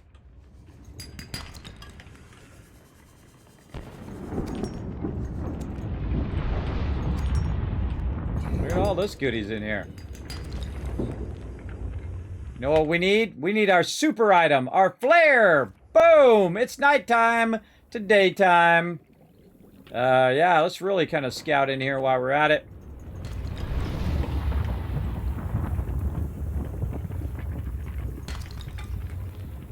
Look at this. A jackpot of loot in here. And I'm just trying to clean it out as I go. Best to go ahead and explore an area as much as you can.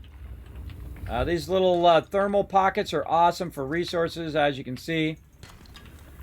Right over here. Ah, inventory full. What a tragedy.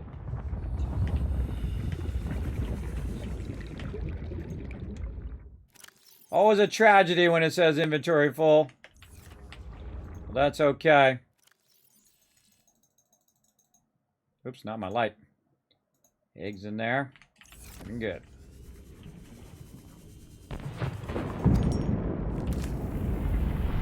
This is my new favorite thing, by the way, is the flare. This time I discovered it very early on that the flare is amazing to be able to see around and see all this stuff. Because I go past a bunch of stuff because you just literally just don't see it. And there's that extra stuff that we dropped. I think I saw another node here. Alright, these are not creature eggs, but since we're here, might as well get this going. Oh, look at this.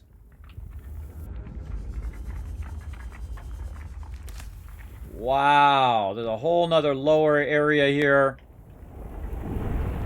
And there's an entrance right here at the bottom of these. Where you can get in from this way.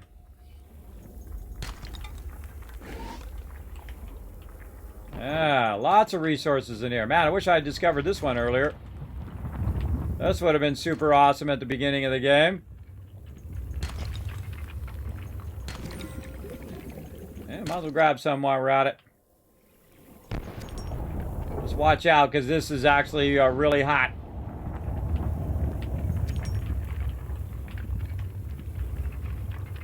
Yeah, this is awesome in here.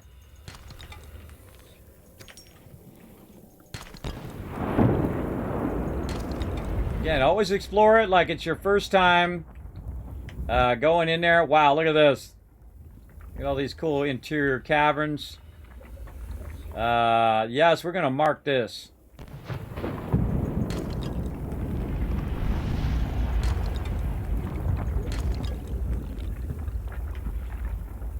Again, it's much easier with my prawn suit. I don't even need to go down there. Most of the time, there is a node right there that we can try to get. 30 seconds.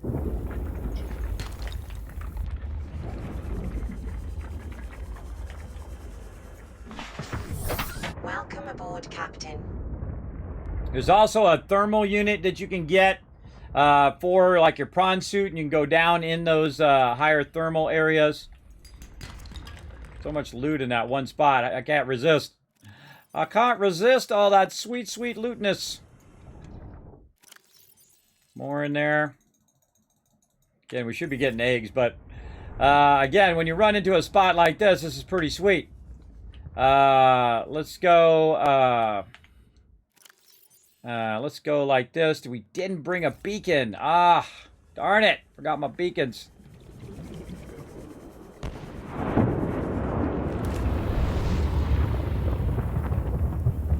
Just keeps on giving. Keeps on a-giving. Yeah, nice. This is the one that goes back out.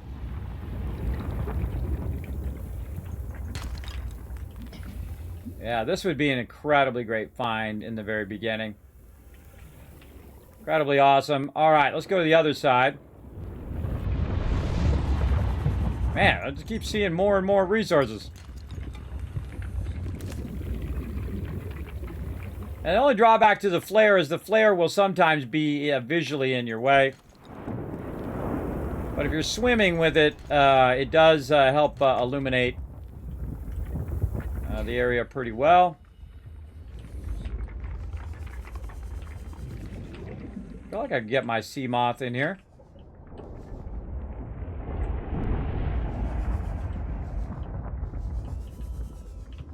Trying to see if there's anything special down here that I'm looking for other than these resources. Like some sort of node or thing. Oh, we can camp out right here for a minute.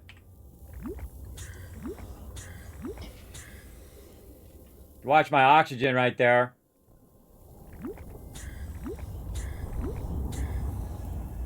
So it does 3 rounds of oxygen. You can actually get your oxygen all the way back up.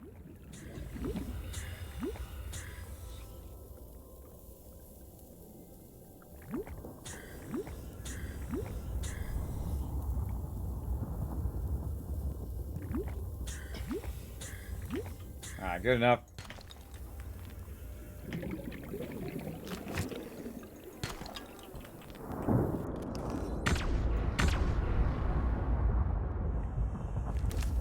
Thought I heard one of those little sulfur guys.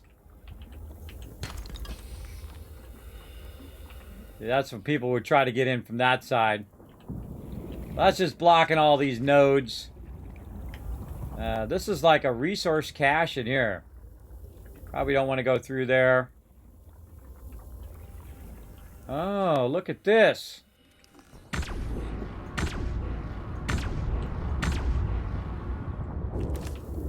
Yeah, I can push the rock out of the way. Speaking of, yeah, you could actually use the things to lift the rock out of there, or use your repulsor to push it out of there. Cool. Okay, this is not getting creature eggs, everybody. This is called getting distracted. We're going to come back next time, do some more creature eggs as well. Oh, wait, look, those fell. Oh, I just learned something.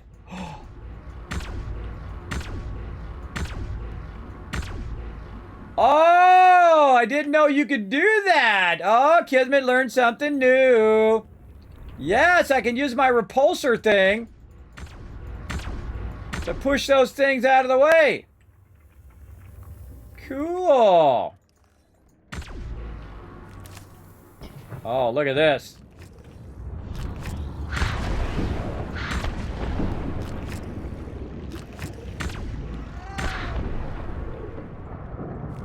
Ooh, there's a lot of sulfur in there. I think I pushed the sulfur around too when I knocked those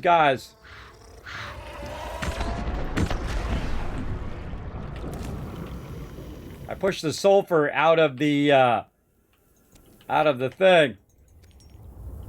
Ooh, mama, this is a really awesome spot over here. I missed out on some of that sulfur, but that's okay. Wow, wow, okay. This place is awesome. Ah, inventory full.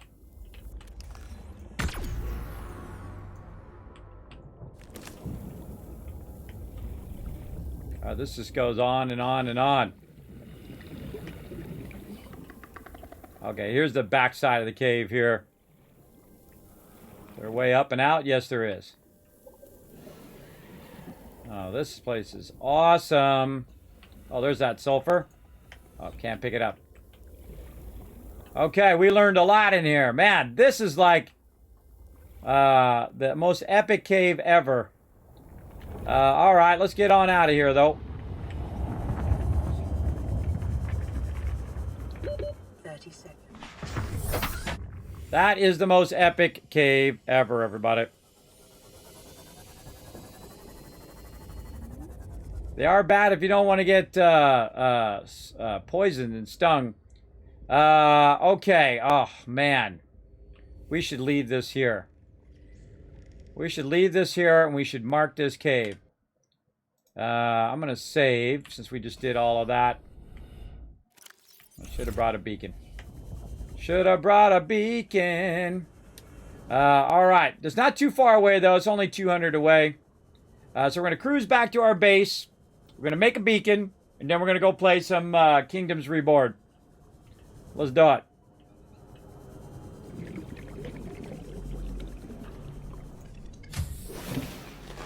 Welcome. What do we got on us? All right, we got a lot of various things. Silver. We're just going to put that away over there. Titanium. A little bit there. Copper. There, and then the rest of this we're just going to put in here. Let it sort itself. And deal with that later. All right, so save. Again, now that we cleared our inventory. And then we're going to get some titanium. We're going to get some copper. And we're going to make a bunch of beacons.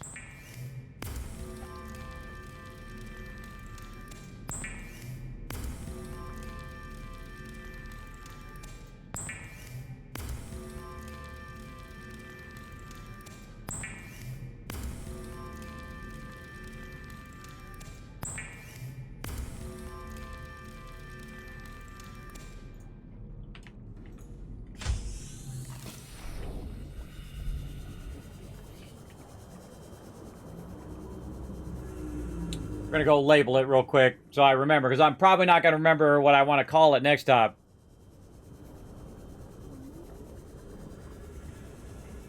Man, imagine finding that in the beginning game, everybody. It's really not that far away, too.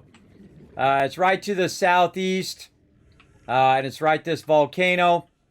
And then I'm going to call it over here.